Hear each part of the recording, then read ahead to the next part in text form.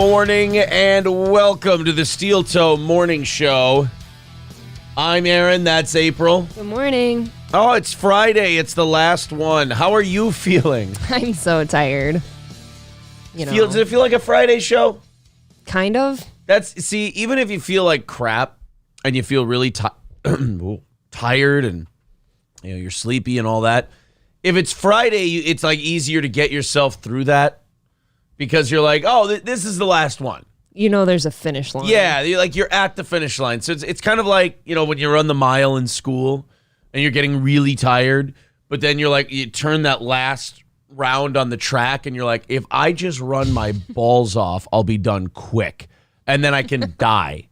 Yes. That's what today is. You fall over at the end. Yeah, you're like, okay, I can fall down into the nice soft grass if I go balls to the walls right here and just finish this thing off. I used to when I was in high school, I used to run by around my neighborhood and stuff, and that's what I would do when I would be dragging ass. I would feel like garbage, and I would get to I'd turn that corner onto my street, and then I just tear off for the house. And then I run right into the garage and go sit on a lawn chair or something in there and just go, this is stupid.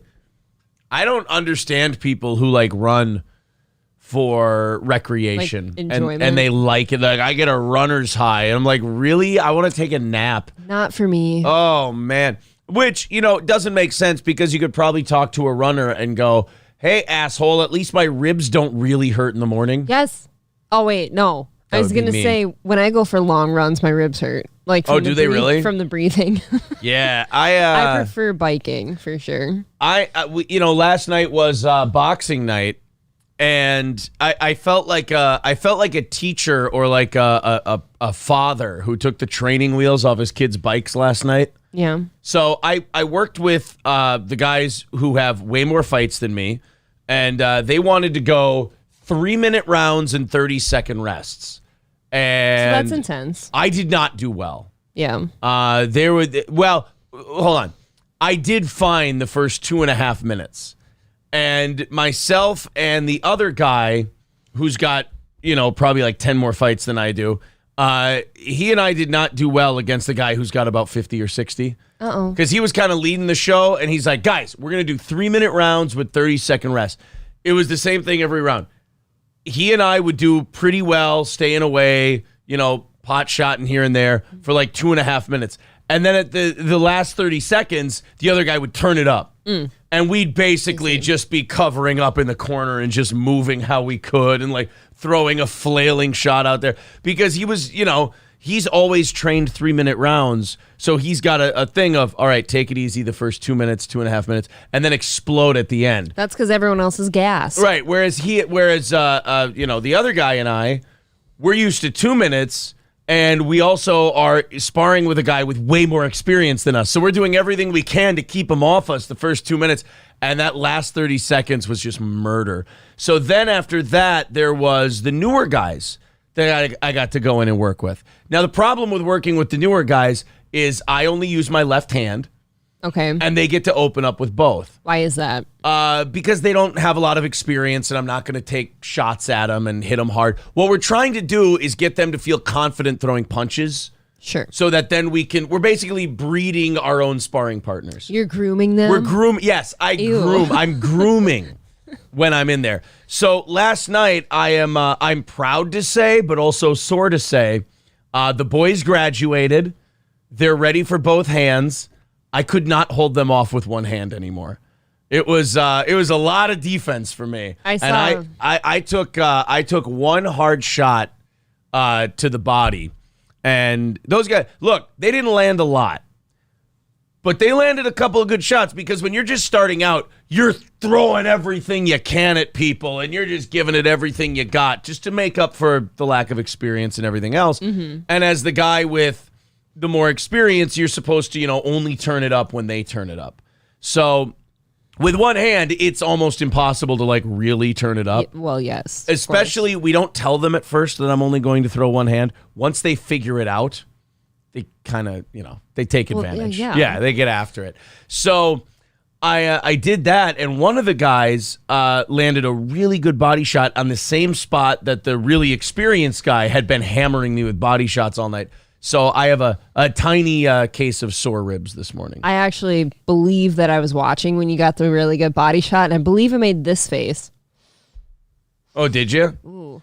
Yeah, it was. So it didn't look good. It was because like he was throwing a lot of stuff that wasn't landing, and when he landed that one, I'm like, okay, I better throw some shots at this guy. Just back him up real quick and get him off me a little. Yeah, I had to stretch last night inside the other ring, so I could I had a perfect view of you while I was stretching, and I'm like, God, that guy's really giving her. Yeah, no, and they both and they both were. I told them to. I told them. I'm like, so now next week, if I go in there with those two, now I can use both hands, and now they'll be able to learn a lot. Because I feel bad for them because when you have a sparring night like that where you just get to throw and throw and throw, and now next week that same guy is going to mix in right hands. You get to learn a lot. Your world's just upside down. You get to learn a lot. I remember when Charles first started sparring with me, I felt really good. I'm like, oh, and then Charles started turning it up, and I'm like, fuck, I can't stop getting hit. Charles is a crazy man. He's very good. He's very good. It's weird to watch him in there with someone like the really experienced dude from last night. It's weird to watch a guy who is better than you get the shit kicked out of him by somebody else. Like there's, they use that phrase in MMA and boxing, there's levels to this game. Sometimes you get to watch those levels and you're like, oh shit, I got a lot of work to do. I get you. I got a lot of work to do. But it's I don't like mornings like today. I didn't even box last night and I feel sore as fuck, so I get it. Balls Deep says a solid body shot feels great to throw, like working a heavy bag that goes oof. Yeah, I prefer throwing to the body than throwing to the head. It's a lot more effective. That's what you're starting to teach me a little bit, right? The last I'm trying to teach you, but we got to work on just a basic hook and all that. You're throwing good straight punches.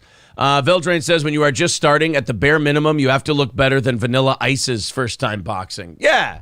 I mean, that's pretty much what you've got to do. Just not look like one of those people. Don't look like me in my first fight. That's the whole point. Where you feel really good, and then the bell rings, and you go, "Shit, I forgot how to do this." And now your bell is wrong. Yes, and now you get popped right in the nose, and you're like, "Oh shit!" But then you get hit in the nose, and you're also in there going like, "I don't know what the hell I'm doing. I've forgotten everything I've learned." And then you get cracked in the nose like that, and you're like, "Oh, good. Maybe this will bleed enough where they'll stop the fight." And it did. And it did. It busted open. That was a lot of blood. Yeah. That's my biggest regret is that I took that fight. Yeah. Because if I would have taken that fight last June, I think I would have won that fight. I think I was recounting that fight and then obviously your second fight, which was much, much better, to the guy in the sauna last night because he's a little newer and he was just wondering like who's in the gym and stuff. Yeah. And just recounting that first one is just bullshit. Yeah, honestly, shouldn't have been matched up with that guy. It was a bad match. Although that guy was not very good.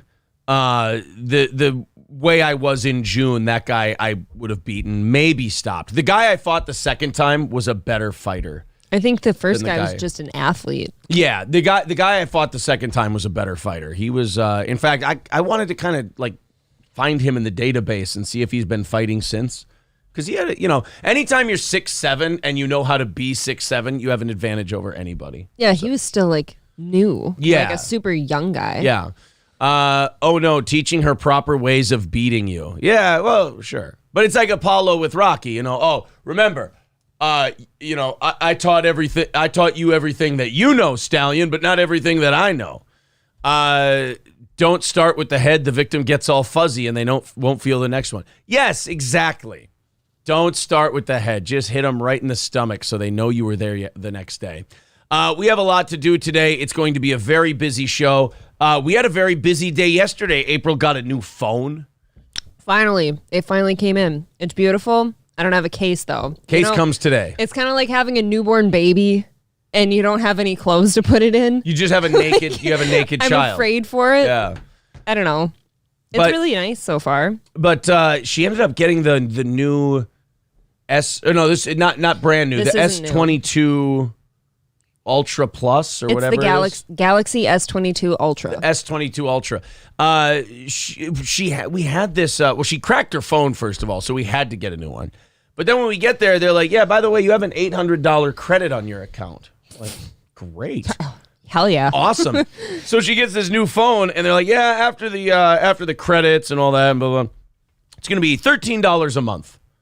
What? For this phone? We're like, oh, hot shit. $13, and that's it. And every other device, like your phone and the 2 tablets, were all paid off too. So that was a sick deal. But yeah, they did such a great job. It was like such a quick switch over too. It was the quickest one I've ever had. Yeah, it was. We hung around. I was so tired yesterday at the mall. I will admit to something. I was so tired at the mall yesterday that April said, "Hey," almost jokingly, she goes, "You want to go in there and get a pedicure?" And I've never had a pedicure before. We were walking by the nail place. Because I ain't gay. And I was like, "Do you?" And she's like, "You sit in those chairs." And I'm like, "Fuck it, sign me up." I go, "Let's go get a pedicure. I want to fall asleep." Like, I didn't even want to go in and have the feet thing done. Oh, whatever. I just wanted to fall asleep. No, I just wanted to fall asleep. So I'm like, "Yeah, let's do that. I'll get my feet. If my feet get fucked with, I'll probably fall asleep really easily." Okay, so I only get like my nails done ever when we go to vacation, basically, so one time a year. But it is nice. They rub your feet, you get the little foot massage, you get all your calluses sloughed off and shit. It's awesome. Unlike a haircut, where a haircut you feel bad if you fall asleep. Like I hate haircuts. I've fallen asleep during haircuts before, and you feel bad because you wake up and you're like, "Oh shit, there's another person here who was trying to talk to me." I do that during massages. I feel bad. Oh really? I think I've had 3 massages. I think I've fallen asleep for 2 of them. I hate falling asleep for it because then I feel like I didn't get to enjoy the money I just spent. Right, and they finger you. Yeah, it's true. You wake up all gushy and stuff. Yeah, you're getting fingered, and you're like, "What the fuck is going on?" Whoa. Just came here for a massage, and now I'm getting finger blasted, and it's bad either way, because either you're like, "Hey, whoa, I couldn't fight him off," or, "Hey, I missed a nice finger popping." Yeah, was it good? Yeah, was it a good one? April's the kind of person where she doesn't want to be finger popped at the massage, but if she does, she's like, "Oh, I feel violated, and I don't even know if it was enjoyable or not." Just make it good. She always comes back really mad from her massages because she's like, "I missed the fingering. I didn't want him to." That sounds like a movie. Yeah, "I'm sorry, babe. I didn't want him to finger me. I wasn't asking for it, but I missed it too, so I don't even know if it was good."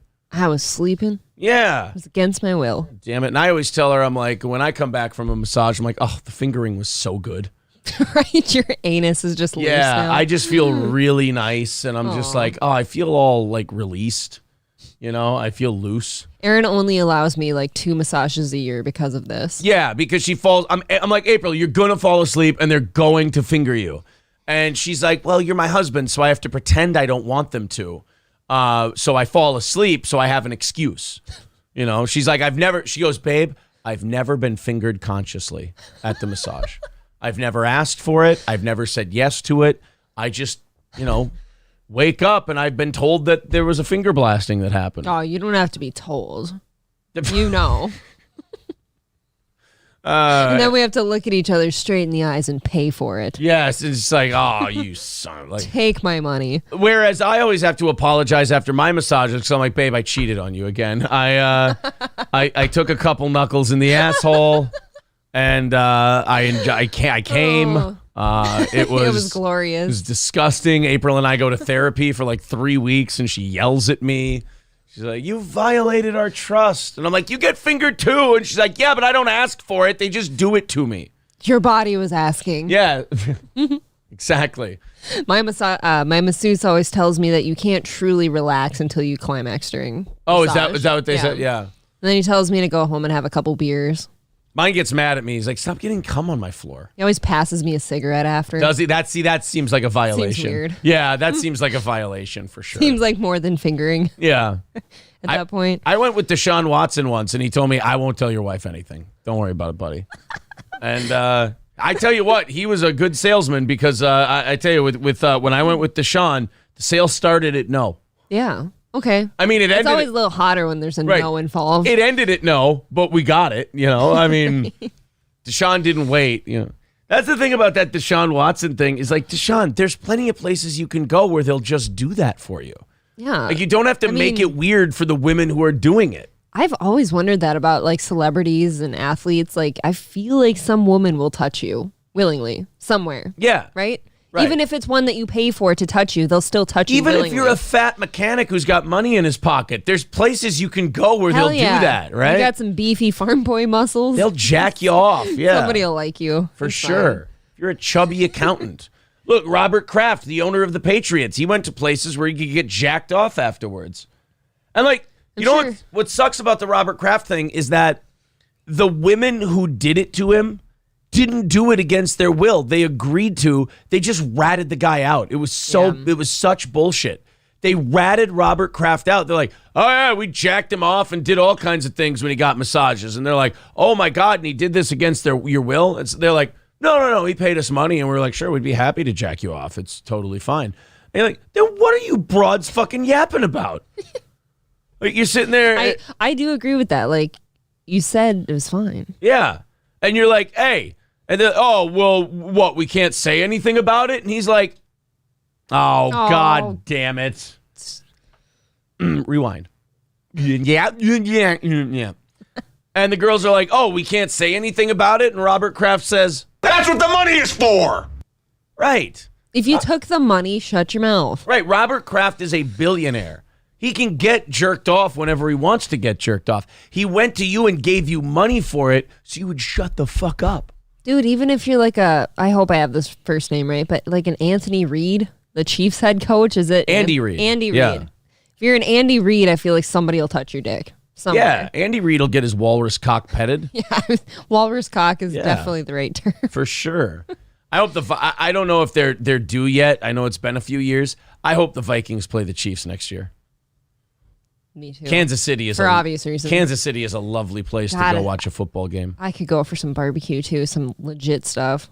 You know, a lot of places, like I've always been told about certain foods in certain cities and states, and you just go, how? I mean, really? I mean, it's not 1846. You know, we've got to have been able to like transplanted that shit into other states and stuff like that. So you're like, oh God, like. But you go to Kansas City and have barbecue, and you're like, holy shit, it is different. How are we not able to recreate this in other places? What is it about this geographical location? I feel the same way about like the first time that ever happened to me. It was like I went down like deep south. I was in like the heart of Alabama, and you start having things like actual fried catfish and hush puppies and shit. And none of that tastes the same up here. Okay. Ever. They're saying that the NFL released the schedule and the Chiefs are coming here next year. Oh, shit. Well, I don't want to lose, and I don't want to do it I here. don't want them here. Yeah. Oh, they came out with it? God, I'm a terrible fan. Vikings schedule 2023. All right. Opponent set. So we know where we're going. So away games, Chicago, Green Bay, Detroit, obviously. Atlanta, Carolina. They're not there. Denver, LA or Las Vegas, Philadelphia, Cincinnati. Do you know how scared I was for a second there? So you can tell them what I was doing. Oh yeah, he was tapping me in the quad for Yes. certain games. I'm like, I was scared. It's still early and I'm tired. I'm like, what did I do? I was giving her the old tap. I was like, hey, how about that one? How about that one? Okay. Like if you go, like I went to 3 this year. I wouldn't mind, scaling back, going to 2, 1 home, 1 away.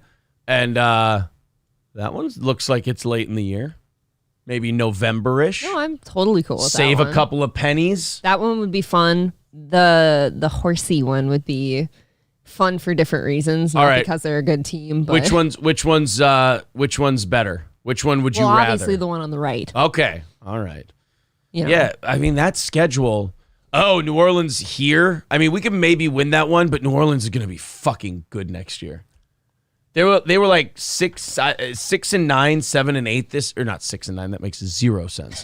They were. You just wanted to say 6 and 9. Yeah, together. they were 8-9 or 7-10 this year, but they have like 2 or 3 first-round draft picks, so they could get scary. They're a quarterback away, I think. So But then look, San Francisco, San Diego, no, L.A. Chargers, not San Diego anymore. Kansas City Chiefs. That's brutal. I know. Like, I feel like that'd be a fun game to go to see that team. but they're going to slaughter us, right? It depends. I mean, it depends on how we'll be next year, I guess. We could be better. Chicago, and then away, Atlanta sucks. Carolina sucks. Denver sucks. Las Vegas sucks. Philadelphia will still be good. The Bengals. Well, I mean, I could almost see us winning more games on the road than at home next year. Yeah. I see 1, 2, 3. I see 7 wins on the road, and I see 1, 2, 3, 4, maybe 4 or 5 wins at home. So I see like, but you know what? 12-win season. We'll do 1 game worse than we did this year. That's not so bad. You know why it's going to be good? Because we're still going to have Kirk. Do you see us winning at Lambeau next year? Yeah, no Aaron Rodgers. Oh, that's right. Packers are going to be dog shit next year. That's going to be a really bad team. You know what? That brightened my morning. Yeah, that's good. I mean, they went 8-9 with a guy who's still one of the best quarterbacks in the league this year. Mm-hmm. They're going to win maybe 3 or 4 games. No, I see that now. Okay. I know because we're Vikings fans, you're not allowed to say anything nice about Aaron Rodgers, but you're going to find out how much of that team was him. Oh, it was so much. I mean, he might be, you talk about the most valuable player being like the guy who would impact his team the most if he was gone. Yeah. I think in that definition, Aaron Rodgers might still be the most valuable player in the NFL. No matter how much we hate the Packers, you cannot deny how good he is. He's amazingly good. Probably, and this hurts to say, probably better than Brett Favre. A more complete quarterback. A more well-rounded. Yeah, absolutely. Yeah. So anyway, football playoffs this weekend. Very exciting. The Vikings are going to play the Giants. I hate to say this. I have a really good feeling about it. I do too, but I don't like saying that either. Okay. He says better than Cousins. First of all, we all know nobody's better than Kirk Cousins. All right? Kirk Cousins is Aaron would ditch me for Kirk Cousins. Kirk Cousins is the best quarterback in the NFL. How about some fucking respect? I think like the 3rd or 4th best passer in the league this year. And like ESPN came out with some bullshit chart yesterday ranking the quarterbacks that are in the playoffs out of all 14 of them. And Kirk was like 10 or 11. Like he was below Daniel Jones. Ew. Of the Giants. And it's just like, are you just purposely trying to be a dick? Everyone just hates Kirk. Maybe if you get rid of that conversion van, he'd get some respect. Well, he's just quietly had like 5 of the best years of his career, the years he's been in Minnesota. It's just always 4,000 some odd yards, 30 touchdowns, 10 picks. It's like numbers that Russell Wilson in Denver would murder somebody to get. And just like teams that don't have a quarterback, if they had Kirk Cousins, are immediately a playoff team. Mm-hmm. And everyone's like, oh, he sucks. And it's like, kind of like what Brady did for the Bucs down there, huh? Just showed up and suddenly, oh, okay. Kind of. I mean, he's definitely putting up more production than Tom Brady did this year. Mm-hmm. So I meant when he first went. Yeah. Aaron, wish my daughter Ren a happy birthday. You named your daughter after a bird? A tiny bitchy bird. A tiny cunt bird. All right, well, happy birthday. Dog's leaving his toys in the studio. What the fuck are we doing here? Jesus Christ. All right, guys, hit the like button. I think we're getting warmed. I think we're warmed up today. Okay. I think it took us 20 minutes, but we're warmed up. We got some massage talk in there. Got some massage talk in there, some getting jacked off talk. April got all nice and soaked. I'm just trying to like low-key plant shit in April's head. So she's in a certain mood today. I realized that too. I'm on to you. Trying to set the mood. He knows I was sleepy today. Yeah. Apparently I teased him in the middle of the night and I don't remember. I didn't know if you wanted me to mention that or not. Oh, I thought I just kissed you. She woke up in the middle of the night and she like rolls over and like starts doing makeout kisses. Like, I don't remember a thing. Jumping into it. And I'm like, ooh, nice. But I think she was dreaming about someone else because she started making out with me and then she just rolled over and went back to sleep. Like I got like 6 or 7 nice makeout kisses and all of a sudden I'm like, ooh. So I start grabbing some ass and I'm in there trying to, make my illegal. And then she just falls back asleep. And then plot twist, I was asleep the whole time. Well, and then you must have been asleep for this part. So I start making like a little movie like, what are you doing? It's time for bed. And then I'm like, all right, fuck me. Okay, don't complain. You still got smooches. Don't remember any of it? No, the longer I've been awake, the more I've remembered parts of my dream, but I don't remember kissing anybody. Now, what was your dream? Am I going to be upset about your dream? I don't even like my dream. What was your dream? You know how sometimes I have dreams where, like, I brought this up at lunch. First of all, hold that thought. Lab Glass writes, April, oh, Bob. Were you making out with Bob Levy in your dream? No. Oh, no. All right. No. So what was... I don't remember kissing anybody. What was your dream, though? You know how sometimes I tell you that in my dreams, like, it's a bunch of people from my past that I know, like girls and guys, that we all get, like, paired up with somebody. Yeah. For, like, some weird existential, like, no, you're going to be with that person now, whether you like it or not. Like a Litchfield pairing off kind of a dream? Like an arranged marriage, but it's like totally against your will. I had another dream like that last night where it was like a small, like a hostel's not the right word, but like a motel or something. And there's a bunch of rooms of people I knew, and like people like brought you to a room. They're like, you're with this person now. So you were clearly making out with someone else. Nothing physical ever happened. I just remembered like the pairing up of people. And I remember that sad feeling that you're like, oh, this isn't good. You know, like you were getting traded off. I was getting traded off to something bad, and that's all I remember of it. You know, this was like like 20 minutes after you fell asleep. It might not be that dream. Yeah, it's hard to know when you were dreaming unless you woke up at a certain time and fell back asleep. I don't know. Because this dream lasted like the entire time. Yeah, people saying you were clearly pimped out in your dream. I guess that's kind of how it feels sometimes. Honestly, what those dreams sound like is it sounds like that conversation we always have about Litchfield, where it's like you people just, if you don't get out of that town, you just pair up. Yeah. Like people just pair off. So I don't know. I don't know if that's like an anxiety about like that was your life, or, you know, going like that would have been your life in Litchfield, is you just would have been paired off, like an arranged marriage. You would have been paired off with somebody.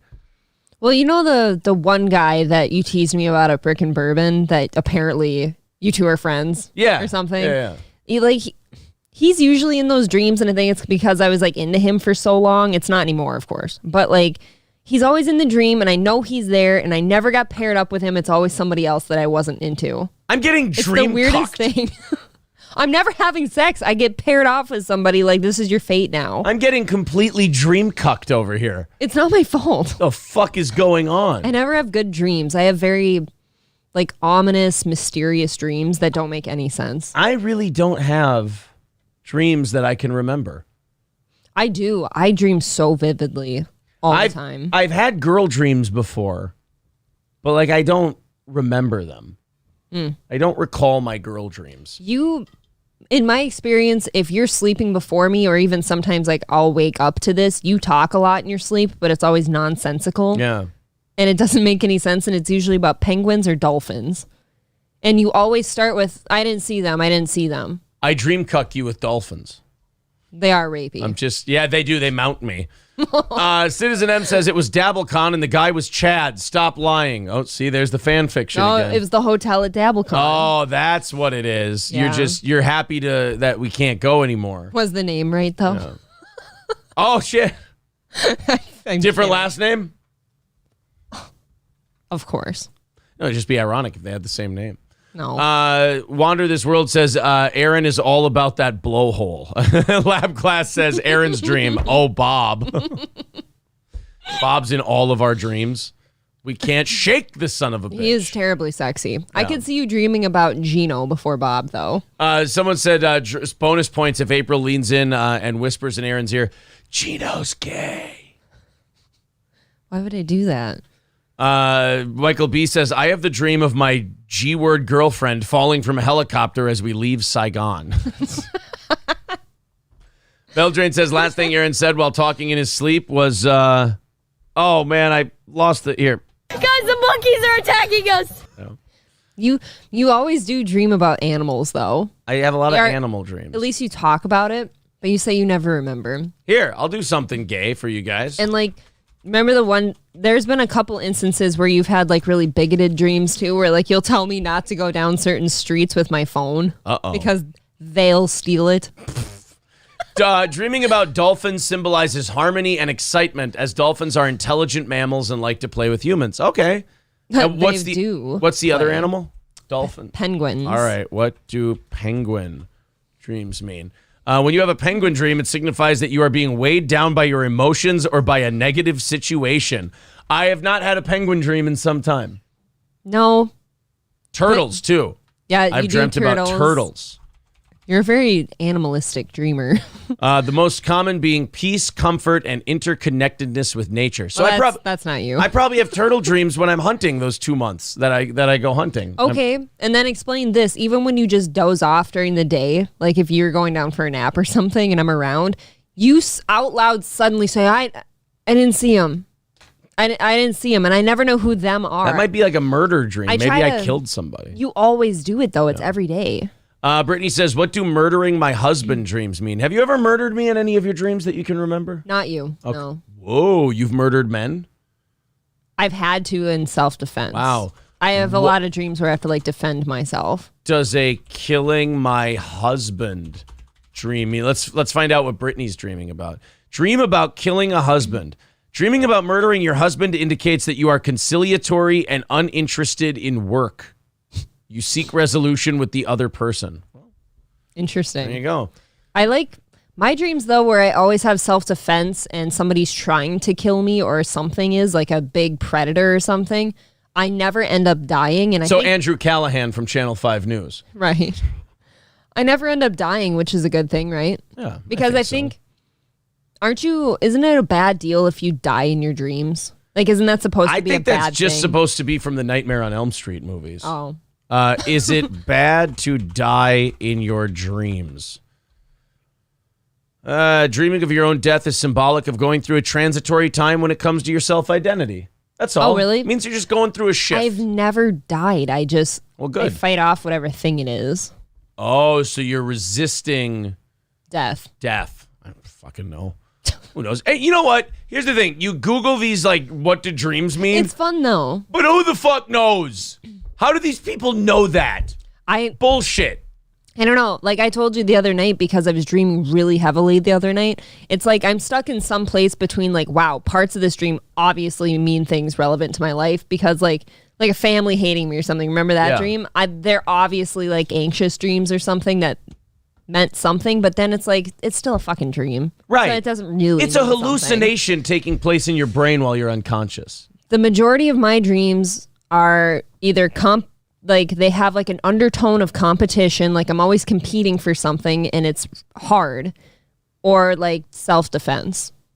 John Smokin says his wife has dreams like you with the getting paired off and shit like that. Yeah. And it's never how you want it to go. It's very weird. Yeah. That's, I don't know. I feel douchey anytime I try to interpret a dream because you're like, they're hallucinations in their head. Who the fuck knows? And hold on, though, when you're going to have the dream discussion. Yeah. Like, it's okay, I think, to go have that discussion when you acknowledge that first. Right. Is that like you're hallucinating? Look, it probably means nothing, but let's talk about it. April was having some kind of fucking weird dream. And, I had to settle in my head last night. I was very excited to get made out with in the middle of the night. Not excited to get shut down by her passing out. But I was very excited to make out in the middle of the night. And then I stayed up for like 10 minutes after because I'm like, fucking bitch was dreaming about somebody else. And like, I'm getting like residual makeout time. That was apparently my arranged husband. You grabbed my face. I don't remember any of that. So like I said, you grabbed me and you brought me in and I'm like, oh, this is wonderful. And I thought, she's trying to fuck. And then she kind of just passed back out. And I was always passed out, I promise. Yeah. And then I find out that it wasn't even done out of affection. It was done out of reflex, basically. I'm not complaining. Look.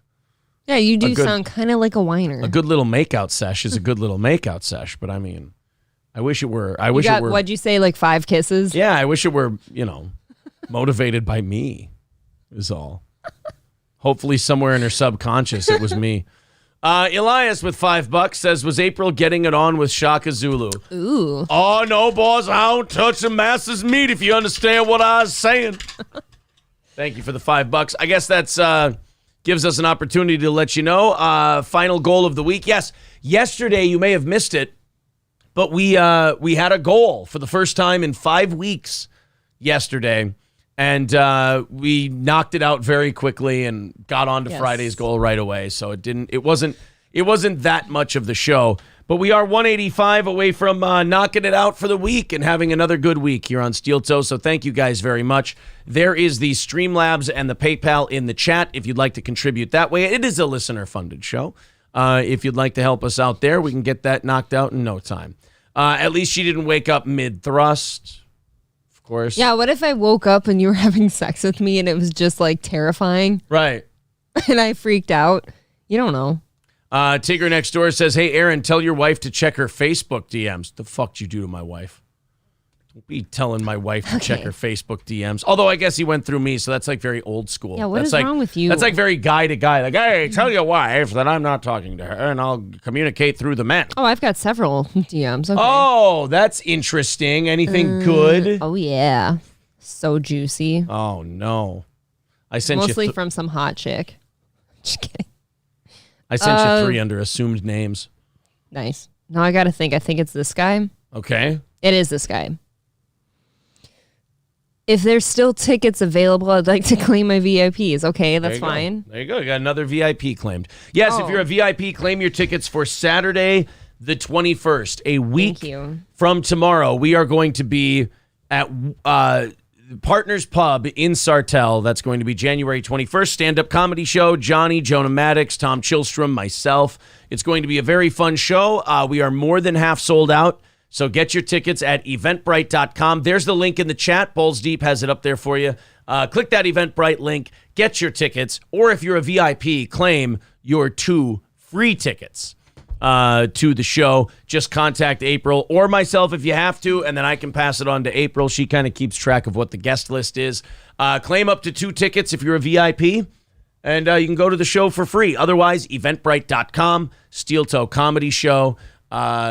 Get your tickets that way. And if good old JR says, I'm not a VIP, can I claim my tickets? Yeah, you can buy them on eventbrite.com. $15 a pop. We have not raised our prices with inflation, so you still get a wonderful show for a very reasonable price, so you can drink a whole lot and we're funnier. I thought good old JR was a VIP. No, I thought so too. But yes, please start messaging me big time. Like if you're planning on coming, send me those messages, please. Yes, absolutely. All right, 170 away. Thank you, Tigger next door. Appreciate that, buddy. Okay, we got a special little YouTube short sent to us yesterday. Ooh. Like, is it specifically to us, or is it just... You be the judge. Here you go. Hey, happy Thursday, everyone. Special shout out to Aaron and April from the Steel Toe Morning Show. What? Check out their YouTube channel. And we are in the midst of working on our next episode, which is my song Invasion of Butterflies, because I've been invaded by these butterflies. Whoa. Stay tuned. There you go. Kel from rightonkel.com. Saying hello to Steel. You know, that is how you handle that. We've said this before. We'll say it again. She handled being, let's be honest, terrorized and bullied by our show for an hour. Oh God, yeah, couple times. Yeah, an hour. Oh wow. And she could not have been nicer. She could not have been more fun. She could not have been more complimentary to us. It made us feel like shit. Yes, it did. She definitely is like definition of good sport. Yeah, she was a great sport about it.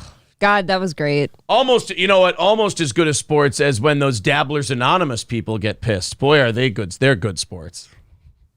Yeah. They are such miserable cunts. Well, somebody told me they were like, oh yeah, I think it was one of the guys who we did an interview with. They're like, oh yeah, we heard you're taking heat on Dabblers Anonymous. I'm like, I'll be honest. I heard one guy say, oh yeah, they really don't like that you got Shuli's back or whatever. And I went to check. I'm like, boy, they must really be lighting us the fuck up. Because like Reddit hates us in general. Which, yeah, I don't look. I mean, I just leave it alone. I would be worried. Honestly, if I had a show and Reddit liked me, I'd be worried because my show's probably not going to do well. Because Reddit is kind of a miserable place for people who don't do anything but go on Reddit. Like, I can't imagine that being an enjoyable way to live your life. But like, they hate everything. Even if they like something, it's just countdown until they blow it up. They're very self-destructive people. So I went there and I'm like, all right, just for shits and giggles, I like reading some of that stuff. I go and I click. It's one thread with like 30 comments. And what were they saying? Oh, what's the gist of it? They always hated us. We're pieces of shit. We suck. They don't want us there. So nothing funny? They don't want us there anyway. No, they're just angry. Like, they're just mad. You've showed me a couple things on Reddit in the past where it's like they'll make fun of our appearance or something like that. Yeah. And I think that's very funny because what the fuck can I do about it? Right. And they'll just, yeah. And they're like, they're on this mission to destroy Shuli. And we kind of made them look stupid about it. So now they're like, they're angry. And they're like, oh, I'm going to get this guy. I'm like, guys, and the guy, you're not. The guy we did an interview with yesterday, it's like, when he said that, I'm like, oh, we do? I didn't even, I don't even hear about it. Right. I don't know anything about it. It is this weird thing where it's people, like, it's, how do I explain it? Like, if you don't know that it's happening, it doesn't exist outside of Reddit. Like, nothing in Reddit gets out to like the greater internet. It like stays in this community, which is nice because they get a place to vent. Yes. And hate everything and not like everything. And then the rest of the world goes, oh boy, I really hope I never become like those people. It's kind of, we provide each other a service in a weird way. I don't want to find myself on Reddit posting anything. No. Ever. Michael B. Yeah, so we got Shuli's back in the whole, of course he can use stuff from Reddit for his show. What are you, fucking 7? Like, what? This isn't even a debate. It's not even a question. They're just, yes, something gets posted on Reddit, you can use it on your show. It's totally fine. Citizen M says there was so much Shuli hate on Dabblers Anonymous. Shuli stepped in and banned him. I'm positive he didn't. I'm positive he didn't step in and ban everything. I think what happened is the Dabblers Anonymous people are just kind of eating themselves. Like that whole Reddit community is kind of collapsing in on itself like a dying star. Yeah. So now they're falling apart and blowing up. Like I go there and it's like there's 50% the output as there used to be. It's kind of the activity's starting to die down. I think it almost got too angry and hateful for Reddit. Like the people on there were like, oh, this used to be fun. Now it's just kind of a bunch of people bitching about it. It started about hating Stuttering John. And then again, like every subreddit, people started hating other people because they weren't hating Stuttering John the way you're supposed to. Yeah. And then there became like a way you were supposed to hate Stuttering John. Meanwhile, Stuttering John tapped out and stopped podcasting, and these people all left and started ripping each other apart. Yeah, ironically, he was the one holding everything together. And now there's a power vacuum was left, and now they're all just tearing each other apart. While Shuli and I sit back and go, well, I guess we'll do our shows. Like, you guys have fun. I never got the Reddit stuff. Like, I just read the rest of Citizen M's comment. Like, oh, he shut it all down and we had to start a new one. Why? I'm like, why? Why is that like part of your life that you're just on there just trying to devour somebody? Now, look, this is not a slight towards Shuli Egar. I like Shuli. We both like Shuli. Shuli likes us. To you guys on Reddit, Shuli's not worth it. I don't think anybody is. He's a guy who does a bunch of podcasts. Like, I don't really know what you're hating. He says, then who was reporting us for posting clips of Shuli's paywalled videos? Probably you. Here's the thing. You Reddit people are psychotic. It was probably the other half of you who like Shuli. I'm telling you, you guys are nuts. Half of you hate him. The other half of you love him. So I'm sure the half that hate him started getting because you guys engage in that behavior. You do the reporting and you do the flagging and you do all of that stuff to each other. It's probably dabbler on dabbler crime is most likely what it is. I don't even know why it's bad if it was him. Like if it was Shuli reporting it, because if you're posting his paywalled videos, like he's not taking anything behind a paywall from you guys. Okay. Like you're on a public forum. Well, they're saying that, his shit is paid. He did a show where he took this content from Dabblers Anonymous. I got that part. And then he has a Patreon for it. It's like, well, who gives a fuck? But if he's using your content, though, I'm sure he's making it his own, much as we take a news story and make it our own. Yeah, you can't you can't be on Reddit talking about fair use and then get pissed when someone takes something you put up, makes fun of it, transforms it, makes it parody or fair use and then complain about that. Like, there's such zero footing for them to stand on with their argument against Shuli. Yeah. There's no problem with saying you don't like him and you don't think he's any good. That's fine. Like, that's what they say about us. Like, they're mad at us for defending Shuli, but they say, they suck, I hate their show. Well, that's fine. It's never going to be for everyone. You're allowed to think our show sucks. But with Shuli, they feel like they have to make excuses as to why their hatred is righteous. And it's like, it's not. You just don't like the guy. You don't think he's funny. Totally fine. Don't be so insecure in your hate. Be more secure in your hatred. I just don't understand how these people don't see the difference here. Like, you guys are posting shit on a public forum and somebody took it to make it as their own, and you're actually taking shit from his Patreon that people pay for. I think that's actually shitty. And showing clips of his show. I would absolutely report that if I were him. Here, let me say my part of it. I don't give a fuck what any of you do. I'm just saying, use it all, play it all, do whatever. There's a big difference there. You guys are posting publicly. He's not. Well, the problem with I've always had with Reddit is, like, if you're having such a problem with this stuff that you stole being stolen by somebody else, do a show. Yes. Like, just turn on a couple microphones, turn on a couple cameras, do a show. If you're so salty somebody else is taking your shit. Do it before they can. Do it before they can, and do a show so you can claim copyright or whatever. And I mean, they can see how easy it is. I mean, we suck, right? Yeah. Like, we're fucking terrible, so it's got to be easy. Fire up a microphone, get it going. One thing I will absolutely applaud Mike David for is his stance on people who say, well, I can't do a show because I have a private life. And Mike David's take was, we all have a private life. Everybody does. If you don't want to do a show because you're worried you'll be exposed, then shut the fuck up and don't complain. Like, that was his take. Like, look, if you're not willing to go out there and do a show, then keep your fucking mouth shut, because at least the people you're making fun of are doing a show. And Mike's take is, if you don't want to do a show with this content because you do the show and you don't want to do a show because you have a private life. I didn't even get hit in the head very much yesterday. What the fuck? You don't want to do a show because you have a private life. Then don't fucking complain. You have to pick a lane. Yeah. Compete in the light, as Michael B says. Don't LOL, I see what you did there. Look, my brain fucking took a shit on me. I'm watching you shut down in real time for a bit there. Yeah. Mr. Cullyfish says, also, there is an OnlyFans thought you like, just search Reddit. Yeah, people take people's OnlyFans shit and put it up online all over the place. I think that is shitty. Yeah. I do think that's shitty. What if someone uploaded Steel Toe Members Only show? If a member took our Members Only show and put it up there, my attitude is this: there's nothing I can do. There is nothing you can do about it. It is still shitty of you. I mean, yeah, I would say, hey, don't do that. Other people paid for that, whatever. But I'm not going to stop you. Yeah. I'm not going to. It's like people pirating movies back in the day, too. Like, is it a shitty thing to do? Yeah. Are people still going to do it? Yeah. But is it even, like, to me, I'll even say this. I don't even know if it's that shitty. Well, it's shitty to the other people who have paid for it. Yeah. But to me, I'm like, oh, you're going to put our content out there and expose it to far more people? I get that. Cool. It is shitty to the people who paid for it. That's who it's shitty to. It's shitty to the people who paid for it. So anyway, there was, we did a couple of interviews yesterday. We did Dabblers Unanimous, and I did Stoner Jesus. April was really tired after the gym. I accidentally scheduled 2 interviews for yesterday. We did Dabblers Unanimous, which was a lot of fun.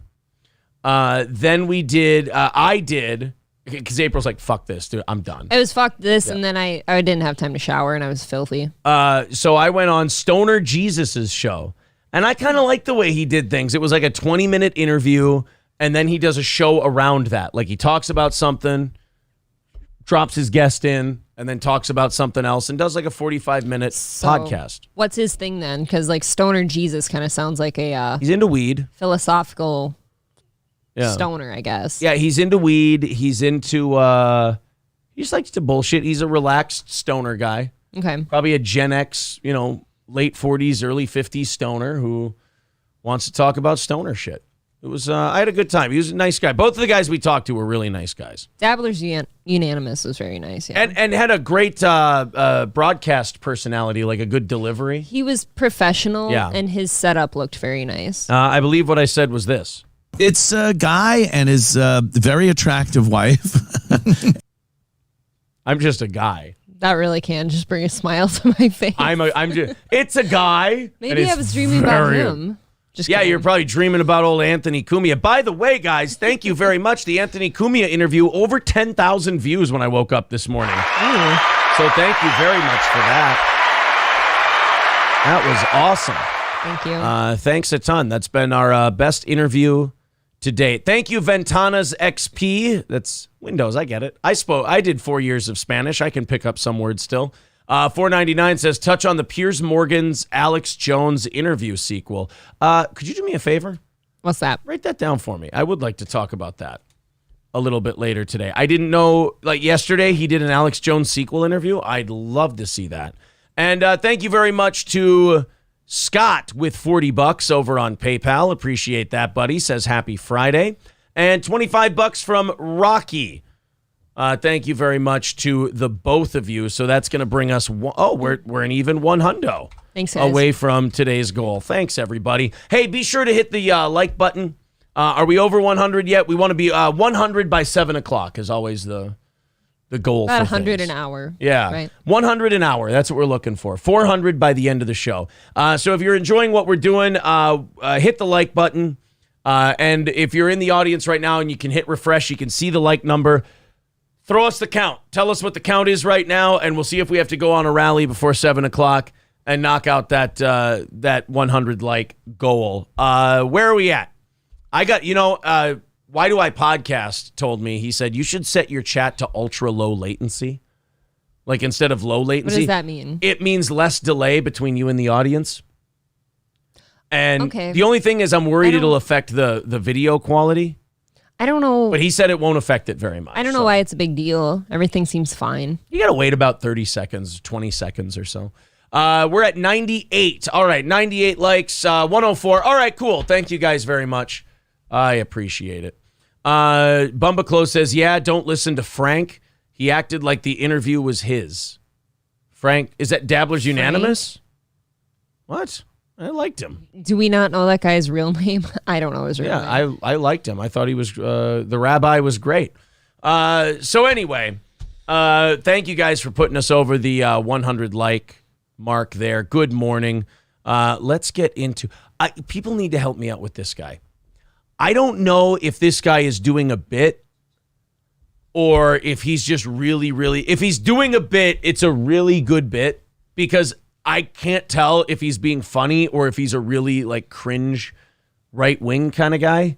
His name's Nick Adams, and his Twitter handle is Nick Adams in USA. And in parentheses, it says Nick Adams, parentheses, alpha male. Ooh, so we're in, right? Well, I don't know if this guy is like, if he's a gimmick or if he really is like this. But he made a Twitter post yesterday, a video, and he posted it to Twitter about the M&M's thing. Remember we talked about the bag of M&M's where they're putting girls on it upside down? Yeah. Because, it's empowerment and shit, Yes, that made me want to eat them more. Yeah, because now I'm included. They put all the M&M's were female M&M's, and they were upside down because it was showing how women flipped the script. Or some shit. I don't know. It was stupid. Next stop, they're going to make a bag of M&Ms with like different skin tones on it. Just like Band-Aid makes them now. Yeah, there you go. Well, it's going to be skin tones. As far as the McDonald's, as far as the M&M's thing went, my take on the whole deal was like, I don't give a shit. If I'm hungry for M&M's, I'll still eat M&M's. It's a stupid. Taste the same. Yeah, it's a stupid bag and it's a dumb idea, but whatever. Everybody, like they wanted to single out M&M's. Everybody does that now. Like, everybody sucks up and kisses ass, and I feel like they have for a long time. I don't feel like this is anything new. It's not unique. Yeah, it's not new. Sure. It's not unique. But some people, we've talked about this with the internet, they need to be mad. And it's not a lefty thing, and it's not a righty thing. It's a people thing. They just, if you spend too much time on the internet, you don't use it for, I'm going to go find things that make me happy. No.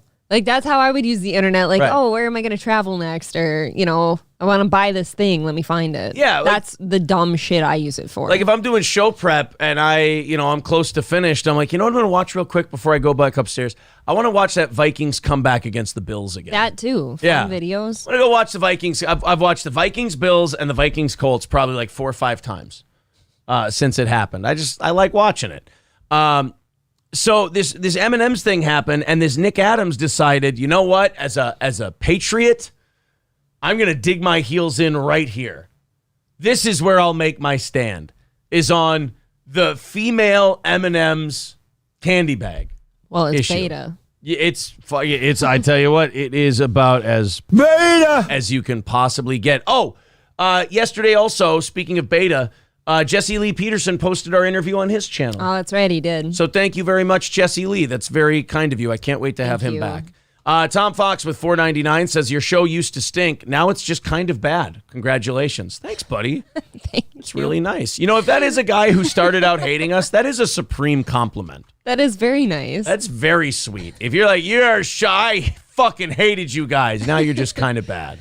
Like, thanks, bud. Oh, it's so sweet. If someone who thinks you suck can admit you're getting better, I mean, you got to be doing all right. Then the suckers who actually like us, we must really be kicking ass to them. Oh, yeah.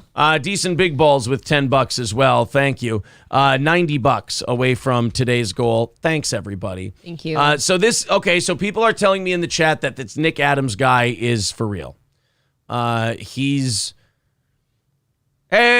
Okay, good. I was going to say somebody was accidentally, I like text farts and don't hide text farts in the chat. I like text. Now Tom Fox says Nick Adams is 100% trolling. It's a joke. So now, we've got How will we know? So in his cover image, it said Trump's favorite author. Yeah, that obviously could lead to trolling too. If it's a troll, I'm going to admit, if it's a troll, it's a very good one. Okay. Because I can't tell. You know, the thing about good trolling is you're supposed to put yourself out there so that people go, oh, what the fuck is this guy's problem? He's such a bitch. He's such a low-key lefty, and he's a snowflake, and blah. That's what a good troll gets people to think you're being serious. Mm-hmm. You know, like when Alex Stein started doing the City Hall stuff. Yes. There would be some people fucking stupid enough to think he was being serious. Like he's a real guy. Yeah. And they're like, yeah, he's fucking cuck with his masks and his doctor outfit on and singing stupid songs about Putin, man. Fuck Putin and blah, blah, blah. So just angry. This guy, Nick Adams, decided to do a commentary on the M&M's thing. If you guys are a fan of this guy or if you guys know anything about this guy, because this is my first introduction to him, please tell me he's doing a bit. G'day guys, Nick Adams here. I want to speak about M&M's. I want to speak about Mars, the company behind M&M's. M&M's have just released feminist M&M's. Yes, you heard me right. Feminist M&M's. Egregious sexism of the worst and most conceivable kind. It is outrageous, it is disgusting, and it must not stand. He's fucking around. Yeah, I can't, there's not a person that's this invested in female M&M's. There's nobody this upset that they'd stop in the middle of New York City, turn on a camera, and start filming about how terrible the female M&M bag is. He's clearly fucking around. If this wasn't a bit, like, you've got to be some kind of mental, don't you? Right. I would say this, if this guy's being for real about the M&M's, this is why I don't like people being tribal and saying left is bad, right is bad, blah, blah. All of them can be bad. This guy's just as bad as any lefty if you were being serious about something like this. Mm-hmm. But I give people, maybe I'm too much of an optimist and I give people the benefit of the doubt. This guy to me is clearly fucking around. Yeah, and I only come to that because I project and I'm like, there's no way I could care this much. Right, yeah. That is why I am calling for a complete and total boycott of all things Mars and particularly M&M's. It will not stand. Let me say this loudly. Let me say this clearly. Let me say this. Plus, if you look at the guy, he doesn't skip on M&M's.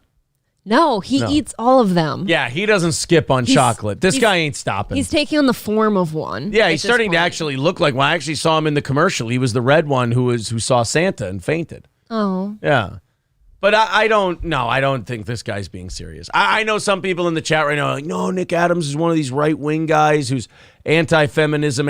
I feel like if you're anti-feminism, you should want M&Ms to do what they're doing because it looks so stupid. I agree. Like, I so think bad. It's stupid. Yeah, it's so bad you want to encourage them because you see everybody going, oh, Christ, and like deep eye rolling and Guys, shit. do you see how dumb this is? Yeah. Unambiguously, any male that buys a packet of M&Ms from today forward must hand in their man card because they are a soft, woke, beta male feminist who has serious problems. I'll tell you another reason I can tell he's fucking around. He's running out of steam.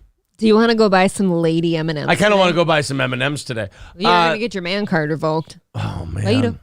Shit. Beta! You going to buy M&Ms? That's amazing. You got to do the little giggle. Do you ever want like Jesse to be in on like a guy like this? Like, Yes. give me your take on this guy. I want Jesse involved in everything. Yeah. Well, this guy here, he clearly hasn't forgiven his mother for imposing herself on him, and the father for being weak. Your daddy, he said to April, your dad was a beta. And April, I watched hurt. April's heart break a little bit. What's sad? She's like, your dad is a beta. Don't call him that. I feel like, we misjudged what Jesse's definition of a beta was going in. There's like It's most, deeper. I think most people are betas in Jesse's definition. Yeah. You go, I you feel like beta. you've got to do everything right to get to that alpha status. What do you like better? Do you like beta or do you like amazing? I think amazing feels better. I prefer amazing. Yeah. I don't want to find out I'm a beta. Wait, they put feminists on the M&Ms? That's amazing. I like the giggle. You always have to do the little giggle beforehand. He goes, what's that? So they're going to make girl M&Ms? That's amazing. I don't think he'd like that. No, he'd hate it. I think it he'd was absolutely beta. hate that. Until M&Ms rectify this grave wrong by giving us all male M&Ms, Yes. this boycott will remain. We will not stand for this at all. Oh, God. M&Ms? Sir, By the way, that broke his heart to do that. Sir, that's littering. Not only that, you're littering, you're destroying food. Somebody could have eaten that. Oh, a homeless will come by and eat that. Now, my problem with this is, okay, who's dumber? The people who believe he's doing this as a shoot, and they go, yeah, we're with you, Nick. We're fuck M&Ms, and they send pictures of them like throwing M&Ms in the garbage. Or the people who think he's being serious, and they're like, oh, this guy's a piece of shit. I hate him, so on and so forth. Like, who's the worst person to bite on this? I think you're both pretty dumb. That's a hard one. I guess the one's getting mad at him because it's so easy to not get mad at him. Okay. That's where I'd go with it. So I think it's sad to like join this guy in a boycott. Why? It's so funny. No, I mean, If no. you're watching from the outside. No, they it's think hilarious. he's serious. Yeah. And I'm saying those people are sadder. Oh. Because, like, you're actually, like, you're going and say, yeah, fuck them. I'm going to throw away all my M&Ms. It's like, dude, don't. You Like, don't have to do that. Call me retarded. Like, you're retarded. Aren't M&Ms pretty asexual anyways? I don't see any wieners on them. It's not like there's, like, big M&M pussy just hanging out. And just got big old labias. yeah, you just got big old puss lips hanging out of your M&Ms. Wait, Bridget Gabriel is another one of these right wingers that has no sense of humor. Like everything she's just all in on. Yeah. Her first comment was go woke, go broke, and he wrote amen. Maybe he's not fucking around. I don't think he is at this point. And the go woke, go broke, it's a fucking female bag of M&Ms. Yeah. Who cares? Guys, it's Like- M&Ms. We can just calm down. Just don't buy that one. Go buy the fudge brownie ones. Like, Okay. you should. Guys, get in there who knows something about this Nick Adams guy. Confirm this for us, because I've had people writing in saying this is not a bit. This guy's serious. This is a bit. This guy's just fucking around. Michael B says peanuts are the black ones. Oh, okay. I understand now. I get it. Big old nuts. Mr. Cullyfish wants you to say bag again. Why? Just say bag. Bag. I get it, but it's not that egregious. That was the most annoying fucking shit in Alabama too. They're like BAYG is kind of how you say it. Say beg, bag, and big and bug for me. They're like, ooh, it all sounds the same when you talk. And then say beta. Mr. Cullyfish is Ed Sheeran, by the way. Oh, hi, Mr. Just Cullyfish. so you know who you're speaking to. Well, I'm just saying that, it's kind of a gay name, but he's married, so he's not a homosexual, so he can get away with it. Name. Yeah, it's pretty gay, bro. Your name is Beta. You're Cullyfish? Haha, that's amazing. Do I say bag wrong? You just say it like a girl from Minnesota. You is what you I eat. sound Midwestern. Goose. Oh, I think Goose is a fan of our show. Goose commented on this. Oh, no, he commented. It was to me. Okay, so Goose is fucking around. I thought Goose was buying in. He says, Aaron, hope you throw out them M&Ms. Do you want to get some today? I don't know. Well, look, I'll think about it. You put me on the spot right now. I feel a little I embarrassed. want some dark chocolate mint ones. Beta! You want to get some dark chocolate? Oh, yeah. That's amazing. Tomer says, this was genuinely hilarious. Thanks for committing to the bit of whiny man boy crybaby so completely and making us all laugh a bit. Much needed these days. I was scrolling past this and from the muted video, thought we'd have a Polly Walnuts accent. Imagine my surprise. I'm going to be heartbroken if I find out this isn't a parody account. And see, now that's kind of how I felt when I saw it. It would be kind of sad. Yeah. And I liked what that girl said. He is kind of being a man baby, if he's being honest. Right. I really hope this is a bit, because if it's not a bit, you're like, ew, gross. Like, this guy's fucking all in with the band boycotting M&Ms because they put lady M&Ms on it. Like, it sounds like such a middle school thing for us all to gather around and hate. I can't imagine hating it. And hasn't there always been a yellow lady one anyways? Like, hasn't she always existed? Ready for my take? Friends? Ready for my take? Who gives a shit? I know. They're candy. Like you I said, eat them and you shit them out. There's no reason for them to be males or females. they're all brown on the inside. They're all brown on the inside. They're all dirty, soulless chocolates on the inside, like when you go to Mozambique. Wait, what? No, April, stop it. Hey. That's disgusting. That's what I dreamt about, yeah. actually. Oh, no. Big old... My travels. Big old circus peen. That's what it was.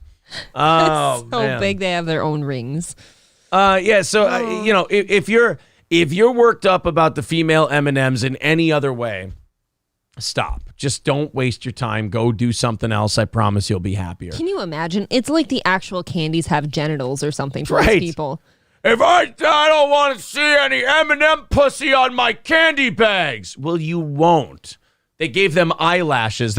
I feel like it's the bit in Wayne's World where you're like, where you're Noah Vanderhoff from Noah's Arcade, and you go, well, she has a bow in her hair. Get right out of town. That's how I feel about the M&Ms. MSO says her top keeps getting lower. Uh-oh, you're getting cleavage shamed. My top is getting lower? Yeah, I haven't touched it. That's the fan fiction now. They're saying that you're kind of he probably thinks you're teasing him. Why don't I just time. do this the whole time then? Are you like the kid? Do you see what you've done now? You called out my shirt for being a slut, and now anybody who was enjoying it is not getting that anymore because he had to go and say something. Do you see what you've done? See, Union Jack says don't ruin it. MSO Corn Dip says MSO. Shh. Yeah, I would have never noticed. Yeah, you never do that. What is wrong with you? Is your shirt getting lower? I think it is. On purpose, though. I'm being slutty. You're not supposed to see this shirt. The way guys think. God damn it. The way guys think. Here's the problem. You're not operating from the way we think. Like a guy like MSO thinks you're doing it for him. Like you're dressing for him specifically. So he's like, oh, her tits are out. Meanwhile, that's just the way she dressed today. The other guys get that because a lot of guys can think like women. So they're looking at MSO going, shut the fuck up. Let her wear what she wants. And MSO is like, but I had to point out that I could see boobies. MSO says sorry. Yeah, do you see what you've done? Oh, he's being called a titty narc, slut shamed. Thanks a lot, MSO. Way to go, dude. My titties are camoed today. You can't see them. Oh, man. Yeah, they are. MSO is not a popular guy right now. He is not a popular guy. Can you imagine? I will say this about MSO. He's taking it like a champ. Can you imagine if somebody had told Rachel from Friends that she was nipping every day, so she put a bra on? Or she put Band-Aids over her nips for the rest of the show. Fuck that guy. That guy would have been hunted down and killed. Yes. This is the best part of that show is her nips. Yeah, I mean, it was nip day. Every day. April, go grab a piece of cardboard and set it up in front of you so we can only see you from the chin up. See, now I think that'd be funny. Here, should we... Shades Cal says, we've been enjoying for over an hour. Yep, well, it got... oh, look. It's not high enough. Gadget Guy on Wheels says, yeah, some guys are totally immature. Well, he couldn't... Here, does this work? He couldn't hold on to it anymore. That's all. Tin Man Taylor writes, new rule. Every time April covers her cleavage, Aaron has to show more. Okay. This shirt doesn't lend itself well to cleavage. I can't. It would if you took off that undershirt. There you go. How's this? MSO, does this... It's so white. Does this help? Look how white it is. Does this smooth out? Little tuft of hair right here. This is actually kind of... this is misleading. Like You're slutty. The girls watching me right now, it's misleading because it looks like I don't have tits. It looks like you don't have any definition. There's like you're not supposed to right here though. I was just going to say it looks like I just have a nice broad chest, but thank you. A broad chest like titties? Broads. Last time I defend you. Making fun of my you were titties. cunty this morning. I just had a nice no titty shot. You complained about your kisses. You know what I think it is? Chest. I think you were getting jealous that I was getting attention from my chest, so you had to shit on me to make me feel lower. Yeah, exactly. I try to embrace my sexuality, and that's what a guy gets these days. No, I think you should put it all out there. I think you should go full frontal. I got slut shamed today. Full frontal with Aaron in the morning. April, I get it. You were trying to show everyone what it feels like to be a woman on the internet. Well, guess what? We've got it now. Hurt people hurt people. Thanks a lot. I'm going to get 2 large M&M pasties now to put on my tits since everyone hates the lady ones. MSO he's saying turning off the show now. No more tits. MSO ruined it. I think he did. MSO writes, I figure she knows what she's doing. Ooh. I certainly wasn't pulling my shirt down. JO12 says, of course, every time April rolls her eyes at Aaron, I know she does it just for me. Yeah, right? Every time April... now, that person is fucking around. But really? there are people who do believe that. Also... I can vouch for April that she was not doing it on purpose because she came down here this morning and I looked at her and said, your tits look great. She goes, what? What? Like, I don't know. Women just, they wear their shit and they don't really think about it. Well, think about it. Here, I'll let the curtain down for a second. Oops. This shirt moves. It's actually kind of church cleavage. It is church cleavage. Yeah. And I'm sure if I were to hunch over more, tits are out more. If I do this, you can't see them at all. Right. Like the shirt's moving. I didn't go, oh. It's an optical illusion. I'm taking it back right now. Taking it back to the shirt store. Corn Diff with $4.99 says, I support April's tops no matter how low they are cut. Oh, man, I tell you what, that's just being a gentleman. It's corn. If you ask me. Thank you. And, I want that to be Cardiff, but like doing a thing. Corn Diff with $4.99 says, sorry, April, now we all want Aaron cleavage. Oh, I would too. Man. Look, it's good stuff. That is too bad. And also, thank you to Ben for $20. Via PayPal. Appreciate that, buddy. Does that, am I doing the math right there? $80 away from today's Should I wear my shirts like this? Thank you, guys. Ready? How do you want to wear? Oh, there you go. How gay does this look? MSO, there you go. That's what you got. Now I'm choking, which is also hot. He was going to get to look at, God, this is so bad. He was going to get to look at cleavage all morning, and he ratted himself out. Amazing. Thanks, April. I just got into a car accident, says Corey Dinosaur. When I zipped it up? Even the women are upset. Lemmy says, God damn it, MSO. See, and I'd be mad if Lemmy hit her tits too, because she has nice ones. Right, and that's all there is to look at. Ow, ow, ow, ow. You deserve every bit of that pain. Should I poke him a little bit so it hurts worse? Okay. For the mean Lemmy comment? That hurt my ribs a little bit. No, they don't really hurt to the poke. It's a pull when you bend and move a certain way. I'm going to like rest your tit on my pen. Yeah. Jessica J says, you've inspired me for my day. My husband will appreciate it. Oh, God. I just my zipper's a little want my makeout sesh back. No, you complained about it. Now you don't get kisses. You don't get to complain about kisses and then that get more. shit. Wait a minute. You can't complain. If I wouldn't have told you about it, you wouldn't even have known you were doing it. So don't say That's I'm losing your fuck anything. up. It's not my fuck up. You bitched. That's all it was. And now you get cut off Jeez. from the kisses. We don't speak. D Matter says Aaron can't handle the pressure from the trolls. I believe we were just having fun with tits for like the last 5 or 10 minutes, but whatever Wow. you need to tell yourself, buddy. This all happened because you made fun of Lemmy. Oh, a is that what it beautiful is? person. We don't speak. D Matter is white knighting a little bit. Okay. Joseph Stalin with $5 says, for a more conservative shirt, you godless heathen. Oh, see, now the Muslims are mad. Motorsport says, I like the attention. That's why her zipper is lower now. Yes, but still, it is glued together. We don't speak. D Matter says, Aaron, get no gyal. That's true. Gal. I definitely don't get any gyal. No, only fat man puss. If there's one thing I don't get, it's gyal. Do you know why I don't get gyal? Because you bitch when they try to kiss you? Because there's no fucking such thing as gyal.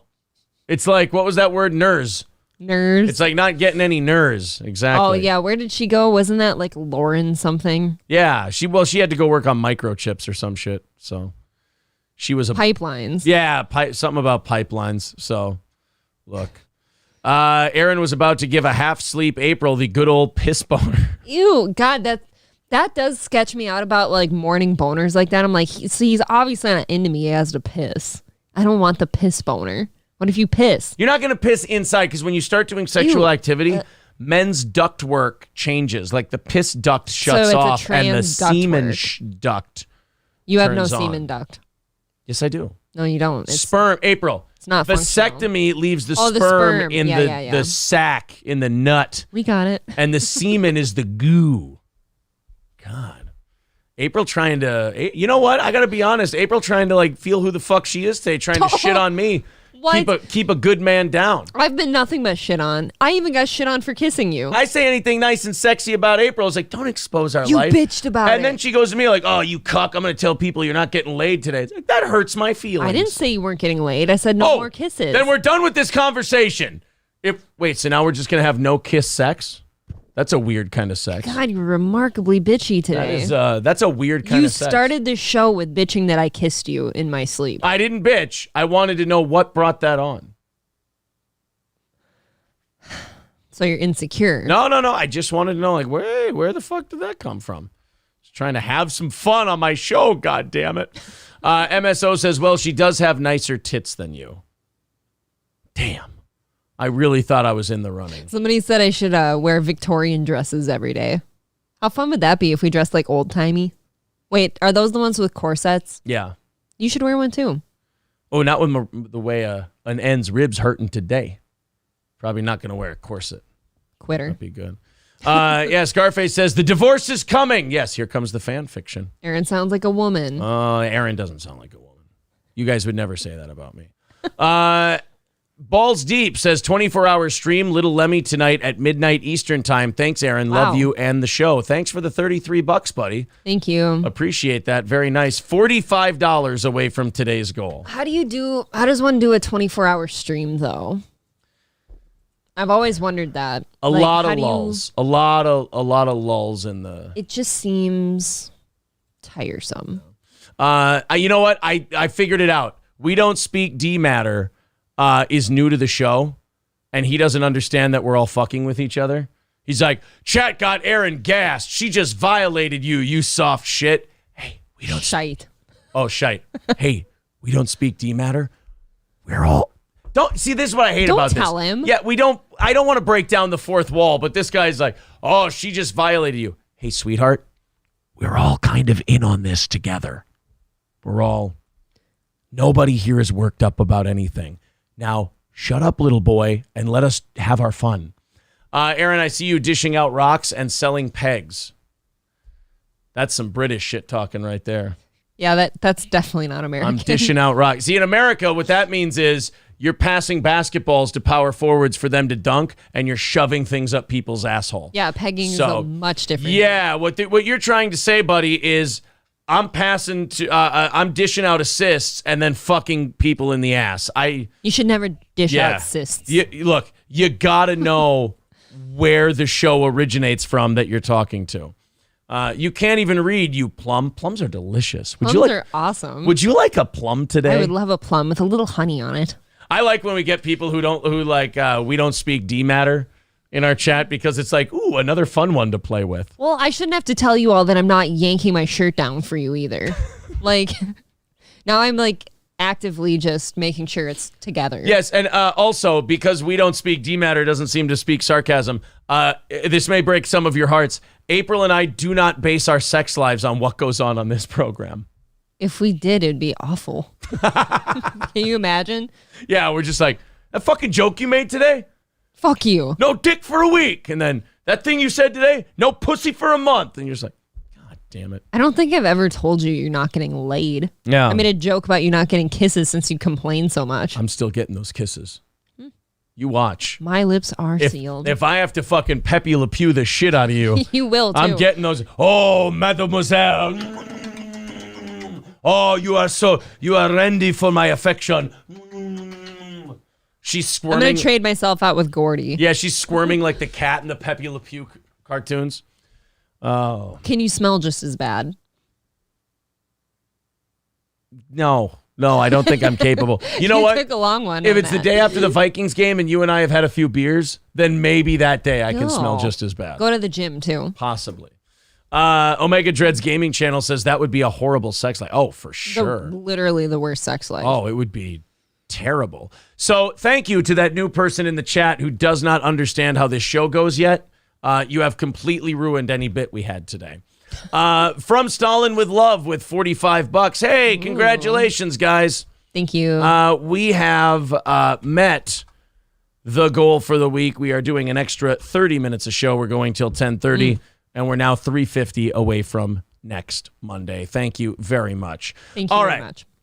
Let's go ahead and let's go into the actual stories that we have prepared for you today because again, you don't want to talk to the testy chat today? The chat is a little testy today. April and I, like, we pull back personally every time the chat doesn't get what we're doing. It's not as fun. Yeah, it's not as fun if you guys think that there's like when the there's fan cloak and dagger shit. Yeah, going they're on. like, oh, did you see the way she looked at him? Or, oh, I think he might be trying to keep her down. Or, oh, she's cucking him right now with her sleep. Look, only his side of things is true. Yes. He does keep me down. I'm just like no women should have voices. Giving her more days and more time. I'm just get out of here. Let's talk about the gals. One of our first stories today is about the women. They've had a rough go of it in Wheaton, Illinois. Wheaton. Will Wheaton. You're Wheaton Warbirds. You can do anything you set your mind to. Now go over there and kill that bitch. See, killing bitches. He hates women. April started the first half of Saving Silverman. What do you think so far? I like it. I regretfully couldn't. I passed the fuck out last night. I don't know. I couldn't stay awake for the second half, but it's good. Well, I will say that in my opinion, the second half of Saving Silverman is the funnier half. Really? So the funnier part is coming. Once Arlie Ermy starts to really get involved with that movie, it is fucking hysterical. She is remarkably good at being a bitch, though. Amanda Peet? Amanda Peet. Yeah, she does a very good job. Is she hot? Yeah, Amanda Peet was considered hot back then. Because I couldn't tell. And is she in a soap opera? She looks like the same chick that I'm thinking of. Amanda Peet in the late 90s to early 2000s was in every. Oh, she is pretty hot. Yeah, Amanda Peet's pretty hot. But she was in, she's been in, she was just doing Brockmire, so she had a big TV series. I don't know a Brockmire. And neither do I, but she was in it for a long time. She was in Sleeping with Other People. She was Paula. Oh, remember when he beats the shit out of Sovchik outside? Yeah, that's Amanda Peet. And the chick girlfriend. Yeah. I let my son fall in love with you. Yeah, that's Amanda Peet. Okay. There. Now she looks like problem solved. You know who she is. This is going to sound incredibly bad of me, but I have a reason. She looks like the girl who played Hope in Days of Our Lives. Okay. Well, now I need to know who that is. Yeah, I mean, she was in 2012. She was in, Syriana. the whole 10 yards, the whole 9 yards. Something's got to give. Igby goes down, changing lanes. I don't know a lot of this shit. Saving Silverman, whipped. Wait, what do I remember her from other than Saving Silverman? She was in a lot of stuff. Help me, though. No. Fucking cook.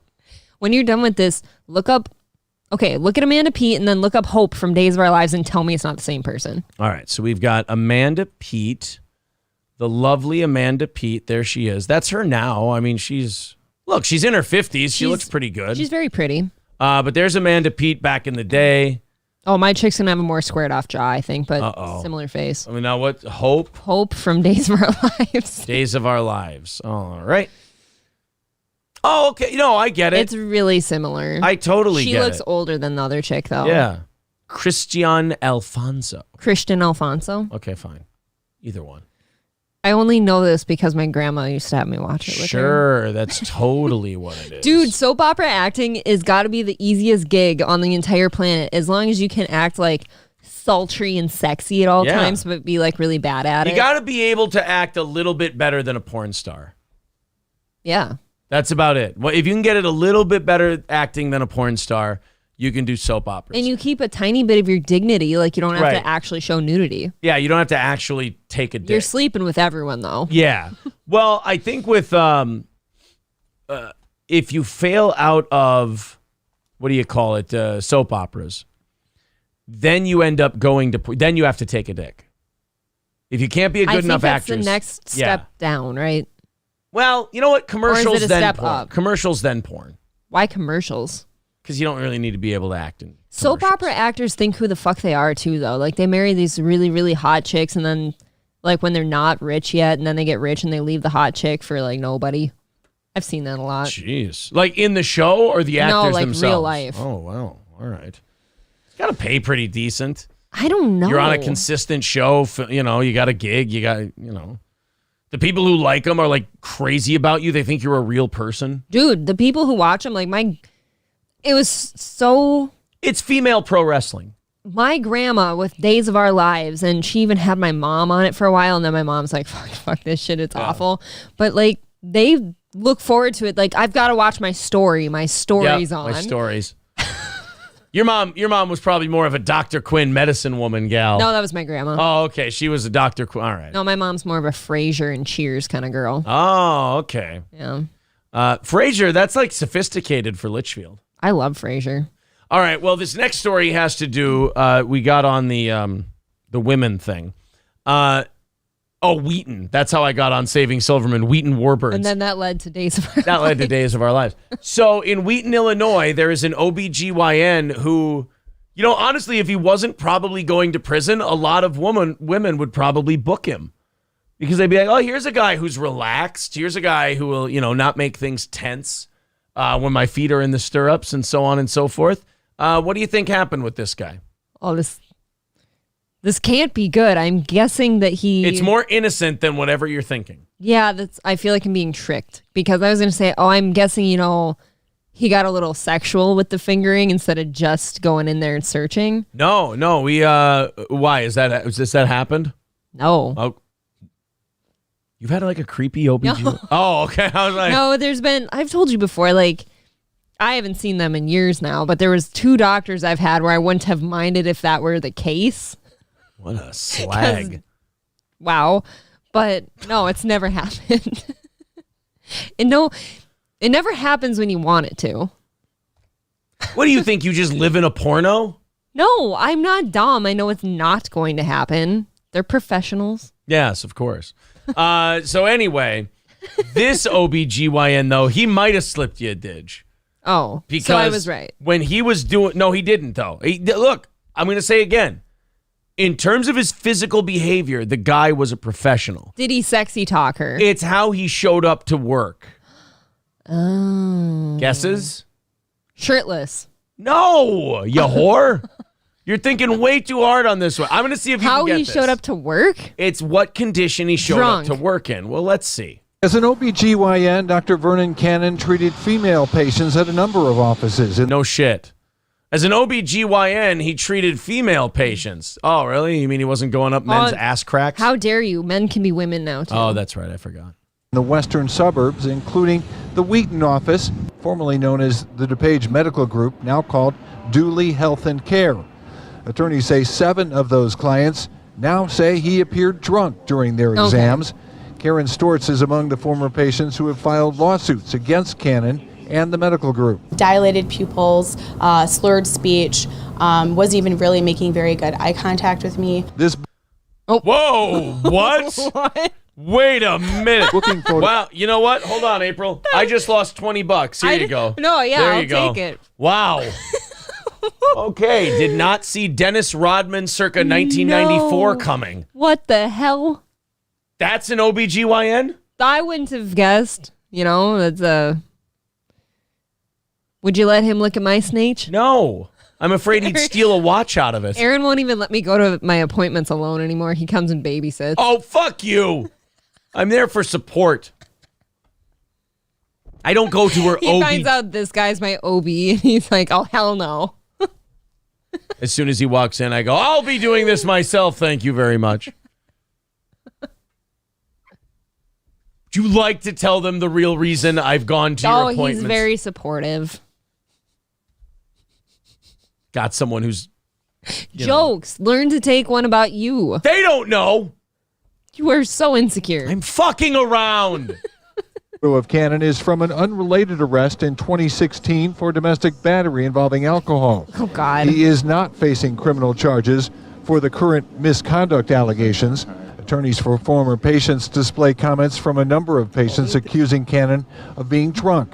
The doctor was under the influence of alcohol. He was slurring his words and had a strong odor of an alcoholic beverage coming from his breath. Dude, this could end in sex if you're like a hot one. Yo, look, you gotta ease it up a little. You're getting horny over there. No, I'm not. You're I'm getting just all saying. Fucking, you know how much this chat is calling me a fucking cuck right now because April's getting all horned up. I'm not horny for him. April's getting all horned up by thinking about her old OBs.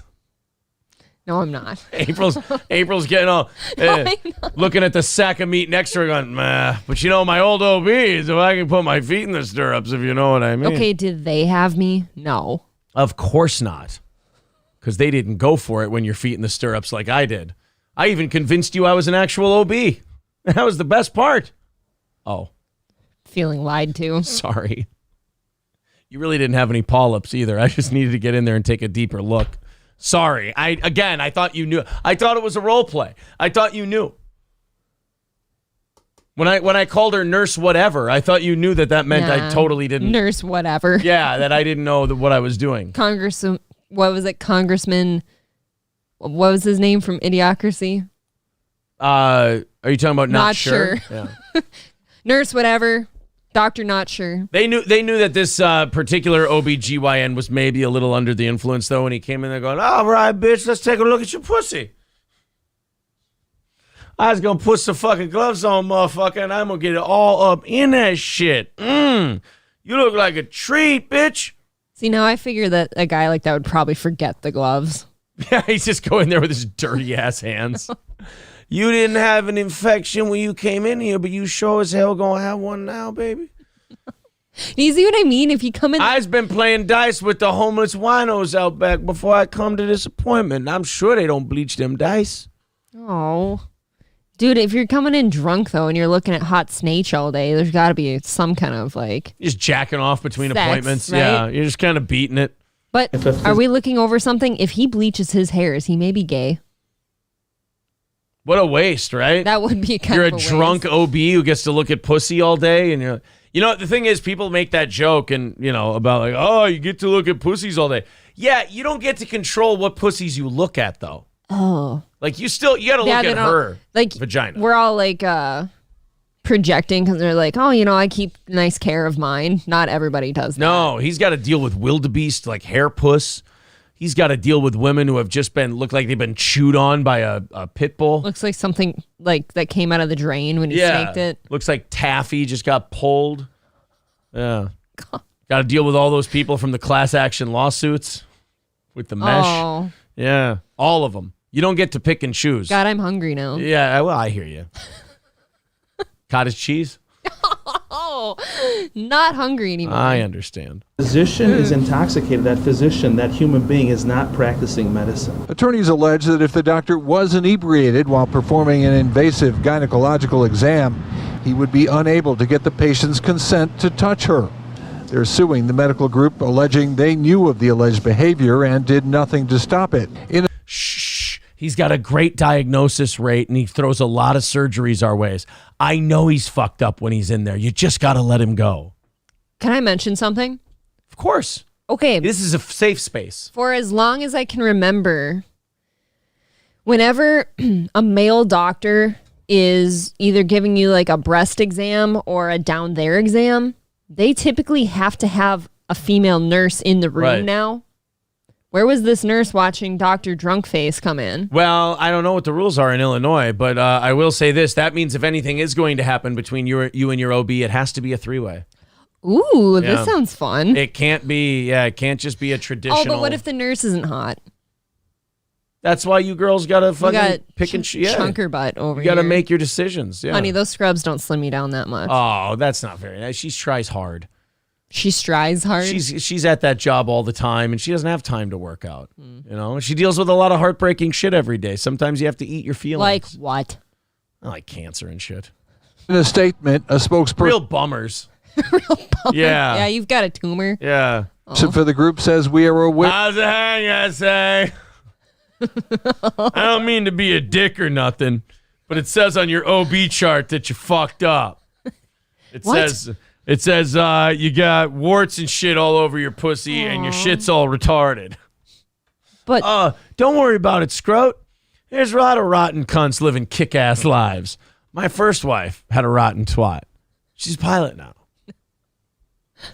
we always get back there. Yeah, we always get to Mercedes, Dr. Mercedes. Dr. Lexus. Dr. Lexus, isn't it Lexus Mercedes? No, it's just Lexus. Oh, it's just Dr. Lexus. I'm too brand loyal, I guess.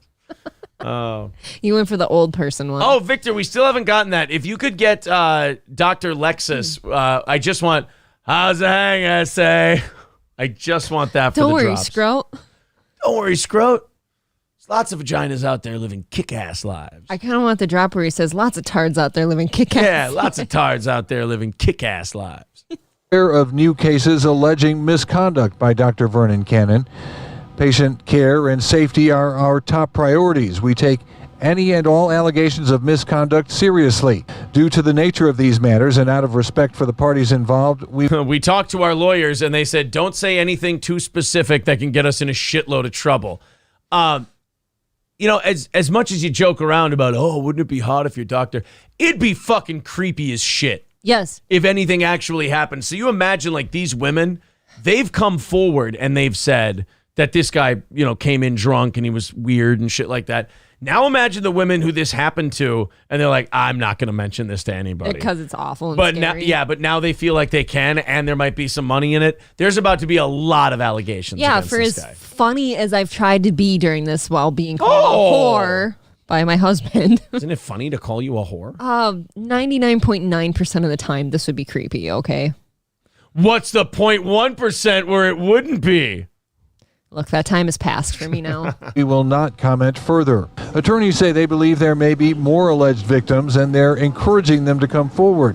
Karen Stewart says she questioned herself at first until she saw others coming forward with the same allegations against Dr. Cannon. Wait, I saw the word pokey in there. Pokey? Yep, I saw the word pokey. All right. After being kept waiting so long, he didn't seem aware to delays, even though the nurse told me she had being pokey. Oh, like slow. Oh, well, that's no She fun. had being pokey. Can we do some spell check here? My first client was tarded. He was difficult to understand when he finally came in and seemed to be slurring when talking to me. He was nice, but he did not instill me with confidence of being a reliable doctor. I hope he is not on call when I have my baby. I would not feel good about it at all. Yo, bitch, I remember you. We gonna pull that little baby right out your fucking pussy. It ain't gonna be no thing, I promise. Yeah, Dr. he could relax you, maybe. Yeah, he'd be like, hey, you want a shot? We gonna get that little fucker right out of there. You could take a shot during that, right? It's over. Yeah, it's all done. Cannon. I think it's fair to say that everybody wants to feel safe when they go to see their doctor, especially as a woman. I can say that's like the most vulnerable position that you're in, especially when you're bringing life into the world. See, this is where men and women differ. You see, when we go in, we're like, I'm looking for a little mystery here. Maybe they slip 2 fingers, Yeah, but that's like dude on dude crime. Yeah, you just go in there. No. This is with a female butthole Okay, doctor. so just for the record, you would rather have a female finger your bunghole. Yeah, for multiple reasons. Okay. Number one, this is the main reason. Smaller fingers. Yeah. That's I get it. The top thing. Unless they have fake nails on. Could you take those off before you finger my anus, please? Oh, it's a little scratchy. Before you throw your hands in my bunghole. I was going to say, though, kind of to what that chick had just said, it is quite a vulnerable position to, like, allow another man to just go poke around your, shit. To just, it is, like, my old doctor and stuff, like, hey, like, there's one, like, the first time I ever let him give me an exam, too, he was like, thanks for, trusting me, like, to take care of you and stuff. Like, he was really polite and cool about it, and that was, like, one of my first times having a dude that I wasn't just fucking look at it. I'm like, oh, this is weird. That's like, he's just in there. He's like, all right, let's get in there and see what we're dealing with. Spread them. Doesn't have very good bedside manner. What if you need a shot to look at some of them? Yeah, he's just like, you all right, why don't you put your feet in the stirrups? Oh my God, I think I saw a bat fly out of there. Hold on. Let's do this. Oh. What do you think would be more off-putting, though? The look of some of them or the scent? You really gotta like double mask sometimes. Mick KM says, just put a clothespin on your nose. Just, there you go. All right, so... Anyway, as I was saying, what we're going to do is we're going to be looking for polyps and we're going to be looking for cysts and finding out if... Yeah, it's never good when your OB, MSO says, never good when the OB says, we're going in. Oh my God. You need like cave gear. Yeah, like, he's got the light and shit. He's got the he's got full mining gear on, like the respirator and everything. Like he's got a Tyvek suit on. Oh, sorry, ma'am. I don't want to get black lung. He's got steel toe boots on. I don't want to get black lung. He fucking pukes on her. He sends a canary in first. Ow. Ow. He sends a little bird in there to make sure it doesn't die. Yeah. Bird comes flying out. Feathers are all sopping wet and gooey. Oh my God. Oh. We're going in. I don't feel good about what I've done here. He's like, all right, let's get ready to go. Oh. Okay. Yeah, he does it like that. Puts a swim cap on and goggles. Yeah, he puts that shit up under his nose like Crawford does in Silence of the Lambs before they pull the moth out of her mouth. Just all right, we're ready to go in there.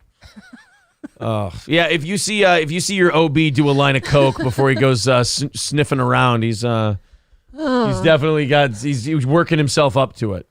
I'm still dead over the canary in the coal mine. Michael B says it's not Silence of the Lambs. Yes, it is, S.A. It's where they take the thing, they wipe it under their nose before they go into Frederica Bimmel's throat cavity. You fucking guy. Don't tell me what's in the lambs and what's not. The Gravy Show says gyno's gotta be gay. It's gotta create weirdness with like, if you have a wife and you're an OB and like you were already dating them and got married while you're going to medical school, that's one thing. But like if you're dating someone and they're an OB, there's got to be a little bit of weirdness that pulls at you. So I actually have discussed with a doctor who is like not a specific OB, but like he gives exams like as part of, stuff like that. Wait a minute, hold on. He's not an OB, but he gives exams.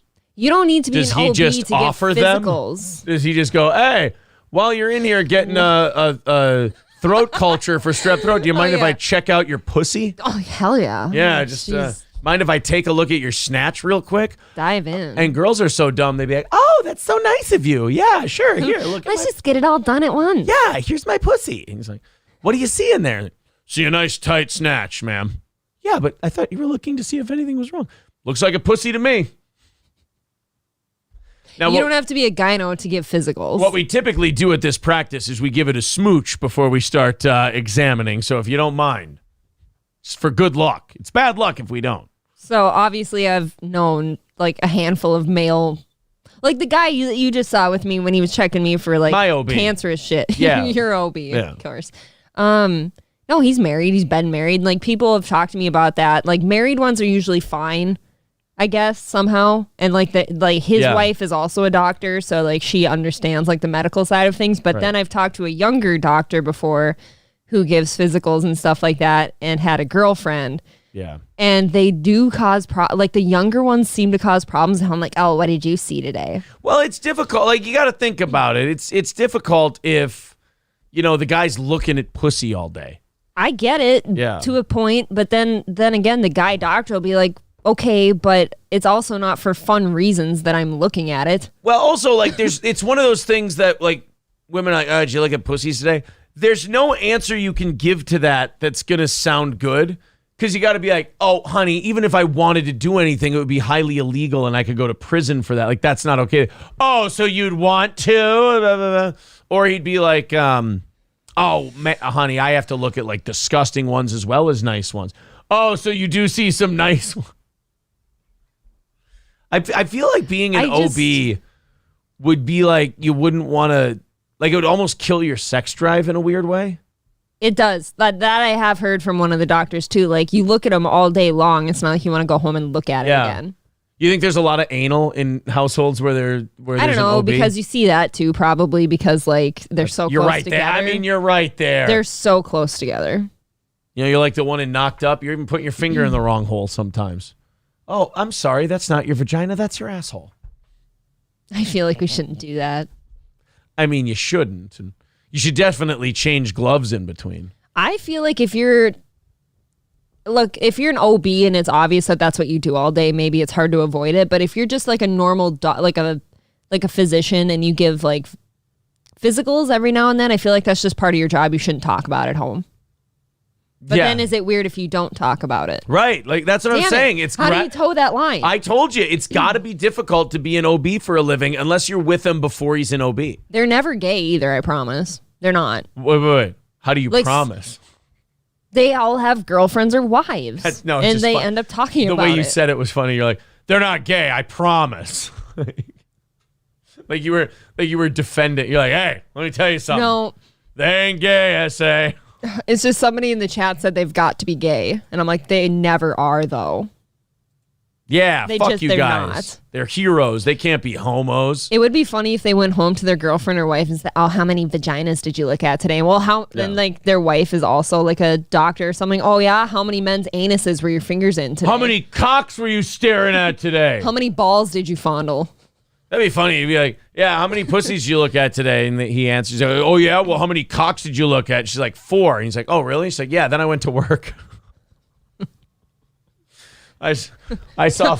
Okay, I get it. I saw 4 dicks, and then it was time. I was going to be late. Had to shove off. Yeah. Hey, God, I was sore. God.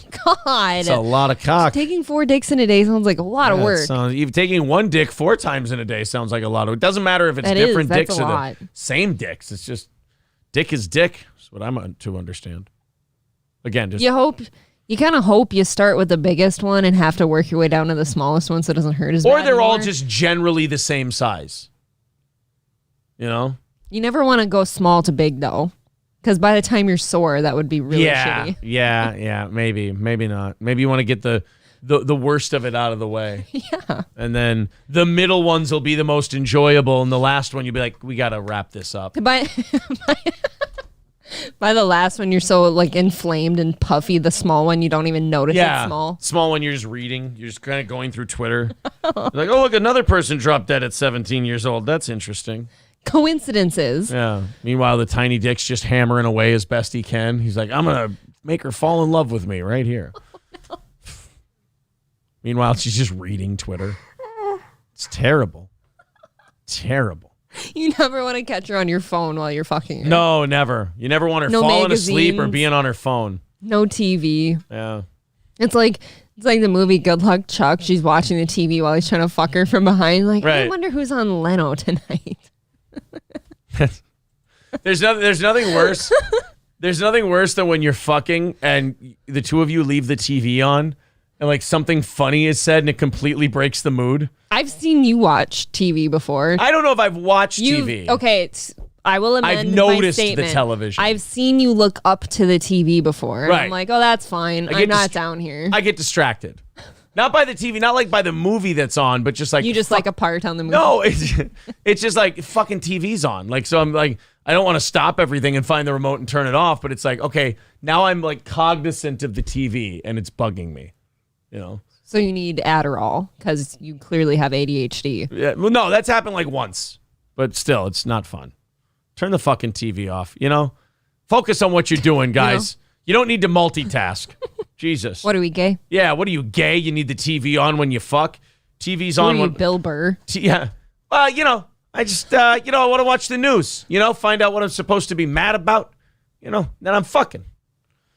Had to turn off old Letterman clips, says Michael B. Well, yeah, Douglas Shannon says, well, when the game is on, that's Sometimes what it's blowjobs fine. are for. You know when it's fine is if you're both watching it. Raider, yeah, exactly. If That's you're both fine. watching, then it's okie dokie.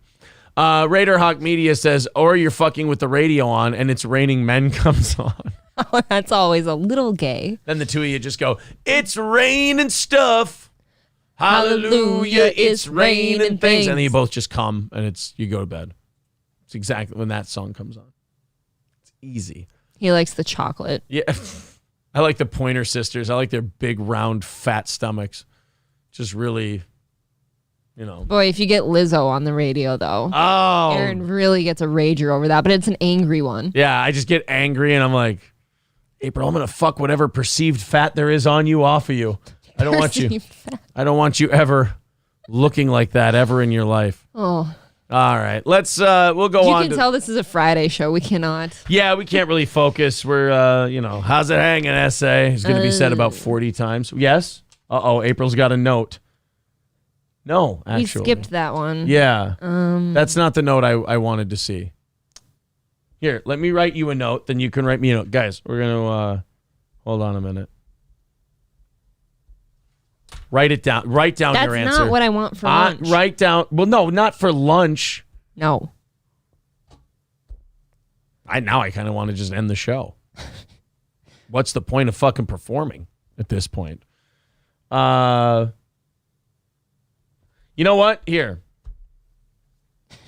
Maybe that here. Yeah, I like that idea. And then after. Well, it's greasy, you know. And Shit. you yelled at me for kissing you. No, I didn't. I liked it. I just wanted to know what brought it on. Because you don't remember doing it.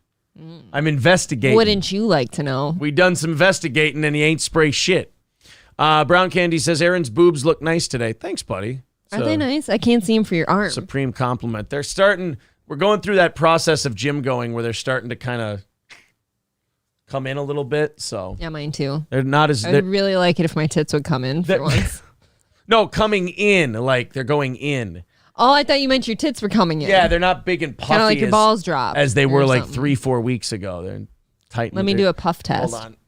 Don't flex. That's I'm not. cheating. I'm protecting my ribs. From what? God, you act like I'm going to hurt you. Not from you. I'm saying when I go like this and straighten up, they're sore. So I'm trying to kind of hold myself in a particular position. What do you think? I don't know. I was so distracted by your kvetching. Here, go ahead. Go ahead. Feel my tits. Your heart wasn't in it. It's different now. Team captain defends Rockwell Health football coach over workouts after reported illness and hospitalization. This was this kind of went all over the place yesterday. A coach went like totally old school on his football team. Yeah. Like you're not allowed to do this anymore. This was pretty common up until about the late 90s. Actually, it was Corey Stringer, the Vikings right tackle, dying on the practice field that actually led to this. He was exhausted and just went way too hard on a hot practice and he dropped dead. These kind of headlines, too, when I read it, I'm like, oh, that doesn't seem like it should be so bad. Right. But they don't do when this. You lean in. You're not allowed to do this anymore. They used to be like if the team didn't play well or if they were having a bad practice, the coach would be like, you're all going to do hundreds of push-ups. You're going to run, dozens of laps. We're going to, it would just be like hell week. Oh, they used to, make us, for tennis even, if you fucked up, if we were really shitty in practice or they had a terrible meet or something, they'd make us run the bleachers. Right. It's just fucking awful. And you're not supposed to do stuff like that anymore because it's considered threatening to the kids' safety and stuff like Abuse. that. Yeah, especially with football gear on and stuff. Mm-hmm. So this is kind of the big controversy up in or down in Texas. Oh, that makes sense. Texas is mental about high school football. Hardcore. There's a show I desperately want to watch with you. It's called Last Chance U. I have to watch it with you. I've always wanted to watch that. It's so good. I've seen all of it. Yeah, in Texas. And you'll see this type of shit. In Texas, high school football is college football. It's really, really big. Well, it sets up life for a lot of people. Oh, wow. There's a big fella. After an off-season workout sent some of his players to the hospital, the school sent a letter to parents on Tuesday letting them know a third party is investigating what happened. Sources tell WFAA the kids had to do nearly 400 push-ups in under an hour as punishment, and that players were diagnosed with rhabdomyolysis, a dangerous complication from intense exercise. But we also spoke with Brady Luff, a junior on the football team. Okay, what do you think the players they interviewed had to say?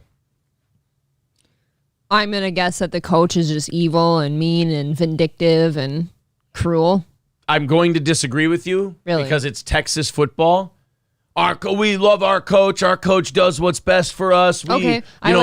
We follow behind our leader. And this is going to be one of those cases where the school's like, oh, my God, we're sending children to the hospital. We can't do this. And then you talk to the football team, and because it's cult-like Texas football, no, we ride with our coach, and he's all right. Don't punish him. As they've got an IV in their arm, and, they're on all kinds of medications. They're like, he's a good man. They're on Brondo. Yeah, it's what plants crave. I like that we're on different sides of this. Yeah, well, That's let's see. always fun. Says he was at the workout and does not believe Coach John Harrell was punishing players. I told you. Wow. Dude, they are in Texas. It is different with football. You're either in or you're fucking out. You were right. Yeah, they're going to defend the guy.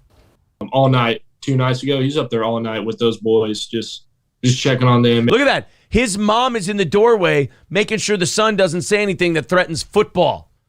That doesn't threaten the Texas football team. Might get a scholarship revoked. I'm telling you, I have a cousin who played football in Texas, and I was down there during one of the off seasons. It was a town called Bandera, Texas. It was a 3A school in Texas. And they had a fucking stadium that a Division III college team would be like, oh, wow, that is nice. The high school football stadiums in Texas are ridiculous. And we went to a brisket, just this little hole-in-the-wall brisket place. And my cousin was an offensive lineman for the football team, and they had won state. And everybody in the fucking brisket place just stops to talk to my cousin, an offensive guard from the high school state tournament football team, and you're like a rock star. Yeah. It's pretty cool. It's silly. Businesses drop tons and tons of money and grants and shit on football programs. The movie Varsity Blues, you guys watch that and you're like, wow, they're nuts about high school football in Texas. That movie is conservative with how nuts they are about football in Texas. This mom is 100% in the doorway making sure her son doesn't say anything bad about coach or the football program. Right. That might screw up his future because a lot of futures here ride on football. Right. 2 nights ago, he's up there all night with those boys, just checking on them, making sure they were okay. And, he would never make us do a workout thinking that it was going to, put any of us at risk. And, that's really Look old. at the attendance. Yeah. No, it's insane. The amount of respect, it's so old school. These players protecting their coach like this, they're like, no, we wouldn't do it if we didn't want to, and he'd never do anything with the intention of hurting us. It's kind of admirable to see that because 2023 news wants to see the kids just throw the guy under the bus, and it's a big controversy in the whole thing. And then to watch the kids go, like, have old school 60s and 70s loyalty to their coach and just basically shut down the narrative that the news is going for is actually kind of cool to see. It's refreshing. Also, don't make your players do 400 push-ups in an hour. No, it's kind of shitty. Don't do that. You know what? 200? Maybe. 100, all right, fine. But 400? Even 100 is hard for them bigger boys. That's true, yeah. Luff told us there was plenty of water on hand and players were free to leave the workout. Coach Harrell could not be reached for comment. Well, I mean, in fairness, So- he's talking to lawyers. Yeah, I wouldn't talk either. He's got to talk to lawyers. Yeah, if you go look at those, like if we go Bandera High School Football Stadium, Bandera, Texas High School Football Stadium, Bulldog Stadium. That's insane. It's ridiculous. That's, like I said, it's a 3,100 capacity football stadium.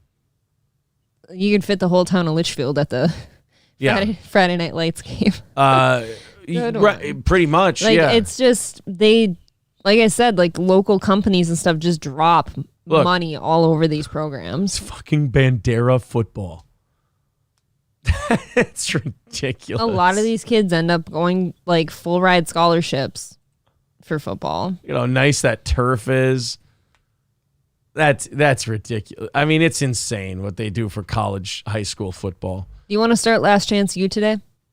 It's so good. Yeah, I could. And I could make some deals. The counselor lady in there is a fucking smoke show. Is she really? Oh man. What is the oh god, population? So, population of Bandera, Texas.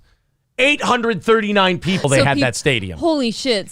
So they travel to come see that? 839 people live in that town, and that's the football field they have. That's insane. Oh, wow. It died during the Great Recession. 1,415 people, and now it's down to 839. Oh, that's kind of sad. Now, if you go like... So is that like surrounding towns then sending their kids to that high school? Do you think? Probably. Well, it's Bandera is part of what they call hill country. So it's like dirt and rocks and ranches and shit like that. So yeah, it's probably like the schools around where you grew up, where they combine a few of them. San Antonio High School Football Stadium. I bet you go to a San Antonio High School. Oh yeah, it's silly. That's sick almost. That is silly. Look at that. That is San Antonio ISD Stadium. They have a top 10 list of the top 10 high school football stadiums in San Antonio alone.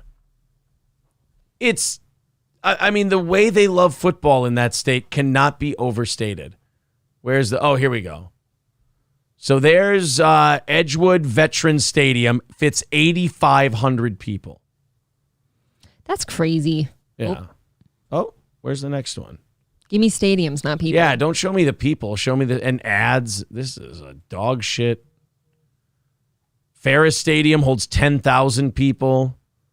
Rutledge Stadium holds 10,000. Can you imagine how much money the concessions make at these things too? Oh. Imagine 11,000 people at a high school football game. I can't. Alamo Stadium is number one.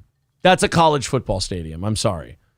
23,000 people fit in Alamo Stadium. I mean, you've got to feel like a rock star if you're like one of the stud players on one of these teams. You're playing for more people than a lot of college players are every single week. Marquise with $5 says, raising a generation of future CTE suicides. I love it. Well, I don't think that's what we were going for, but yeah, we don't like to think about the bad stuff. So if you could just not bring it up, that'd be cool. Right. Football's all about the fun stuff. All that other stuff is supposed to be just swept under the rug. Don't you know that? $340 away from Monday morning's goal. Thank you guys very much for knocking out today so early. Overtime is a coming.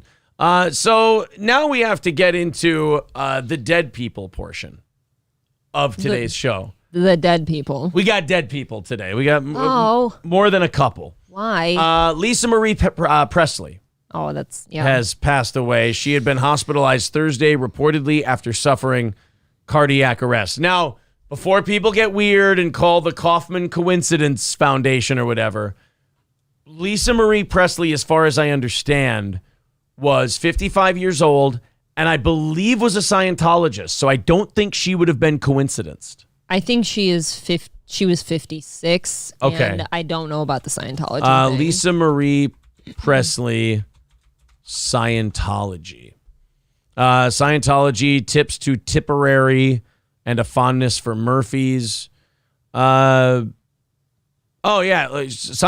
asked Lisa Marie Pressley to dissuade Masterson or calm things down with a woman who accused actor Danny Masterson of rape, apparently. This is a story from a couple of months ago. She was a pretty lady. Yeah, so if she was big into Scientology, I doubt she had any medical procedures performed. I don't know. You might be right, but that shit got pushed on so many people. Maybe, but yeah, and I mean, you know, her dad didn't have the best heart, but I think a lot of that was self-inflicted. Yeah, self-inflicted. I'm not really sure. She was married to some pretty interesting characters. Who was she married to? The first one, Michael I Jackson. forget the name of, but then it was Michael Jackson and Nicolas Cage. Oh, cool. Yeah. What a weird set of exes. Like, Yeah. I think she was married 3 or 4 times. Yeah, they're saying that a lot of people believe she still got the coincidence. All right, well. That's kind of what I thought because, I mean, 56 is not very old. It was cardiac arrest. She dropped of cardiac arrest, so, I mean. Yeah, and I didn't hear anything about her having previous heart problems. I'll be honest, I didn't really keep up with old Lisa Marie Pressley, but yeah, she's gone now. She dropped dead. Don't worry, guys, there's more. A 33-year-old TikTok star, a viral food eater, dropped dead at 33. Now, this is another one where I want people to watch it because there are people who are dropping dead under very suspicious circumstances, and we should probably find a way to draw a line between that and something else, to find out. Others, Yeah. So I don't think anyone does themselves a good service if they take people who are like iffy, and you're like, well, that could have been anything, and they try to go, no, it was the coincidence that did it. It was the Botox, blah, blah, blah. This Waffler 69 guy, he looks like a guy who would drop dead at 33. Well, yes, and he's known for eating like a lot of fast food, so I mean, you could kill yourself doing that. The food influencer, whose real name is Taylor, passed away Wednesday, according to his brother Clayton. He's believed to have suffered a heart attack. For example, this is one of his videos. Today I've got the big Fruit Loop. So the brand Mischief came out with a Fruit Loop. It is one. Okay, so he's a big dude, just to begin with. He's a real big dude. He's a heavy dude. And, people can say whatever they want. 33, if you look like that, is not too young to have a heart attack. No, you've tried to warn people of that before. Yeah. Big Fruit Loop. So let's see what's inside. Fun fact about Mischief is when they put stuff on sale, it sells out in 30. This is like if Weird Al let himself go. Like for a long time. Yeah, and just got really fat. Same personality, same everything. The music didn't work out for him. Yeah. 30 seconds online. Like, you have to get it at the moment. I didn't get it, but my buddy Pork did. So Pork. He has a buddy named Pork. We all should have a buddy named Pork. We've got Waffler and Pork.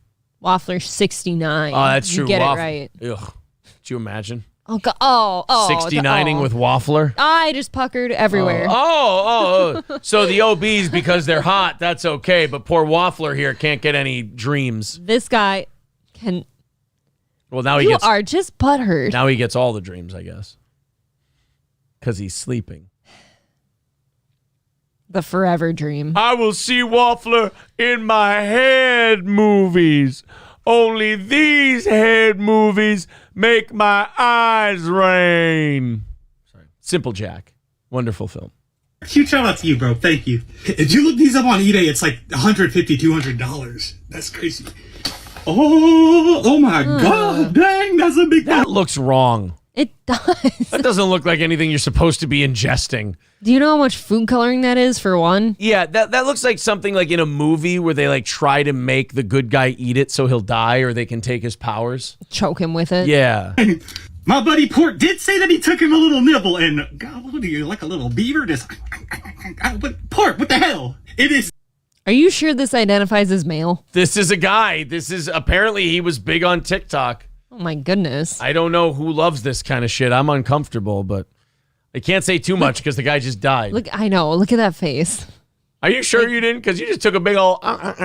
He reminds me of Glenn from Letterkenny. Like a little beaver. Yeah. Oh, you're like a little beaver over there. That was good. Yeah. No, that was a really good Glenn Thank impression. you. I do a very good Glenn impression. Oh. I can't help it. He's over there with a little Fruit Loop, just chewing on it. Just... Oh, Wayne. God, you'd be a good gay guy. Thanks, I appreciate that. You've said very nice things about me today. It's definitely a big Fruit Loop, though. It looks like Shrek Dookie or something. I don't know. Shrek Dookie, get it? I tell you what, if this guy wasn't dead, I would be giving him both barrels today. I agree. He's lucky he died. Because everyone shits donuts. This guy's fucking lucky he's dead, I tell you what. Oh, that don't smell fruity or loopy. It smells like lupus. I don't know. It smells strange. It smells almost like a cake, like a dried cake. What, does it taste like a dried cake? It's cereal. Oh, taste. Oh, you see what he did there? Yeah, I saw it. You see what he did? Back it up for anyone who didn't watch his teeth. Wait, watch what? his teeth. What? Oh, come on. Oh, taste. It almost smells like a key lime. Oh my god. Oh, did he? Oh, come on. Did he That just drop a boog? That made me kind of nauseous, actually. Oh, taste. It almost smells like a key lime. Oh my god. What's that? It smells like a key lime pie. Please tell me that was part of the Fruit Loop. It wasn't. I'm going to throw up. That was the biggest booger of all time. He just had snot boogers just sitting right on his nose. And he's shameless. He's, oh, God, oh, look at that. Oh. It's making me touch my nose now to make sure I don't have any boogers. God damn, Pork, what you did to this? Does it taste fruity? Does it taste loopy? Let's see.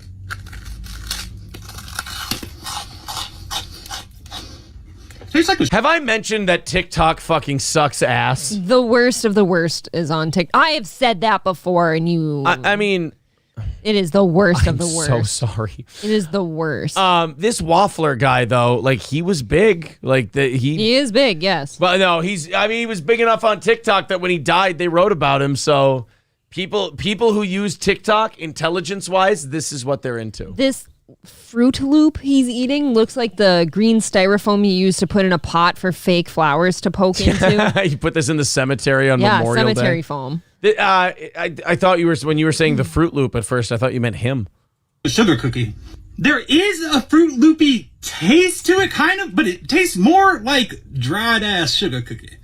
Or like Why did he put on like a black voice? That was definitely that sounded like Professor Clump. It was definitely when I ate the Fruit Loop, it was a dried ass sugar cookie, motherfucker. I want him to say the N-word. Yeah, well, he can't now, April. He's incapable of saying the N-word. A girl can dream in the video. Well, I know, I get it, but it's what I dream about, actually. Enjoy, fat white guys with curly hair saying the N-word. Look, people say dream big. Cake. A cake that got really hard. I don't know. I definitely like the way it looks, though. It's kind of cool. Yo, I got a little Fruit Loop face. I will say that.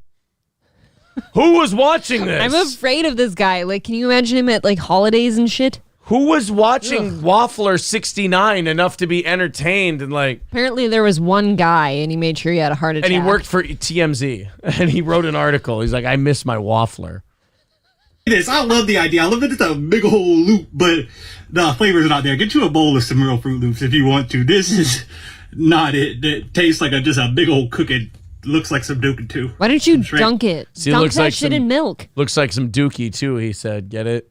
No, I don't Looks get like it. Will you please explain? Dookie. No, I don't get it, though. What's Dookie? It doesn't look like Dookie. Who's taking a shit like that? No, it's cemetery foam. Yeah. Can you dunk that shit in milk, though? Wait a minute. I think I know why Waffler's dead. If that's what his shit looked like. That feels like it would be scratchy on the way out. Yeah. Like dry and weird. Yeah, but whose shit has a hole in it? Apparently Shrek's. Apparently. Dookie. Once again, Pork, huge shout out, bro. Thank you so much for sending this to me. I would have spent $180 on it. I swear to God, I would have, but. There you go, guys. A TikTok star gone too soon, allegedly. Allegedly gone too soon. Oh, Lord, boss, I is not like that waffler fella was making fun of the black accent. I is no like anything like that. Oh, did that hurt your feelings, Shaka? Sure did. And that giant Fruit Loop, he was right about one thing, boss. What's that, Shaka? It looked like straight dookie. Oh, it was a dookie kookie for sure. All right. Well, Shaka, anything you'd like to say about Waffler before you go? I just want to let everyone know that 30 minutes of exercise a day can ward off heart disease. Exercise sure is good. All right. He really got his arms moving today. Did he? Okay, good. Flailing. Thank you, Shaka. JO12 says Aaron cringe, but then Chode Mode says Shaka is always a great guest. So everybody's torn. I have something to admit. What's that? You know how I come down here before you to get the studio Did you ready? play with Shaka today? I didn't play with him, but I said good morning, Shaka. Oh, you said good morning to Shaka. Now listen to me, April. I heard you say good morning to me, but I heard you said good morning to Mr. Imholt earlier today as well. Well, I gotta say good morning to everyone. That's right, but I heard you met him with some big old smooching and a kissing, April. I did, but then he was mad about it. He was not mad about it. He just wanted to know, what the hell got into this girl? Them white girls be crazy. Maybe I was dreaming about Shaka. That's going to break his little heart, you dreaming about Shaka. But it makes yours so much bigger, doesn't it? Oh, I tell you what, I got a large heart for multiple different medical reasons, but that sure is one of them. Oh, poor Shaka. Shaka sometimes, that took a weird turn. Poor Shaka. Talking about his heart problems that he's got. Yeah, he kind of just ran after that. Yeah, he didn't want to talk about it. I've been meaning to tell you, Shaka's sensitive about I was going to tell him how nice and shiny his shoes were today. Oh, Lord, April, if you ever want to come down here and shine old Shaka's shoes, that'd be fine with me. Of course, and I'll bring you a nice dinner, too. All right. Now, suck my master's dick. No, I'm sorry. Oh. Shaka's a good wingman. Yeah, I bet. Shaka's a very good wingman. Why don't you bring him to the bars? See how it goes for you. Why would I go to the bars? If you were going to DabbleCon, that would have been so funny if you brought him. Bazza says this really is an O&A ripoff with Aaron as Anthony, April as prettier and less bitchy Opie, and Shaka as a non-diabetic Patrice. Whoa. Allegations. Allegations indeed. Oh. Shaka equals cheating with April. Yeah, I read a lot of April is cheating fan fiction throughout the day. It's certainly with black people. Yeah, it's extensive. Believe me, I've been reading all of it. It's Wait, what? You guys have some fascinating theories. Hold on. Where is this fan fiction? In the chat every goddamn day. I don't see that shit. Oh yeah, there's all kinds of fan fiction surrounding you. About me and Shaka? No, just about you and just men in general. And I'm yanking my shirt down for all of you. Yep, and you're yanking your shirt down for all the boys. And I apparently look at you with disgust. Disgust and disdain. Absolutely. Ugh, gross. All right, let's... we're not done yet with our dead people. I wish you would be. We've still got dead people today.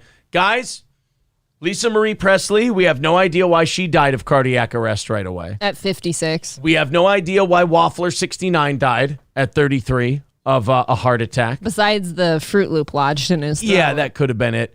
But now we have this story. And sadly, we are learning more about a second student to die of cardiac arrest. Parents of 18-year-old... By the way, not the second student in America this week to die of cardiac arrest. The second student this week in Las Vegas to die of cardiac arrest. How many times... Look, it's becoming a broken record kind of a story. How many times before, and you know what? Fuck these people on the news too. I agree. Because they're going to mention that he died. No fucking balls to even bring up anything. I feel like journalism is just completely dead. There has never, find me, go back in the annals of Las Vegas public schools and find me a year where 2 high school kids died of cardiac. That's where you have too much Hardee's. And then you have cardiac arrest. Cardiac arrest actually sounds kind of fun and jovial. Yeah. It's but find me a year where 2 high school students died of cardiac arrest. You're not going to find one until this year. I would be tickled to see the evidence. I bet you they don't say he developed heart problems a year ago either. Oh, that's right. See, now the other one, and was that the other Las Vegas one? No, the other one was a football player. Or no, basketball player. The other Las Vegas one was a basketball player. He dropped dead this week. Okay, wait till you see where this guy died and why. Well, Jordan Tyler Brister says this death happened last Tuesday at Amplis Academy. They say the teenager was found inside the school bathroom unresponsive after he attended a PE class. Physical activity for the lay person. Yes, he went to physical education class, Phi-Ed, PE.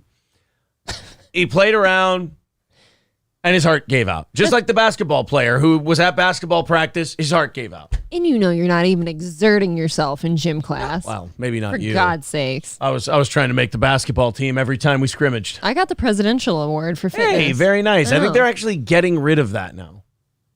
Because it's Why? shameful to the other kids. Oh my God. I wish you'd just keep some shit to yourself. I'm sorry. So yeah, this kid dropped dead in the bathroom after Phi-Ed at 17 years old. You know, like that, like always happens. Yeah, it's just kind of his day to go. Yeah, the news won't. Nobody will risk their life. Nobody will risk their jobs to like go. Hey, by the way, should we maybe not be giving these kids, maybe certain things? Maybe Botox. Maybe should we withhold certain medical things from children that age? Because really, that doesn't seem to be impacting them as much as something that may be prescribed as help. Maybe, it's YouTube. Seems like they're pretty young and healthy already. Yeah, that kid does not look like he should have previous heart problems. Not at all. He's very slim and fit. Well, one of them, the special needs one, you see, he developed heart problems about a year ago. As you do, just kind of as a kid. So I'm sure they would call that like a pre-existing condition sort of a thing. Let's go to the phones. Call from Double Electric Inc. Yes, it's the Steel Toe Morning Show. What can we do for you? Are you lonesome tonight? You miss me, right? I'm sorry, we've drifted apart. Was that it? Oh, thank you, Cardiff. Thank you.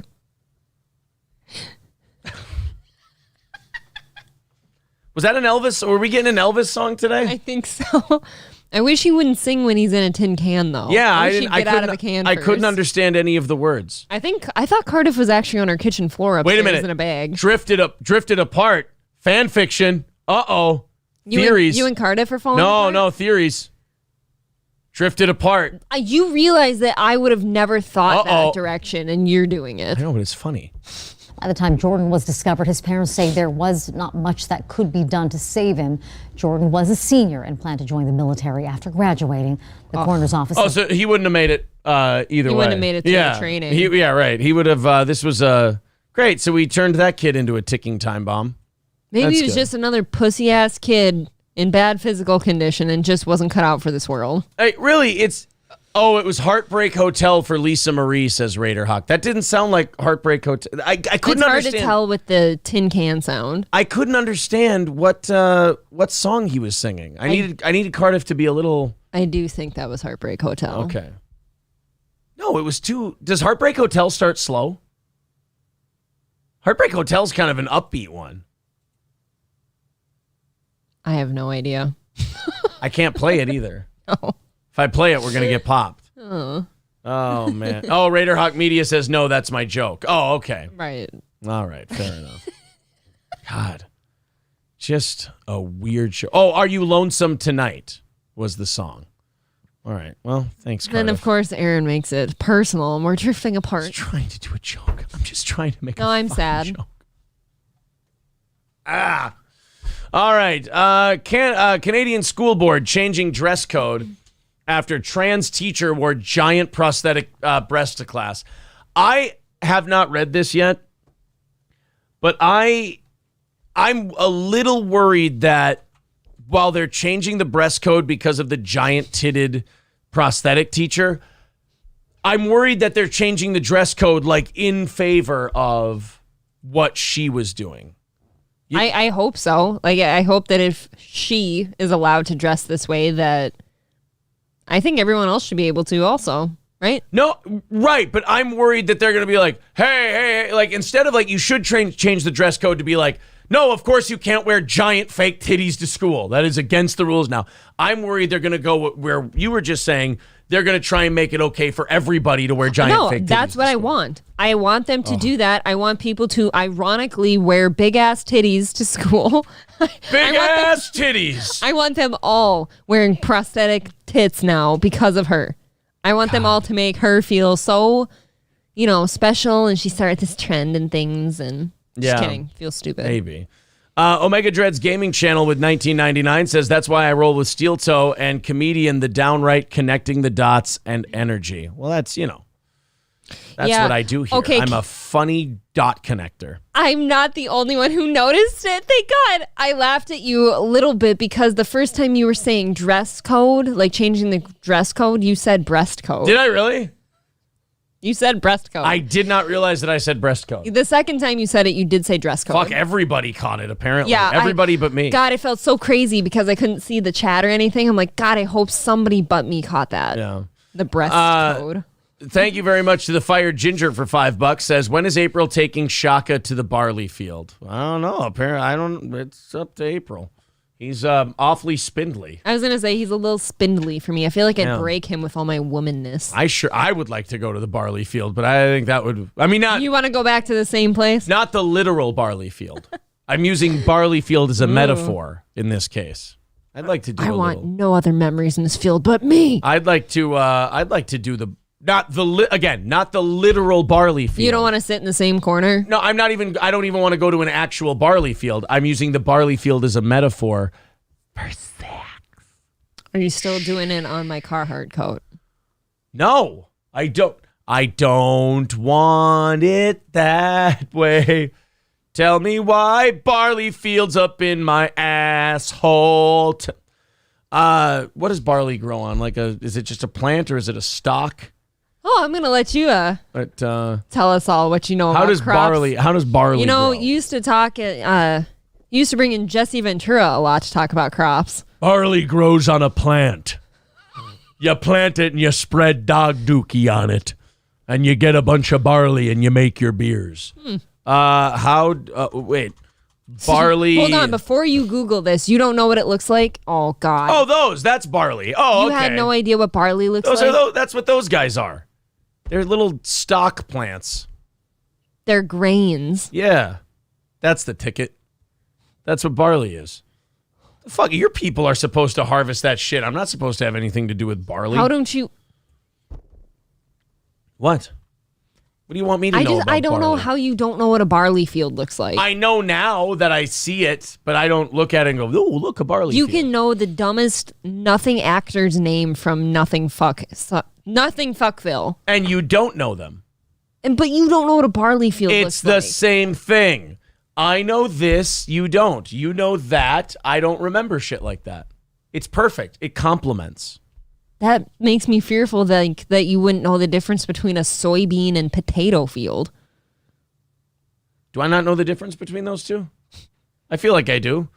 Potatoes come up from the ground, and soybeans have the little leafy plant thing to them. Tell me that's wrong. Go ahead. Tell me that's wrong. That's 1,000% correct. How'd you put that? Potatoes come up from the ground. Yeah. And soybeans have these leafy green plant things to them. I mean, so do potatoes. Not like soybeans do, though. Soybeans look different. Potatoes have like a weird alien setup to them, whereas soybeans have a fun picking thing going on. What? What? I just love hearing you talk about crops. Well, that's how it. I mean, tell me, in a rudimentary way, is that not correct? Oh yeah. The alien setup.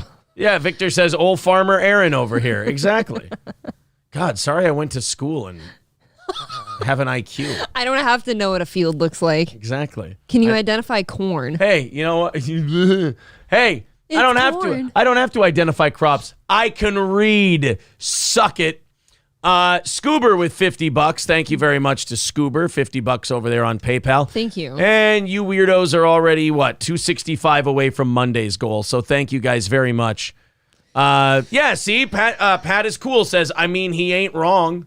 Exactly. Says the guy who says ain't. I think a lot of you guys want to shit on me for the farm thing, but I'm then not shitting. I think it's very funny. But then I nail the shit and I actually say what it is, and then you guys go, oh shit, I still have to shit on him. It's mighty disingenuous of you. Please look up a potato field and then look up a soybean I'll show field you then. what I mean by the alien thing. Potato field. Potato plant. I'm going to look up an individual. You don't want to do that. That's what I mean by the alien thing. There's a bunch of them. It looks like you're growing little aliens on pods. No, all you see is the green shit on top. You don't see the fucking potatoes. The potatoes because they're in are the ground. underground. They come up. I said they come up from the ground. But the top doesn't look alien-esque. But it It's doesn't just a look like plant. soybeans. Really? Look up a soybean. Okay. Soybean. Plant. That looks completely different to me. It's more leafy and tobacco-y Okay, to me. this next season here, Yeah. this crop season. Are we doing a pop quiz? We're doing pop quizzes whenever we drive by fields. We're going to have a pop quiz on Wednesday. It's going to be a pop quiz. Pop quiz. You know that one? It's an old one. It's the Nutty Professor with Eddie Oh, Murphy. see, yeah, I should know that. All right. I seem to have messed myself. I mean, I don't really mess myself. I mess my shirt up a little bit. All right. Oh, it's going. All right. Well, there's going to be a pop quiz on Wednesday. There'll be a pop quiz. Pop quiz.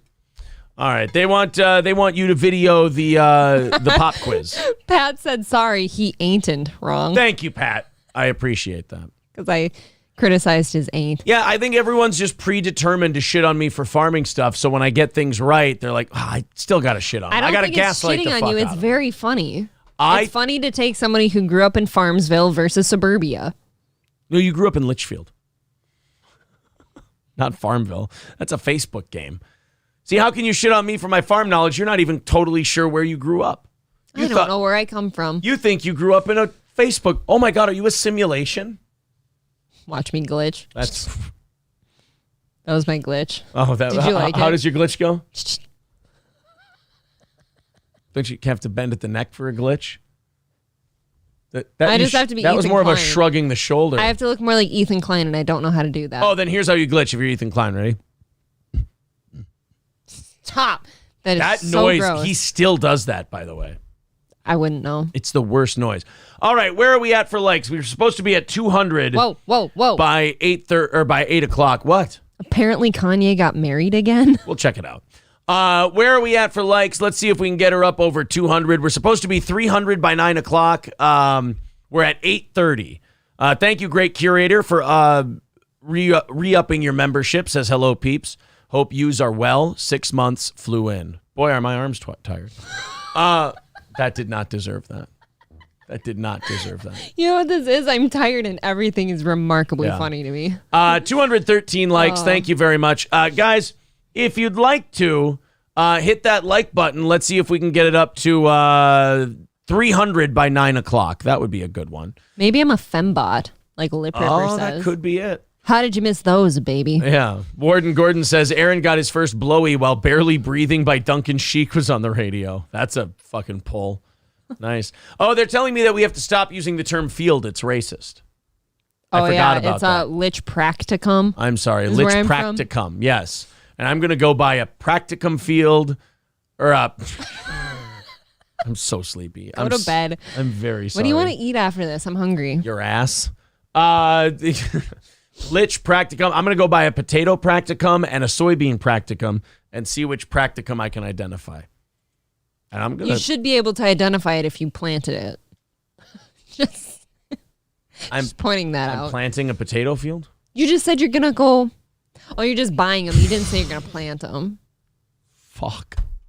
This show is falling apart because... I hope people are finding this very funny. I hope you guys are enjoying it. What was I looking up? I was just going to look something up. Tits. No. Prosthetic tits. Fuck. Practicums. God damn it. Fields for the layperson. I have nothing. Nothing. All right, let's anyway, the Canadian School Board decided to change their dress code after the teacher with the giant prosthetic tits was on camera being a fucking lunatic in front of her class. A school board in Canada is ordering the development of a new professional dress code after a now infamous transgender teacher went viral for wearing prosthetic breasts in class. Now, this started the beginning of the school year, so around August, September. Mm-hmm. It was still hot out. They were sagging. Yeah, this whole story kind of got big, and the school wouldn't do anything about it. Like, the school was telling the kids to shut up, don't talk to the media. If you criticize this teacher, it's a form of bullying, this and that. At least we're kind of finding out now that what's happening is this teacher was causing such a problem for this school, but they probably had to talk to all their lawyers to figure out how they could address this without getting sued. So if they address it as a dress code issue, like we're going to make all the teachers abide by this one dress code, then it solves two problems. One, she can't wear that anymore. But two, she can't say we're targeting her for being trans or anything like that. Yeah, the only argument I can see is, well, you didn't enact this dress. This is a bad sleepy show. You didn't enact this dress code until I got the tits. She could say that. They could say that, but at least your ass is covered legally if you go, no, it's for everybody. And also that's why they waited 4 or 5 months, because they can also say, well, you can say that it's because you became news, but you became news in September and we didn't change the code until January. So, okay. Look, these schools have lawyers. These schools talk to their lawyers and they find out just exactly how to handle something as crazy as this. What if somebody came in with ass implants now? I think you can get ass implants. But what if they're the big ones? Yeah, I don't know. As long as they're inside your body. You go from looking like me that's like this to looking like a black female rapper the next day. Some Cardi B ass. Halton District School Board's Board of Trustees unanimously passed a motion on January 3rd to order the Director of Education to develop a new dress code.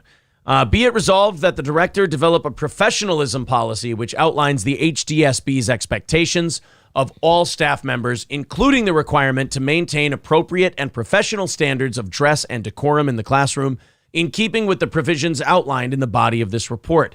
The policy is to be presented in a report to the Board of Trustees by March 1st, with an interim report in February 2023, the school board adds.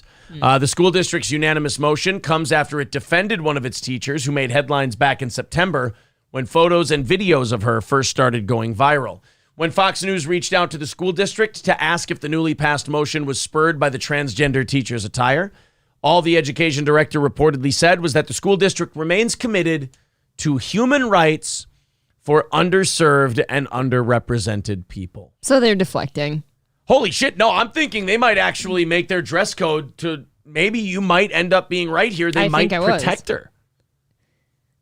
Okay, so why aren't we saying that then? I thought when they said that they were making a professionalism dress code, that would mean that you can't wear giant fake tits to school. Okay, so I think you're reading it my way, but I'm actually reading it more your way where, no, it's what I said, oh, well, did you just take away stuff like this because of me?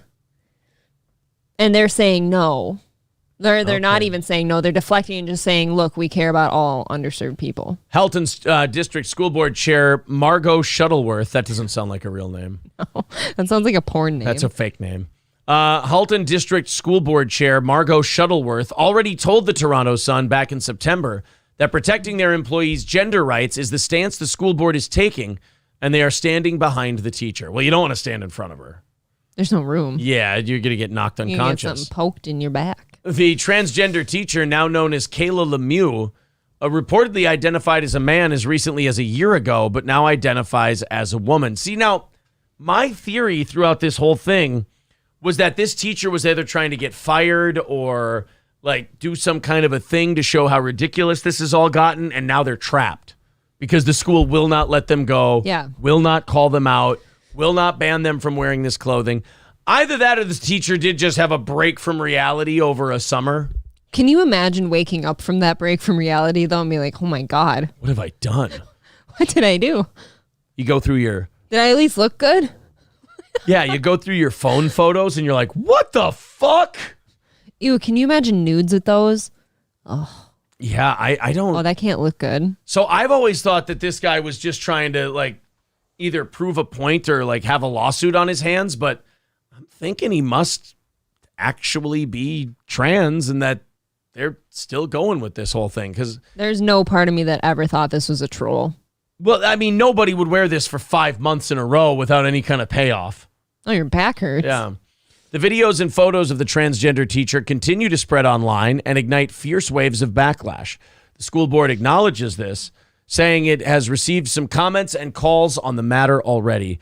Parents even later claimed that the school district eventually threatened students with suspension if they continued to photograph and record videos of Lemieux. I'm sorry, but if you're going to wear giant fucking cartoons tits to school, you can do that, but here's the rule. Everybody gets to point them out and everybody gets to take pictures. You're the class clown now. Right. That you don't get to wear shit. That's one of the biggest problems we have right now is there's no shame anymore. We made shame a bad thing.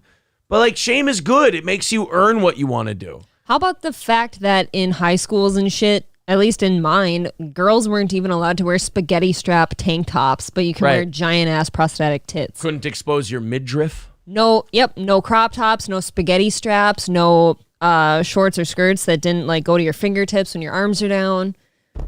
Yeah, I mean, and but now you can wear these big ass boulders with your nips out. Don't forget she had like National Geographic nipples. Yeah, she got herself some very explosive, not ceramic. What's the word? Prosthetic tits. Dude, a ceramic tit would be insane. A ceramic tit, it's just fucking. Do you want a little? You get mad at your teacher, you just hit them with a hammer. Just shatter. Shatter their tits. Oh God, that'd be really fun actually.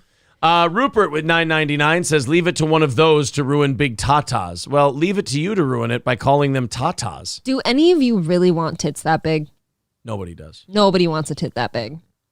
Nobody's into that. It's kind of like seeing a dick that's too big. You don't even know what to do with it now. I mean, yeah, and unfortunately, you have to see it every day.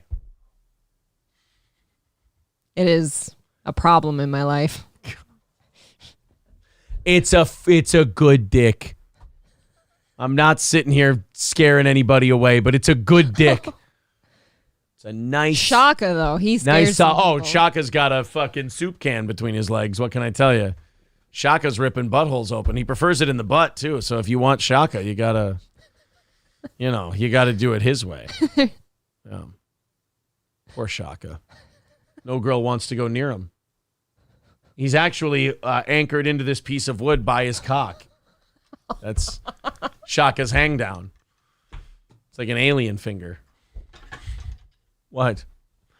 Do we need a nap? I've never considered that to be his dick until right now. I think we need a nap. I have an idea.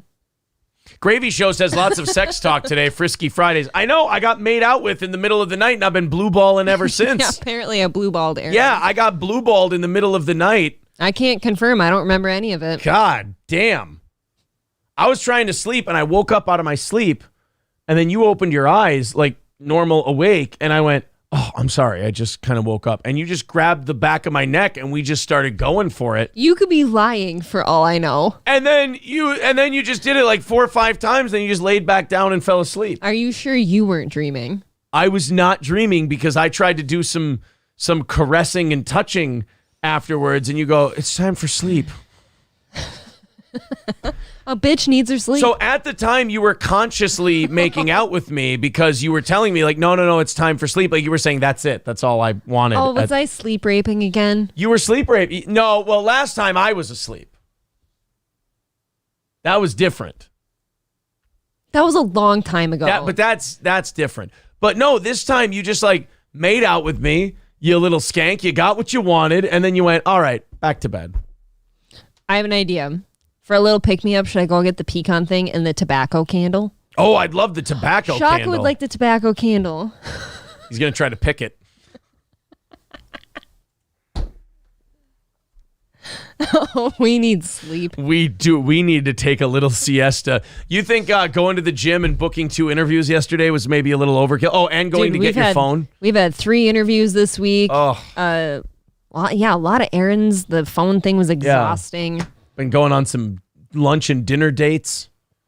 We've definitely eaten up our time. We were total retards yesterday at lunch, too. Oh, yeah. We were goofy at lunch. We were already kind of out of it. Yeah. We were making goofy-ass faces at each other, not realizing that other people can see in our booth. We're doing shit like trying to get the other person to laugh, and then... I will say we are gross. We are just disgusting human beings. Disgusting human beings. They're like, oh, you guys are so gay. Shouldn't be allowed out. Go back to talking about making out. You guys are so homo. All right. Go get the pecan thing. Oh, are you that bad? That is sore. Oh, boy.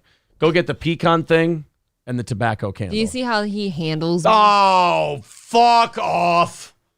I handle her like this. You can stop me today. Just left rib. Go for the left rib. It's a shutdown button today. I'm not cruel. The old Holly High Road over here. Jesus. Cheez-Its. Oh. You fucking guy. So you want that stuff, though? I think I've said it 3 times. Oh, Jesus Christ. Midland Armory in downtown Foley, Minnesota.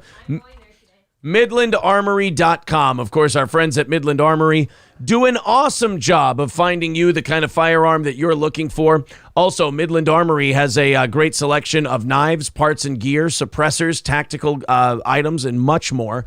You can have all of this stuff delivered right to your door at MidlandArmory.com, or you can go to Midland Armory in downtown Foley and check it out.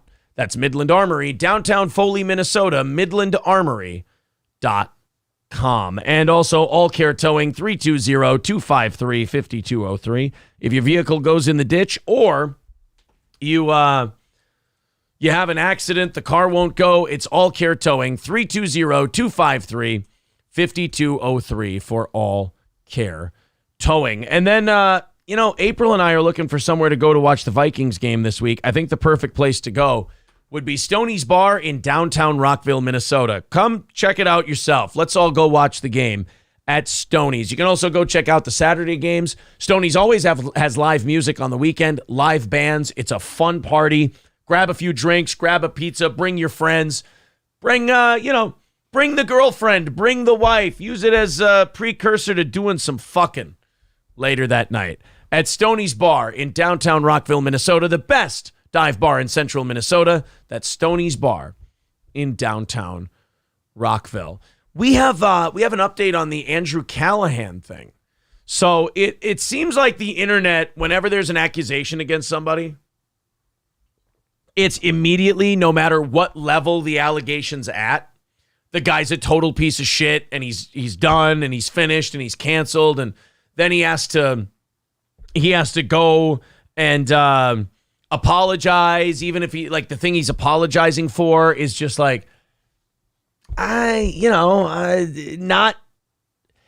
like a criminally horrible offense. Oh boy, there it is.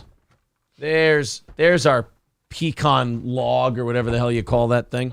Well, anyway, with this Andrew Callaghan thing, we did the video that the accuser made, and it really did seem like Andrew Callaghan and her were having like a makeout session or something like that, and he would go for it and try to escalate things, and then she would say no, and then they'd keep making out, and she would say no, and then they'd keep making out. My problem with the accusation that she's making is that if you don't say no to all of it, and you don't say, no, we're done, we got to cut this off, I don't know. Like, making out is, like I said, sex is on a gradient. It's not like there's making out and that's a category. There's a hand job and that's a category. There's grabbing tits and that's a category. There's fingering, there's eating pussy, sucking dick, like all that. It's not different categories. It's the same thing on a gradient. Yeah. So if you start making out with a guy, he's going to try and have it lead to fucking. Well, he's going to see how far he can take it. He's going to see how far he can take it. I don't fault somebody for that because you're right. You open the door. So then if you don't want it with that person, you have to cut off the making out as well. Like, you have to cut all of it off. You have to say, oh, no, I don't want to do that tonight. Like, there is no, oh, I just want to make out or I just want to do this. Right. Like, that, I'm sorry. It's just, if he, like, she even says in her video, she goes, I gave him consent. I told him he could. End of story then. Right. She said, I gave him consent. Well, then you regretted it the next day. Well, that doesn't mean that Andrew Callaghan's a rapist or a sex pest or everything else. He's maybe a little aggressive. He really wanted to get laid, and he kept going for it until he either got shut down or he got it. But you never really shut him down. No, I don't. It seems like a non-story to me. People want to treat what Andrew Callaghan did or what Aziz Ansari is accused of doing like it's Harvey Weinstein. And it's just not. You can't put these things on the same level. There's different. What Andrew Callaghan did was probably a little aggressive and a little creepy, but he got the yes. Yep. He got consent and he had sex. If you don't want a creepy guy like this to be having sex with you, don't invite him into your home. Don't invite him into your bed. Don't be intimate with him. And don't say yes. Tell him no. It sounds like every time she said no to him, he would back it off. It's not like she said no and he did it anyway. Well, what bothers me too is like you'll get girls, when the girl is asked them, why didn't you say no? She'll be like, oh, I didn't want to be a bitch or I didn't want to be mean. No, be the bitch, be mean, because you're going to be that later when you accuse somebody of rape when you said yes. Yeah. Okay. Andrew Callaghan, the all gas, no brakes host and star of HBO's new documentary, This Place Rules, is responding to sexual misconduct allegations against him, claiming one of the alleged victims asked him for serious dough before making her accusation public. If that's true, yikes. That to me completely invalidates anything she's saying. Mm-hmm. Because she's already saying that she gave consent. She's already saying Andrew got the yes. Now Andrew Callaghan is saying that she tried to hit me up for money. She tried to blackmail me before she went public with this shit. If that's true and she admits that, Andrew should be canceled from nothing. He should be allowed to have his career. He should be able to sue her, I believe. Yes, because once you put the word rape or like a rapey word with sexual a guy, assault, a sexual assault, sex pest, like yikes. Boy, have you wrecked a guy's life. Right. So to me, what's weird is the internet, whether it's Ethan Klein or anybody or Philip DeFranco or any of these bitches that go commenting about this shit. First of all, they liked Andrew and then threw him under the bus immediately. If a guy were my friend and this was the accusation, I'm not saying I would go out and full-throated defend him because I don't know what happened, but I'd be like, hey, guys, this is one side of the story. She even said she gave consent. I don't think this is the story that you're making out to be. I'd stand up for my friend in this situation. I would too. I'd stand up for a guy in this situation. But like, she let him in. Ethan and Philip DeFranco are two of the most cucked out creators on YouTube, and they're doing the, oh, he did wrong and he needs to atone and it's problematic type of, like, no balls to protect their buddy or defend their buddy whatsoever, when clearly this woman has a less than credible claim to any kind of sexual assault. Again, a guy aggressively went after sex. People do that. Not a crime. Pretty common. Right. You gave it to him. You regretted it later and said, he broke me down. Okay, well, he's not a mind reader. You said yes to sex. You agreed. You were a co-participant. I mean, maybe you're being a little weak. Like, have we ever said that before? But like, he broke me down. But the internet makes me feel crazy because you read all their takes like, Andrew's a problem. Andrew's this, Andrew's that. Andrew's a guy trying to get pussy. All right? That's me. Is he creepy? Yup, he's creepy looking. Is he one of these progressive guys who claims to be totally down for women but then is a total creep? Yes. But they all are. All of them are like that. All of these really progressive male feminist types, they're all trying to get into women's pants. Aggressively so. But you can't give it up and then regret it the next day and take it back. That's not how it works. And if you ask this fucking guy for money before you went public with your accusation, to me, that's blackmail. It is blackmail, and I think you're right. He should sue her. A legal rep for the journalist tells TMZ, Andrew is devastated that he is being accused of any type of physical or mental coercion against anyone. Conversations about pressure and consent are extremely important, and Andrew wants to have these conversations so he can continue to learn and grow. don't fuck crazy bitches. How's that? I've said that before too. How many times will a guy stick their dick in crazy and then have to deal with it later and be like, I just don't understand why I'm going through this. You've got to do your homework too. I'm not saying this as a political statement. I'm saying this because I've noticed a trend with people like this. If a woman is still really like hung up on Donald Trump, don't fuck her, because it could end up being a problem. Yeah. You did something wrong. You didn't do everything right. This and that. And I'm sorry, but the woman who accused Andrew in that TikTok came off as one of those types of people. And she even said, she's like, I appreciated his progressive politics. Any woman who says that, do not touch her. How about any woman who is obsessed with your politics? Yeah, don't touch her. Don't do it. Now, he also said, while every dynamic is open to interpretation and proper communication is critical. Okay, that's his passive-aggressive way of saying, look, even though she told me I could fuck her and I fucked her and that was communicated, I'll still throw out some weak-ass apology because I don't want to get in trouble. You have to know. But that's what that sentence means. Yeah. Repeated requests for money should not be part of these conversations. Okay, good for him.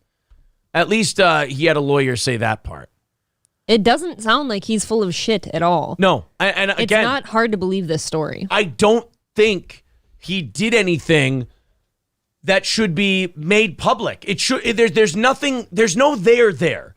Okay, you guys had a weird, awkward night of sex. Mm-hmm. It happens. You're young. It's going to happen a lot more. It's not the last time. You had some awkward sex. That doesn't mean you go to the entire world and you blab about it on TMZ. Probably got money.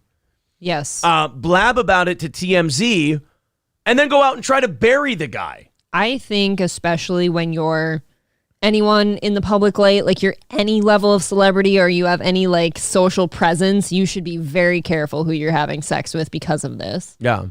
Because you're right. She probably did get a payday from TMZ. She's like, oh, maybe if I sleep with somebody of slight relevance, I could talk about it. And now she's hitting him up for money. Stormy says, he said, she said, should never stand up in a court or within a trial. Where is the evidence? Well, yeah, that's the toughest part about stuff like this is it's all he said, she said. But it's like, as far as Andrew goes, like, I think it's easy for people to jump down his throat and go after him on this because he looks kind of creepy. Okay, but there again, that's pretty low-hanging fruit. Right. There's plenty of unattractive dudes out there that still have sex. It's absolutely, you're absolutely right. But I'm saying, like, the reason I think it's so easy because, you know, every personality on the internet is terrified to say the shit we're saying. And what we're saying is not that crazy. It's not that edgy. It's not. And this type of story is not hard to believe in the slightest. Yeah, I mean, Ethan, Philip, they're all throwing him under the bus like, oh, what he did was wrong. What he did was terrible. What he did was a little aggressive. Absolutely. And it probably made for very awkward sex between the two. But the guy did nothing wrong. He did nothing illegal. He was a little aggressive and it led to awkward sex. That is not, that's not anything you should be punished for. People don't know how to deal with any level of being uncomfortable for a little bit. They can't deal with it on their own. Like, that type of shit is not uncommon. There's been situations all over the place where guys will aggressively try to have sex and the girl's always like, oh, I don't want to be mean. And, you know, and then they have the sex anyways. They said he could, and then you regret it later. Right. Every time we have sex. It's exactly it. I regret it. Is that how you feel? I regret it? I regret it later, and April pressured me into it. I can't even go along with the candle just burnt out on our love life. I can't even go along with that one because nobody would believe it anyway. Now relight the goddamn candle. I trust everything you say. You gay? It says here on your chart that you're fucked up. You all right? Are you gonna make it? All right. There's a can of bleach over there. If you chug it real fast, you won't feel a thing. Are you? Wow. Oh my God, she could be an actress. Are you going to do it? Can you get one to roll? What are you thinking about? Your dog dying? Can you get one to roll? Oh, come on. Get it to roll. Get it to roll. Oh, you're very sad that I regret sex all the time? The only time I regret sex with you is when I don't get it. Am I right? It's not what you said a minute ago. I know. Just a Dabbler says, can I get the shed in the divorce? Wait a minute. Why does our divorce get you anything? Dude, even I wish I had a shed to get in a divorce. Now Edward not very sympathetic to your cause. He says, cry harder, bitch. Look, it's wet. Oh, it's wet. There you go. Oh, is it really? Oh, I'm sorry. Get the fuck out of here. I'm sorry. I apologize. You confused me. That's all. Tom says we're at 250 likes. Oh, shit. We need to hit up another 50 likes before the end of the hour. I'm sorry. I lost track of time again. We're at 250 likes. Everybody hit the like button now. Or you know what I say, April? I don't think they should. I don't think they should regret things that are important to them. I don't think they should hit the like button. You know what I think they should do to that like button, April? Fuck it aggressively. Oh, I was going to say smash it, but. Well, I'll just fuck right off then. Yeah, I was going to say they should smash the like button. I'm going to go pee. All right, 200. That was fun to announce, wasn't it? April's going to take a nice hot piss is what she's trying to say. April's going to take a nice hot frothy piss. That sounds like fun. Buzzard Bob says Aaron and April are made for each other the way they can joke about sex talk. All right. Guys, let's hit that like button. Give me the like counter real quick while April's in there taking a frothy urine. What do we got? I heard 250 last time. Hit the like button. Let's get us up to 300 by the end of the hour, or since we're at the top of the hour here. And then what we'll do is we'll get to 400 by the end of the show. All right, 263. So we're already climbing. You guys want to see something gross? Check this shit out. This is like a pecan maple thing that we got yesterday. So is good. All right, 265 is where we're at likes-wise. Let's get it up to 300 while I sit here and chew pecan maple log, which I believe is what April's doing in the bathroom right now. Pecan maple log. Oh, Jesus, that was disgusting. I apologize. I don't know how those mukbang people do it. They sit there and they shove food in their mouth and talk to people. It's so unseemly. All right, come on, guys. Give me the like counter update. You guys are usually really good at this. I know it's been a sleepy Friday. We haven't given you a great show, but let's hammer it home, huh? Let's get to that 300 likes for the top of the hour, and then we got a bunch of other stuff to talk about. Oh, another death, this time of an inanimate object. I'll let you guys sit on that for a minute. 273 is where we're at. Come on, guys. Smash it up there. Let's get to 300 and continue our show. 271 likes. There we go. 277. Oh, we're getting close. 23 more. Oh, you got a big old slice, huh? It looks delicious. Would you like the rest of it? No. Suddenly, I'm not very hungry. Apparently, you don't like sharing anything with me. Birdman says we just cracked 280 likes. So that means 20 more of you. Got to throw it down and hit the like button. 282 likes. Be Kind Rewind says, I'm sure it's average. Yeah, it's an average piece. April said you got a huge piece. Oh, I said slice.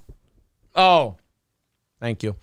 285, we're 15 away from 300 likes. It's so disgusting. What is wrong with you? To talk into a microphone while you're chewing. Oh, I was going to say you made a mukbang comment. Do mukbangers really talk to people, though? I think they just eat. That's how they do it. I thought they talked while they ate. All right, 292. We are getting close to 300. And then after that, we're going to get to 400 at the end of this hour. Union Jack with $2 says, I hit the flag and reported the video. Is that right? No, thank you for the $2, but that is the wrong way to handle this. All right, guys. 8 away from 300. We're going to get there. Can I have a little piece, master? That's not how you say it. Massa? Thank you. Yes, you may. Thank you. I'm going to take the tiniest nibble. 295. 295 likes. We're 5 away. We'll get there. And then, of course, 400 by the end of the show. Everybody's hitting like. Everybody's having a good time with a Friday show here. How is it? So good. Isn't that delicious? It's like a maple pecan caramel streusel for like coffee cake. I have coffee with it this time. I'm excited. Oh, aren't you just a total package? Like Lex Luger. You know what? I am, and somebody should appreciate that. I'm sorry. And I will do better. Thank you. From this I day. feel like Cardiff when I say thank you now. Thank you. From this day to the end of my days. Thank God. I will do my best. All right, 294. All right, fuck it. We're not getting to 300. We're failing on this one. What do? You can't hit them all. And we have to earn the like button anyway. So today looks like a 300 like day rather than a 400 like day. Sierra Mist is going away. That's fine, right? No more. Yeah, it was kind of like the redheaded stepchild to Sprite anyway. Nothing tops Sprite for me. Not even 7-Up. I feel like Sprite is just like when you've got a nice cold can. Never drink out of a bottle, by the way. The cans are better. Why would you? Here's what I never understood about Pepsi. Isn't 7-Up a Pepsi product? Or is it not? Am I? Ooh, now I don't know dumb? either. No, I'm looking at it like I don't know either. Or is 7-Up an independent thing? Maybe. I always thought 7-Up was a Pepsi product. Why would you have 7-Up and Sierra Mist? Like, why would you have? Like it's like incestual. Yeah, almost. You know what? You know what my problem with Sierra Mist was versus Sprite? Always more syrupy than Sprite. Sprite is so crisp. I like. You're right. I like very non-sugary things. Like I want a crispness to them. If I have to drink sugar, I want it the least sugary. Okay. Without being diet. They're saying 7-Up is independent, like Dr. Pepper. Okay. Well, it's kind of gay. I don't really like independent sodas then. Oh, really? I don't like Dr. Pepper. You want them all under the corporate umbrella of one or the other. Yeah, I really do. Okay. Well, look. They taste better when they're corporate. I hear you. Hey, that idea you wrote down earlier? I'm in. This one? No, not No, not that one. I didn't say Too the close. word. I said Faye Dunaway, the actress. Faygo, the soda. Yeah, exactly. I want to drink That's some delicious. Faygo later today. This? Yeah. And then the one down below it. Okay. I don't want it if the answer Don't forget is... this, by the way. The Alex Jones thing. Oh, yeah. We'll look at that. I don't want it if the answer is okay. Who am I, Andrew Callaghan? You can't accept an okay for breakfast pizza? Oh. Is that what we're calling it these days? On January 11th, PepsiCo announced the launch of Starry, a new lemon lime soda that will replace Sierra Mist. So wait, they're marketing this towards homosexuals? I'm to understand? Why would you do this, though? Like, don't just get rid of the lemon lime soda. The market's clearly saturated. Right. I mean, Pepsi thought that the problem with Sierra Mist was not the fact that they made a shitty lemon lime soda. It's the fact that it was called Sierra Mist. Yeah, I don't think that was your problem. It's kind of like, what do you consider like the ginger ale? Isn't it Canadian Dry? I think so. Like nobody else Canada knows Dry. anything else. Canada Dry? Yeah. Yeah, just if there's a superior soda, go for a new flavor. That's it. Right. Although Sierra Mist was one of the most popular sodas in the U.S., boasting $1 billion in annual sales in 2021, Sprite's popularity severely outpaced the soda. Wait a minute. But if it was doing well...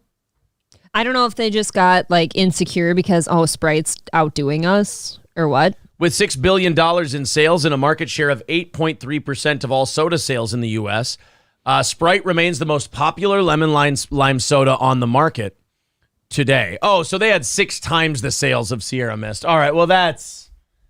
See, that's fine then, but don't try to bring back another lemon lime soda. You have to do something new now. Well, they see all that money in the lemon lime soda game, and they want to try to get some of it. They want it to be like a 3.5 billion, 2.5 billion split instead of 6-1. Do you not see how this is like trying to outdo Pepsi or Coke now? Like, let's just get a new they are cola. Pepsi.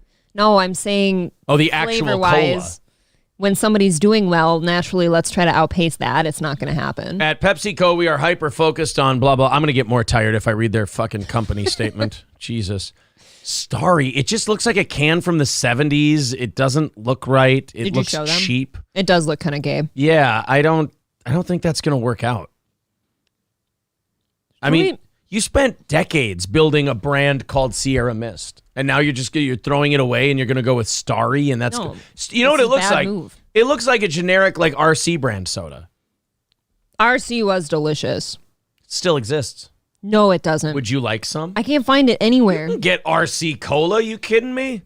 Hold on a minute. I feel like my life has been a lie for a few years. I'll feed you, baby bird. Here we go. I'll get you. How can somebody say Sprite sucks? I feel like you can't be an honest person and say Sprite sucks. I mean, if you don't like lemon lime, that's pretty easy. No, they're saying right? 7-Up is better. Yeah, here you go. You can get a 6-count of half-liter bottles for $3.28 at Walmart of RC Cola. That's what my problem is. I hate Walmart. I don't go to Walmart. All right. Well, sorry. Now you can't get RC Cola, so you can't complain about it if you're not willing to go get it. I feel like the Superior Cola. They're saying Casey's should have RC Cola, so you'll find out. Do they really? Uh-huh. I feel like the Superior Cola is Coke by a narrow margin. I can see how like Pepsi is okay. Sometimes it's got a slightly different like spice in there somewhere. Barks is the best root beer. I know that's a contentious one. Barks or A&W? I see. I got to go Barks. I think I'm a Barks man. And then Sprite. I'm a Barks man. Sprite is the best lemon lime. All right. And then Crush is better than Sunkist. I don't think that Coca-Cola and Pepsi are that close, actually. I don't give Pepsi that much credit. I think Coke is a far superior product. I never go for Pepsi. It goes Coke, Dr. Pepper, Pepsi. I'd even put Dr. Pepper ahead of Pepsi.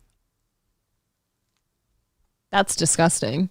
I just realized you said that. I could never put Dr. Pepper in a lineup for G. myself. Sartell says, see what happens when you're tired? Your hearing stalls, doesn't it? I just slowed down. It's like I was a robot and I had to process shit. You were buffering. Yeah, they're Pepsi saying, is too sweet. I agree. all right, mug root beer and dad's root beer is what we're getting from other people.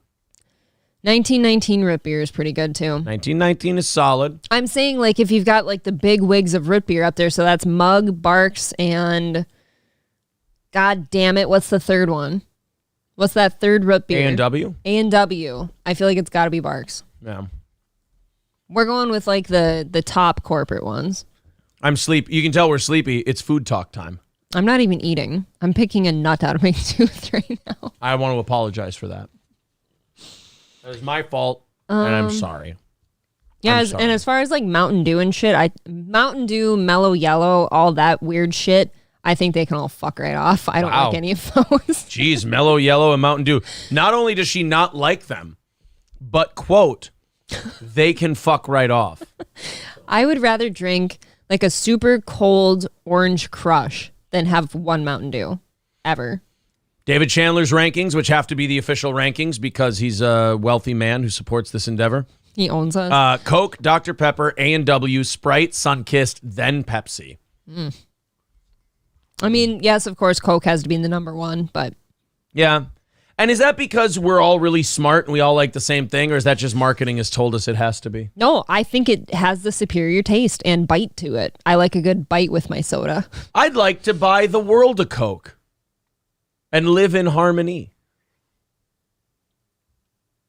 I'd like you to leave it to Don Draper, but all right, fine. That's okay. Don came up with a very good ad. We got a few Twitch stories. We got 2 Twitch streamers that just got banned yesterday. Oh, for nothing, I'm sure. Well, here's one of... I think they're both for nothing. But that's kind of Twitch's thing. Twitch just bans people for nothing. This table is too cluttered and I'm losing shit. I can't help it. So anyway, Twitch just banned a streamer for showing their feet. There. Like, apparently you can't do feet now on Twitch. A Why Twitch not? streamer named Just Kath was recently banned for showing her feet. Twitch is a very interesting little website that seems to be constantly at the center of controversy. Well, that's the thing. Like, Twitch is now more known for the stupid shit it does than for being, like, a place that has quality content. It is. It's the problematic platform. Yeah. Twitch is just a place where dumb e-thoughts go to try and rake in as much cash as possible. Oh, I just got really angry. You can't ban somebody for showing feet when you've got Amaranth on there. Right. You can't do that. Amaranth is kind of the measuring stick of, like, that's bullshit that you banned that person. Yes. Like, you have a woman who's basically dry fucking her chat the entire time. And this You're all person... just dry firing? Yeah, and this person shows feet. And Twitch is like, well, look, you don't make us millions of dollars a year. You got to go. The only way I can stand up for Twitch is if these feet were, like, disgusting. Like, just, you can't show people those feet. They have nightmares now. Twitch is for mentally ill, immature people to have drama, play video games, and show their tits off. That's about what it is. Like, you're not going to find interesting shows on Twitch. Every time we bring this up, I start feeling kind of guilty because I know we have friends that do their shows like on Twitch, but it's like you could have a good show and bring it somewhere else too. I get that they're monetized, so they don't want to move it, but they got to try to get monetized on YouTube. Just the risk of being banned for complete bullshit on Twitch is too great for me. Not only that, with Twitch, it's like you can do your show live. They don't send it out to anybody. There's no way to attract new audiences. You don't have like clips you can put up that people go out and try to watch on demand. The on-demand system is dog shit.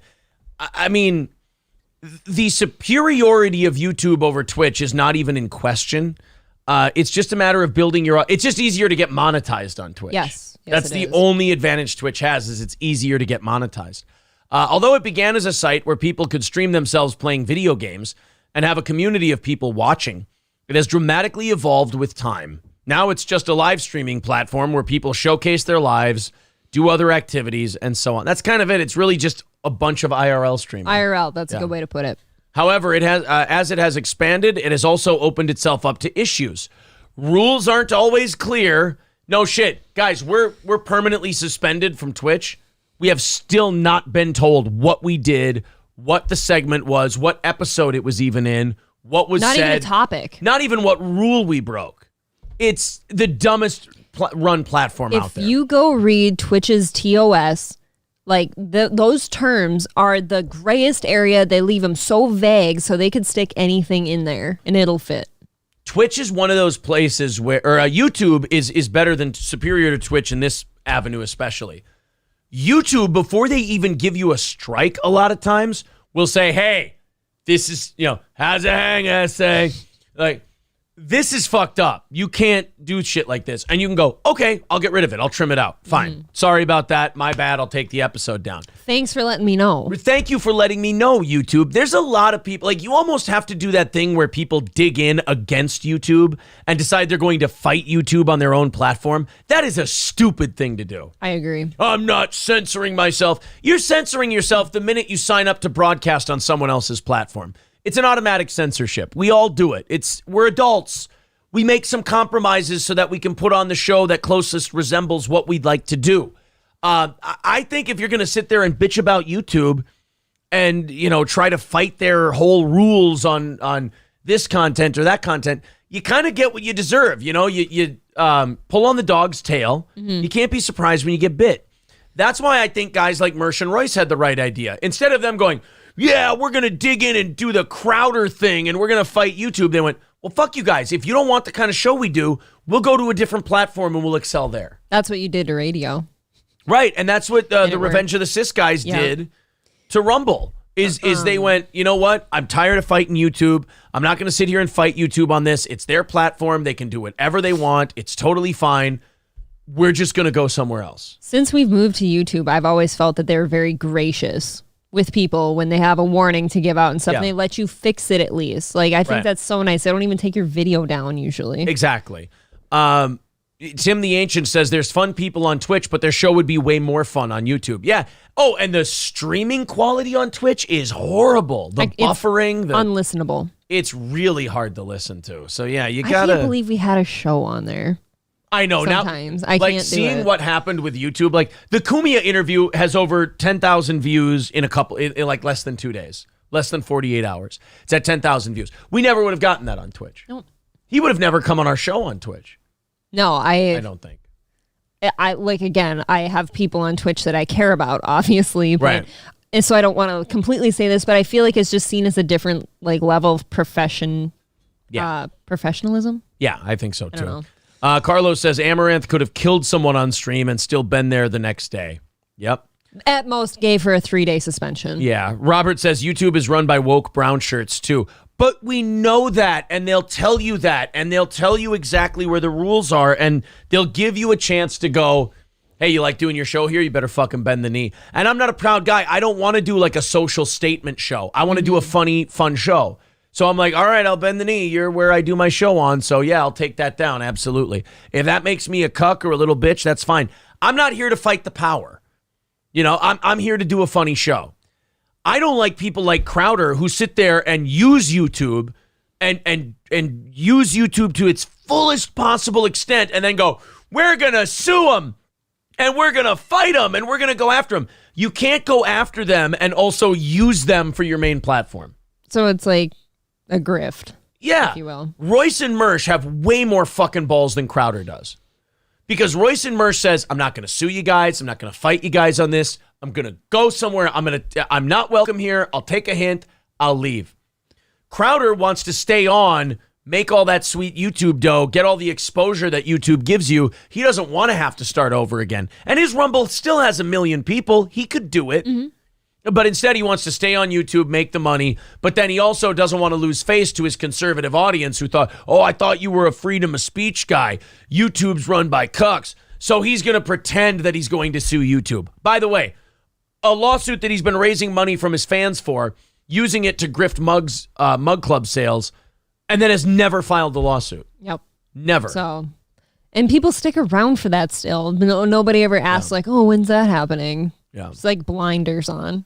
Gravy Show says you can find my show on Twitch, but also on Odyssey and Rumble. Twitch does have a nice smart TV app, though. Oh, okay. Well, that's definitely an advantage. There's certainly perks to Twitch, of course. There's perks to everything. It's just the negatives seem to outweigh the good for us. Yeah, I think so, Not too. to mention we can't even get on there.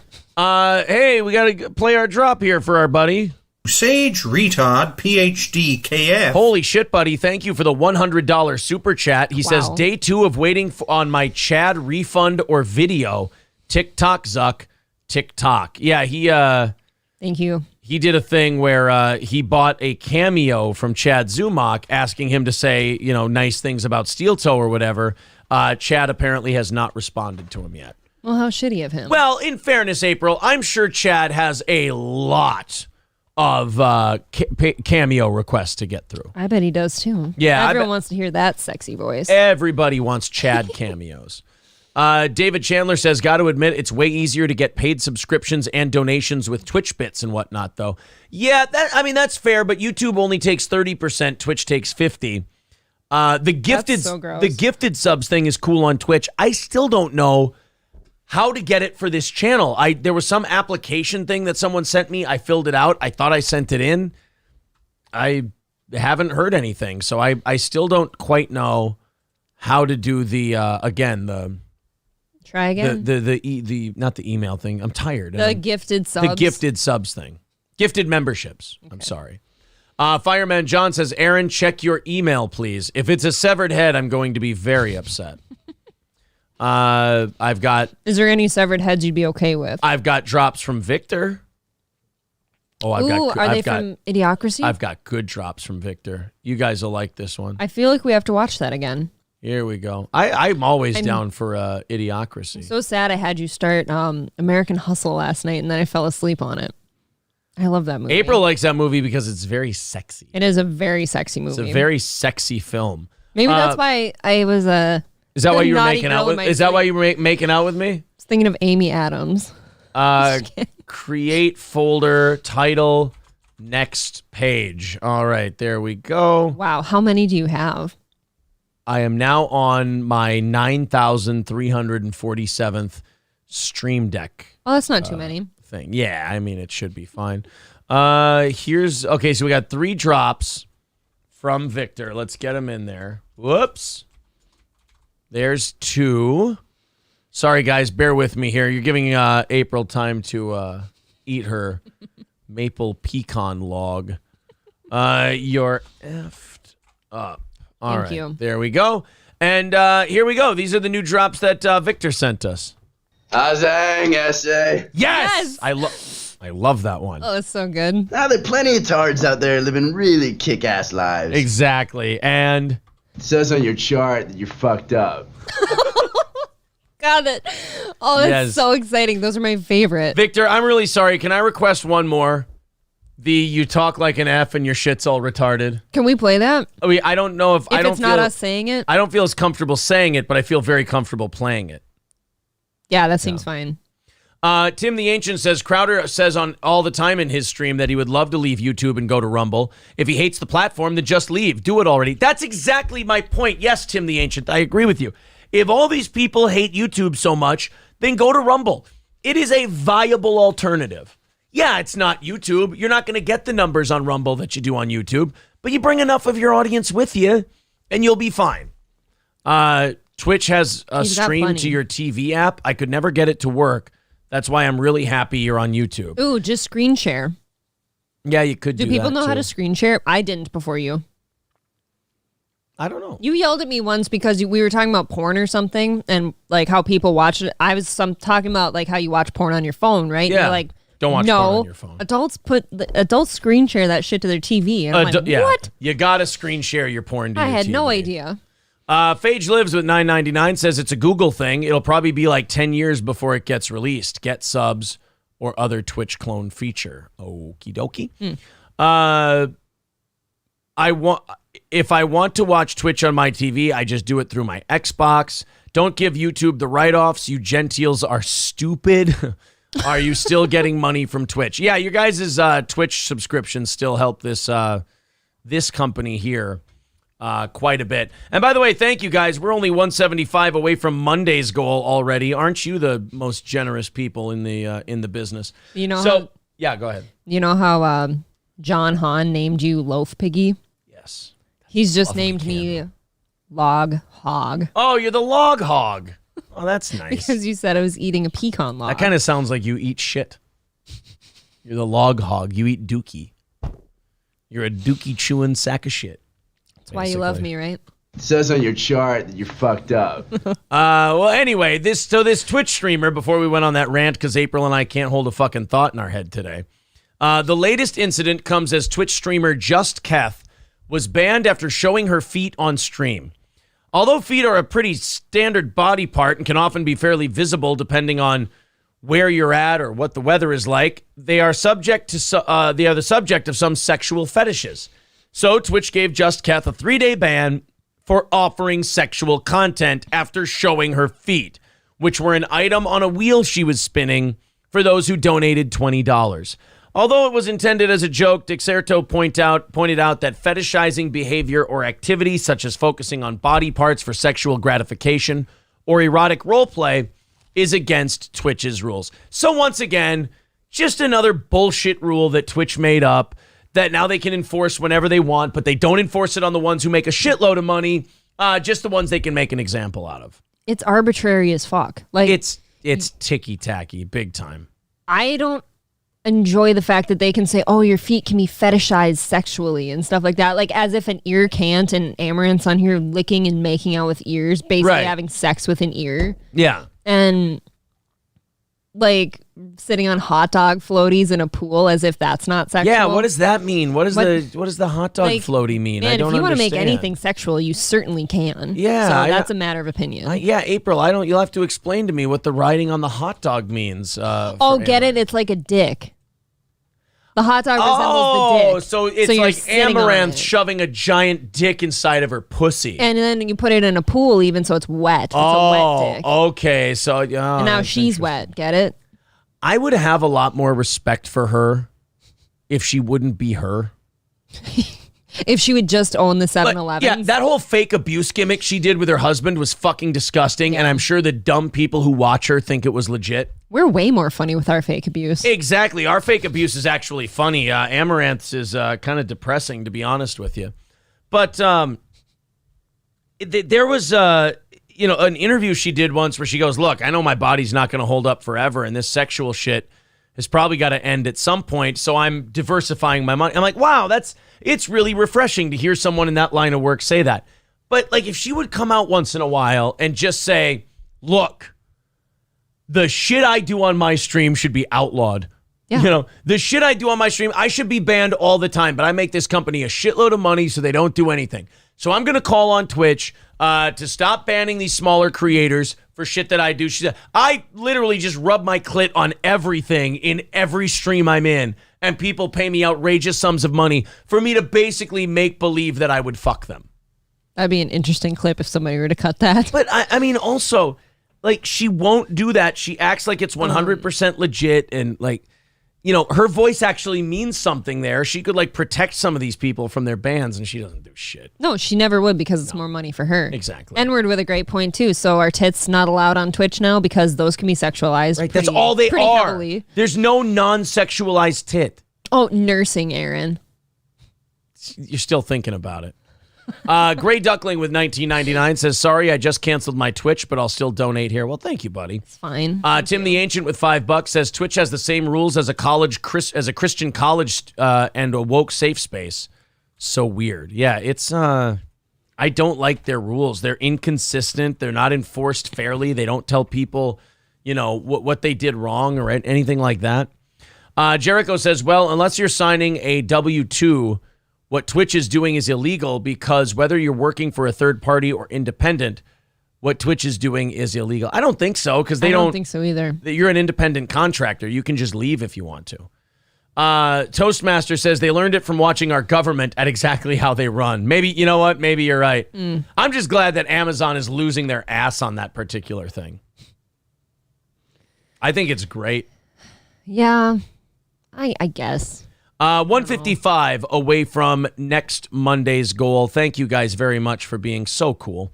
AI VTuber has been banned from Twitch after denying the Holocaust. See, now this Okay, now this one is fine, right? Okay, but let me take okay. Let me you know take what? the Never mind. let me take the extreme free speech position here. That's what I was going to do. I don't know what YouTube's rules on this are. I will say unequivocally, I do believe the Holocaust happened. But let's say theoretically, The whole 6 million too. the whole deal. I think it was probably like 6.3. But anyway, let's say that someone wanted to do a show, and they mentioned that they believe in certain conspiracy theories regarding the Holocaust. Should that in and of itself be enough to ban somebody? I feel like they should have to say something like attacking someone directly or, yelling at a Jewish person directly or saying that this should happen to Jews, this should happen to Jews. I don't know if just expressing a belief in a conspiracy theory should get you banned from anything. I am completely on that same stance. I brought this up in the truck the other day. Like, I don't understand why just somebody asking questions means their life is over now. Right. Especially if the question they're asking is one that's easily refutable. Yeah, then just tell them what the truth is. Exactly. Big deal. Well, an AI Twitch VTuber received a 2-week ban a few weeks after denying the Holocaust. There's a sentence you probably thought you never heard you read, or maybe you keep up with AI VTubers and you figured it was only a matter of time before you... Well, yeah, that's the problem with these AI creations, is they all get created by these companies and they're like, won't this be great?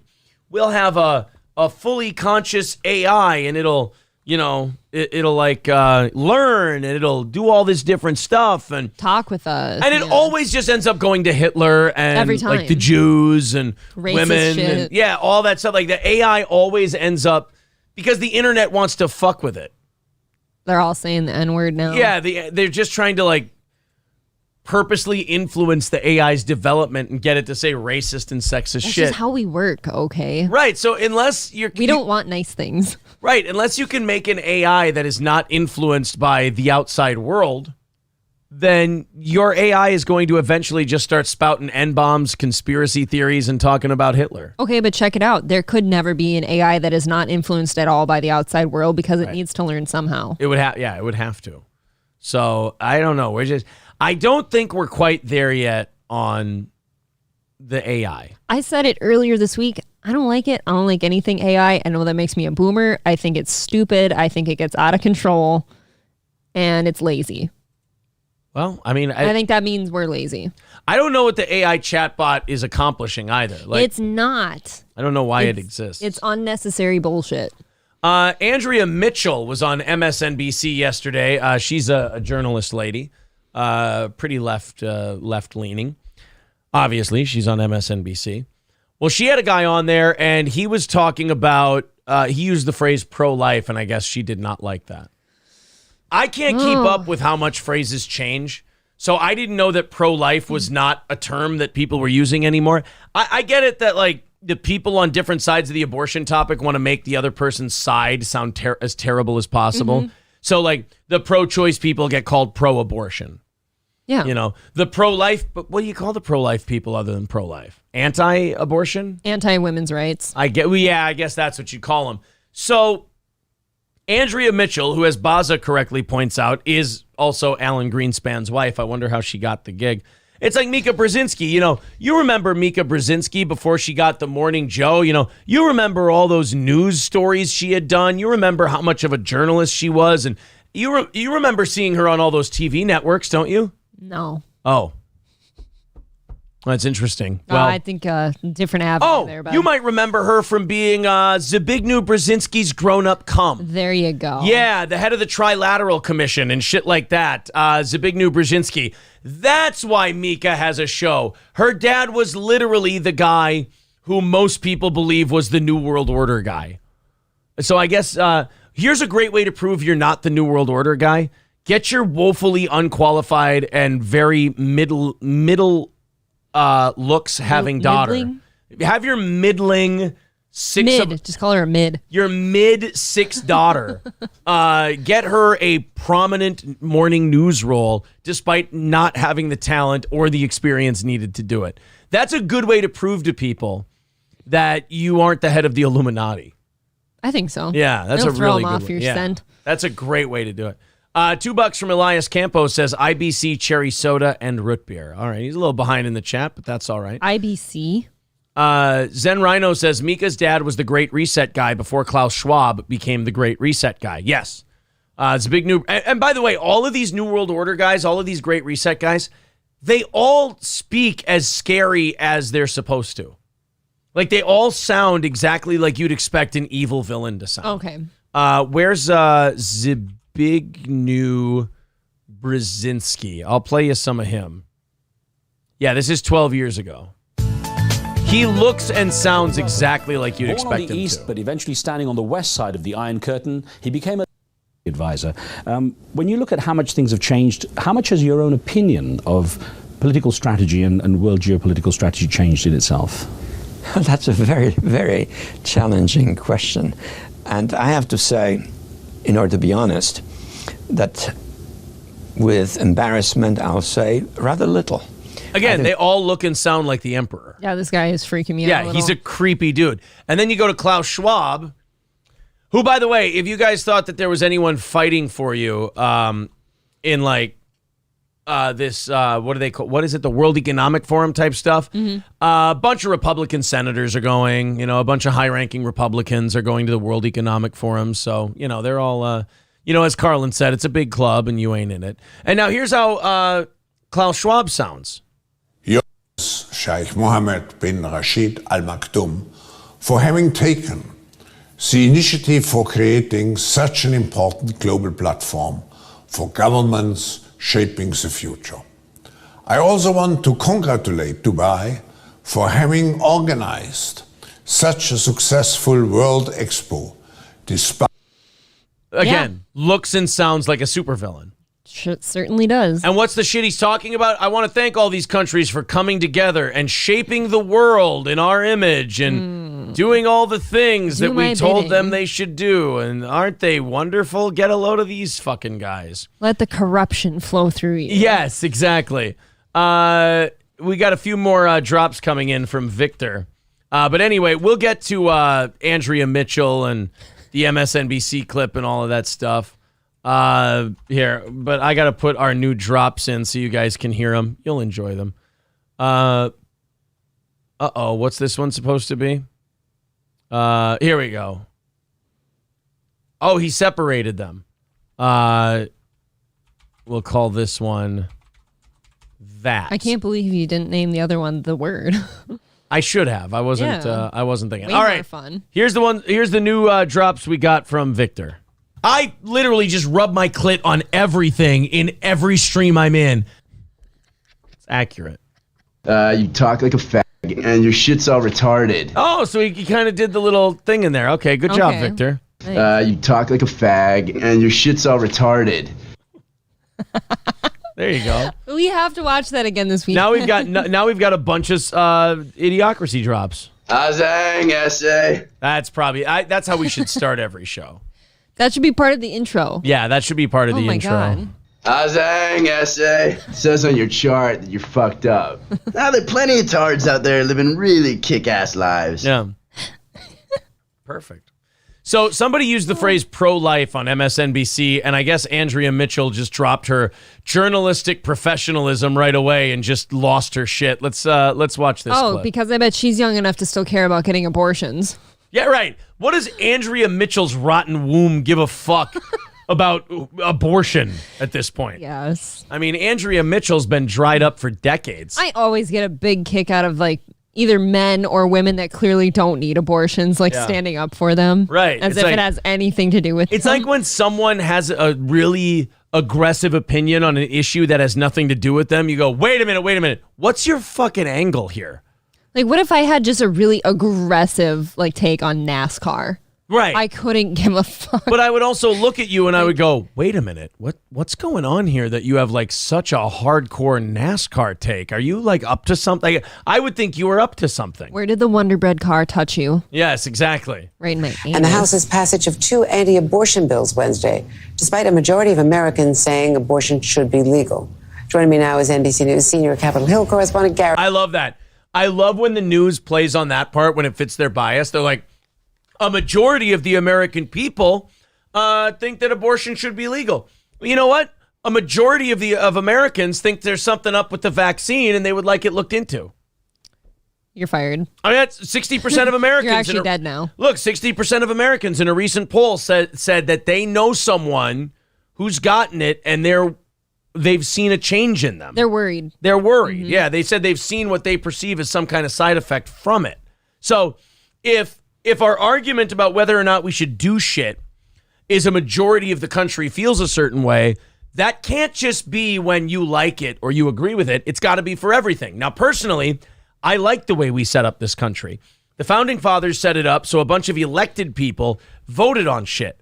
Because if you give the population, in mass, if you give everybody one vote and the popular vote gets to decide everything, then you could just have what's called the tyranny of the majority. Mm-hmm. 51% can just stomp out the rights of the 49%. Yeah. I like having, I know that sounds a little cucky, but I like having elected representatives go and speak for the people. Not that they do that, but I like that idea. Garrett Hake. Garrett, Speaker Kevin McCarthy held a press conference this morning. I want to talk to you about that, but also point out we had Nancy Mace, of course, the Republican from South Carolina, on yesterday, and she spoke very, passionately about why she thought it was the wrong tone for her caucus to be pursuing this abortion legislation. Notice when someone's speaking out as pro-choice, Andrea Mitchell's she spoke out very passionately about this, and she was she was trying not to say beautifully. She's being dramatic. Yeah, and she's all for it. And now watch when it's not about the position she wants it to be about. Legislation and why it was unfair to women, especially women who've been subjected to rape or incest or other forms of sexual violence. And she ended up voting for the abortion measures. Explain that. Well, she told reporters after the fact that at the end of the day, she was, as she described herself, pro-life, and that she felt that it was important to vote for these measures despite their potentially politically damaging or politically unappealing appearance, if you will, for Garrett, future voters. Let me just interrupt and say that pro-life is a term that that an entire group wants to use, but that is not an accurate description. No, that is literally the description. Wow, what a bitch. Yeah, thank you for saying it first. Jesus. I just want to say, that, by the way, that's not a non-biased news person sitting behind a news desk going, excuse me, Garrett, pro-life is not a real thing. That's like a college kid argument. But that is the term. That's the one. Literally the term. It's literally always been pro-life or pro-choice. That is it. They're pro-life because, in their opinion, the baby is a life, it is alive, and you're ending it, and they want that baby to be born. They are pro the life of the child. That's where pro-life comes from. I don't want people saying that, pro-choice is bullshit, it doesn't exist. No, they're pro a woman having a choice to have an abortion or not. Pro-choice and pro-life, you may hate those terms. They are an accurate reflection of how those people feel. Super accurate. Yeah. But she can't even... This is what I don't like about the Overton window shifting about what we're allowed to say and what we're not, because it's just this slow creep of like, now they're working on these mass media people. They get into people's brains. So now we're working on removing the entire term itself. Not, are you pro-choice or are you pro-life? We're going to shift the Overton window over even more to this direction and go, not only that, pro-life doesn't exist. It's something you made up. You're just anti-abortion. You're just angry. This screams to me like somebody who must be feeling really shitty about something in her past, honestly. I'll tell you what she feels shitty about. Having to fuck Alan Greenspan. Oh. I'm using it because that's the term she used to describe herself, Andrea. I understand. Awkward. Anyway, that was her explanation. So she just interrupted this probably just fine gentleman trying to do his job, by the way. Interrupted this guy doing his job and then totally killed the flow of everything they were doing.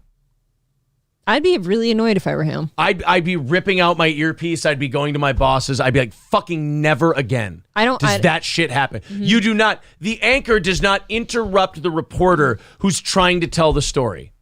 Never. Right. All he was doing was quoting someone, by the way, and quoting them accurately. Yes.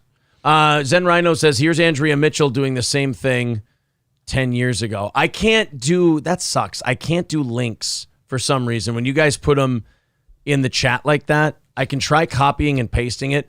But Zen, if you want to tweet that to me or something. Oh, no, here we go. Now it'll work. Some veteran Republicans. So this is 10 years ago. She's doing the same thing.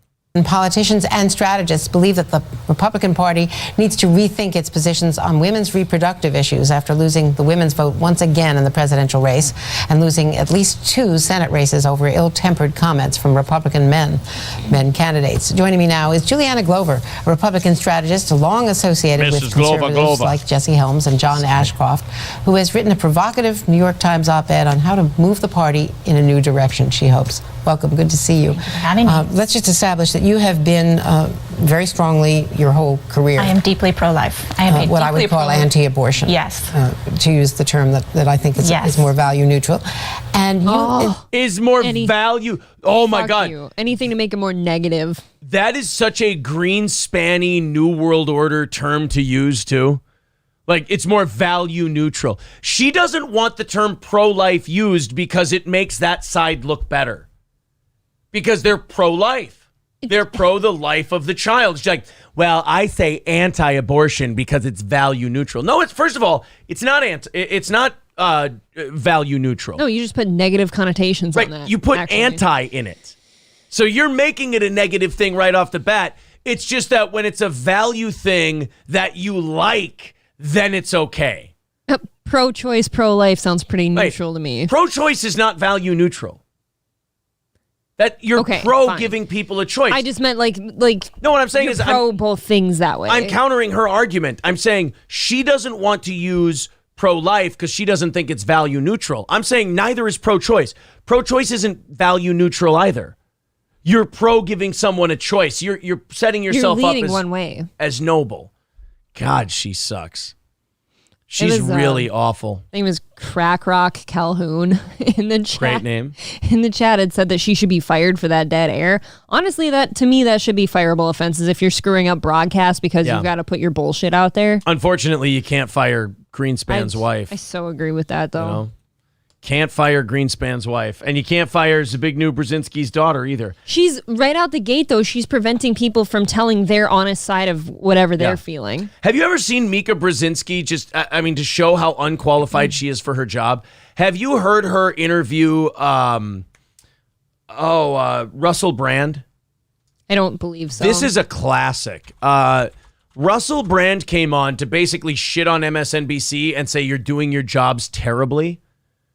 And MSNBC just sat there and giggled and like, oh, I thought you were supposed to be funny. Russell Brand comes in there. Joe Scarborough is out this day. This was like 7-8 years ago. Mm-hmm. Joe Scarborough was out. Mika had to fill in and host the show.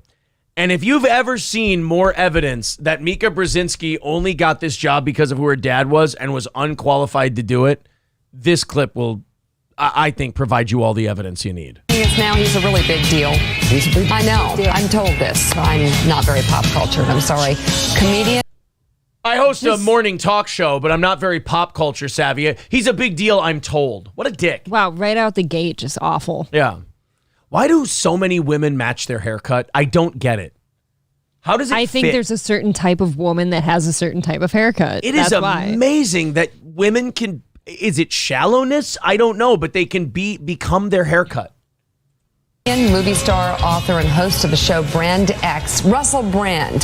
This summer, he's embarking on his first ever worldwide comedy tour, The Messiah Complex. Katty Kay and Brian Shackman are... Oh, and by the way, it was shortly after this when he kind of abandoned liberal politics and started shitting on everybody like Jimmy Dore, that he stopped having movies, he stopped getting booked, he stopped getting gigs. Like, he's basically a YouTuber now. Nobody wanted him. Yeah, because he went against the ethos. here as well, and he already told Brian that he might want to disrobe. I'm just saying. I just thought maybe I could loosen up a little, show a little more chest hair, and he said maybe I should do a little more. I only think Russell can do that. You look fantastic. Yeah. That is a very kind compliment. You also look beautiful. Brian, you are free to wear whatever you want. This is one of your freedoms that is afforded to you. I appreciate that. Uh-oh. Silver boots. The boots are I want to see them. Come on. Put them on the table. Kinky boots time. Wow. And There Twitch. are some boots. Yep. No more Twitch for Russell Brand. He's done. So first of all, this is supposed to be an MSNBC, like a news channel interview. And these two broads are completely lost already. Lacking any kind of professionalism. Let's see it. Can we see your boots? Can we see? Could you see Walter Cronkite sitting there on the news going, all right, now we have Marlon Brando here. Marlon Brando is going to talk to us about the social implications of his Oscar speech. Marlon, would you like to show us your feet? Oh, I can see it. Yeah, I don't. Beautiful sight. Yeah. They're nice. Yeah, put your feet up, relax. I wouldn't do that. I don't want to disrespect your program. Okay, no, You did ask to see. No, I did, and I You're liked a fellow English woman, so and we I felt obliged. We talked about kinky boots recently. So yes, it's a fantastic show. You have to go. Okay, Russell. Ooh, sorry about that. I That's didn't all realise right. it. You just disrespected the table. The table This is is a a mess. Jenga. It's like you're This is, isn't it horrible? This is unlistenable. It's just an awkward mess. Nobody knows what they're doing. If the host of a show doesn't show up and you're still going to put it on the air, that means this person should be able to direct the show. Have a solid backup. Nothing. It's a puzzle. It is. I'm sorry about that. What is Can the I help solution? you? I think we could try to pull it back in. So, all right. Yeah, the host just gets up in the middle, leans over with her tits out, and just pushes That's it what I was together. just thinking, like, as if, I don't think that was unintentional. Fucking awful. Careful, because that's a low-cut dress. Oh, sorry. Okay. See, he even talked I'm only Wow. flesh and blood. I've got instincts. Oh, okay. Tell me what you need to know. He turned her into a middle school girl right there with just one. I'm only flesh and blood. I've got instincts. Oh my! Russell. Russell. Joe never talks to me that way. Probably because he's fucking married when we started doing the show together. Piece of shit. I'm just going to have a drink here. Yes, the old fake Republican saw a chance to mount the New World Order's daughter, and he decided to make that. He decided to make that unholy alliance on Skull Island. Good job, buddy. Wouldn't you? Fuck. Okay, Kenny, question. Messiah Complex. That's the name of your tour? Yes. Do you have one? No. It's a mental illness. Right. And you don't have that either? I hope that I'm here as a fully qualified professional gentleman. None of us are. Free from mental illness. Free from it. None of you. This is a hotbed of neurosis and Insanity. psychosis. Yes. Yeah. So even Russell is like, this is a hotbed of neurosis and psychosis over here. Like, he's even picking it up right away. He's like, you people are out of your fucking minds. He's not stupid. Yeah. A word, I'm grateful to be here. Yeah. But Joe's not here, so there are no messiahs. That's true. Although we actually bring more mental illness to the table than we admit, at least on this side here, for sure. On this side. This is awful. What the fuck are we doing? Like, I haven't watched this in a few years. What are we doing? Being gay. So tell me about the tour. You're starting in Abu Dhabi. Is that where it began? Yeah, it's in the... That reminded me of Jiminy Glick. All right, so you're starting your tour in Abu Dhabi. That sounds wonderful. You know, I heard that a lot of times in Abu Dhabi, they mail strange cats. Is that true? No, that was Garfield would send Nermal to Abu Dhabi. Oh, I love Garfield. Do you remember the one where he was eating the lasagna and it ended up all over his face? I tell you, that was just darling to me. I fucking love. I want to find like a box set of Jiminy Glick, That and would be fun. I just want to binge watch the shit out of Jiminy Glick. God, I haven't thought about Nermal in so long. Yes, cute little well, dude. Nermal was the cat that Garfield would send over, and then he would mail her to Abu Dhabi, and it just always seemed so mean to me. It's remarkably mean. It was Jiminy. It was a fake cartoon. Well, I know that. I didn't think. But do you think Garfield was real at any point? No. Or do you think that Garfield was always just kind of an amalgamation? Mostly a drawing. Okay. Sometimes I try to make my own drawings, and they just end up all messed up. So I just draw stick figures. Stick cats. Yes, stick cats, and they're always hilarious. Ew. Get out of here. My guest today is Chevy Chase. Chevy, hi. Is there going to be a Caddyshack 4? Of course. In a lot of Middle Eastern nations and South Africa and all across Europe, and of course in your wonderful country and in our country, I'm very, it's a really good tour. I'm talking about Malcolm X, Che Guevara, Gandhi, and Jesus Christ. Sounds hilarious. I know, I'm so in. Do you remember when Malcolm X got shot? That was very sad. Awful day for all of us, right? So tell us about your movie. And how these figures are significant culturally, and how icons are appropriated and used to designate consciousness and meaning, particularly posthumously. And what brings all those people together? They're all people that died for a cause. They're all people whose icons are used to designate meaning, perhaps not in the manner in which they intended. I kind of like that. That sounds dead serious. Though. It's funny when you do it as a joke. They're so bad at this interview that he's almost interviewing himself. I was just going to say he's taking over this set right now. Yeah, he's like, well, it's funny when you do it as a joke. I'm taking it seriously. I'm just when I'm doing it on stage. Can't we get 30 seconds? Oh, by the way, this is like the worst thing. This is Hack Interviewer 101. You have a stand-up comedian there, and you go, could you do some of your jokes? No, it's a big show, and it's in context. You have to hear it the way it's. There's a form. Can you give us 30 seconds of your... How the fuck can these people be professionally on TV when the minute the host leaves, they all just turn into absolute puddles of useless shit? You've already told us why they're here. Well, yeah. That's what I'm doing on stage. Can't we get 30 seconds now? Well, not really, love. I mean, Gandhi, this is go. how it works. Gandhi, go. Gandhi, go. I hope that's not your message to Gandhi and the people of India. No, it's funny though because I travel a lot. And all these people are at work, are they? Yeah, they're working. They're just at work. Yeah. Well, no. Work more quietly. They're Facebooking, actually. What are they doing? Facebooking. They're Facebooking. Yeah. Shopping. I bet they can't look at pornography. I bet it's blocked on their website, huh? Oh, I don't know. They've lost complete control. They've lost complete control. Oh my God, it's like hurting cats. Yeah. He's the cats. And by the way, if he respected them, he wouldn't do this. No. If he had any respect for them, he would not be doing He's this. a funny guy. He can tell he's got the run of the room. And he also realizes these people are fucking inept. And then how about her just throwing everyone under the bus? Oh no, they're Facebooking. Yeah. No, I don't know. They look pretty focused. But they're allowed to look at, if they wanted to, they can tweet, they can Facebook. Yeah, they have to. That's part of They're their probably job. tweeting right now. They're tweeting themselves senseless back there. Yeah. Lovely. That's to create the atmosphere of we're a hotbed of news. It's a working news. Yeah. They're actually actors. They're all fully qualified actors. Yeah. They're all just now looking for acting work. Oh, This is directionless. Why did you know about this? It's because I was on radio when this happened, and I played it on, I think it would have been the Steel Toe Show or late Aaron in the afternoon. Mm-hmm. I played this because I was like, this is one of the worst 10 minutes in television I've ever seen in my entire life. Seriously bad. Yeah. A pretty broad range here. I'm going to ask a serious question. Can I try? I'll try. Try. It's never going to I'll work. try. Go ahead. Everyone asks, what do you like better, TV, movies, or stand-up? But which one's more difficult?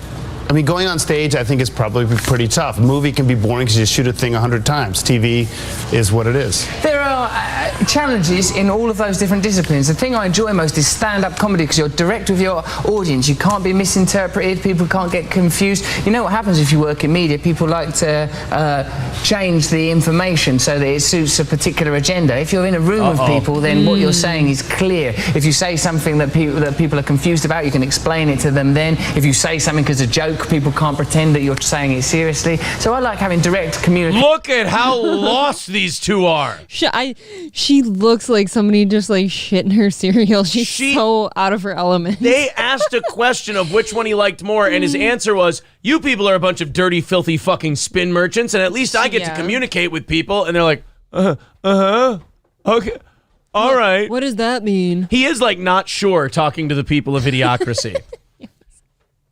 With people because they're just thinking, you talk like a fag, and your shit's all retarded. Very, very intelligent, but the information gets manipulated a lot, and people like to cause fake stirs and stuff. Here's Mika Brzezinski trying to ask a question.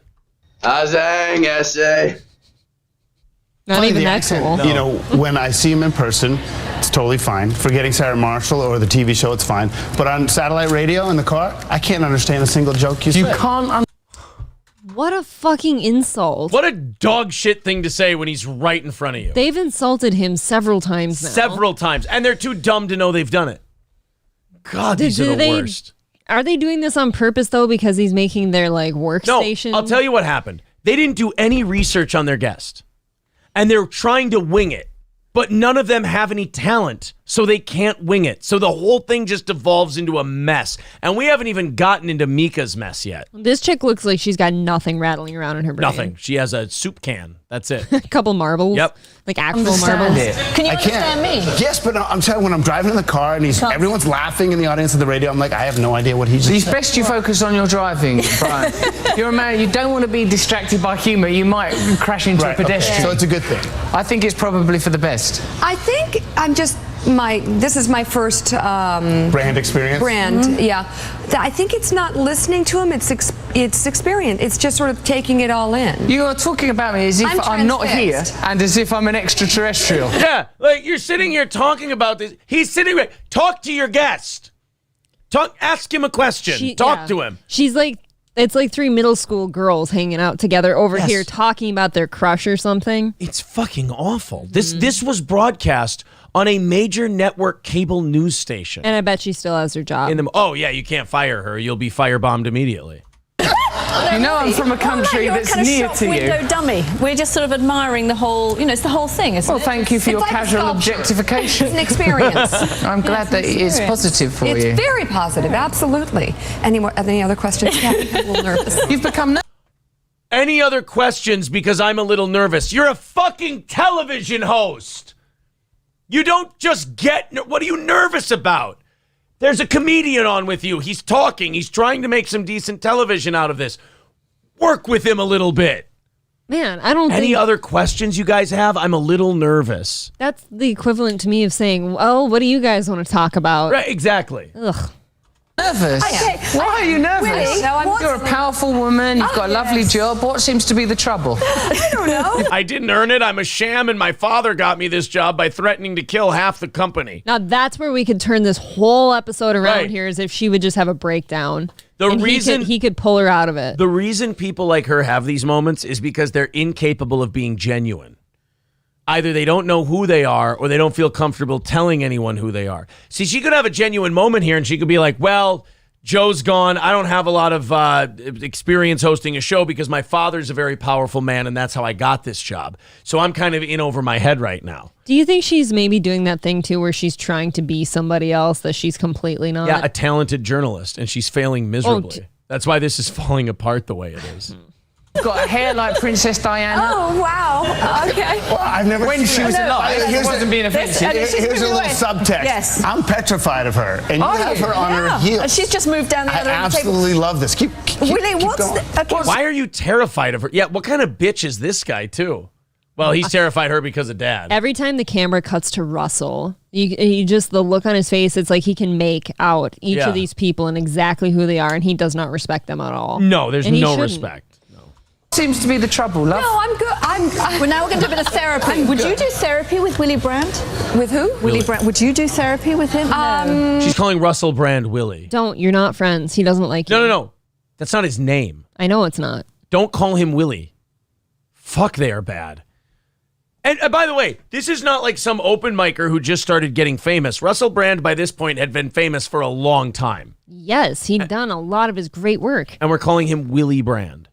I don't think... Because that's where he's heading. Okay, I'm all right. Yeah. You shouldn't say he when a person is present. You should refer to the person by their name. That's basic good manners. That is where Willie is heading. Who is Willie? I don't...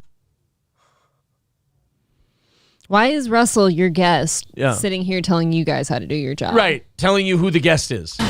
Okay, Russell Brand. Is this what you all do for a living? Yes. Okay, but I'm here professional. Okay, well, let me help you.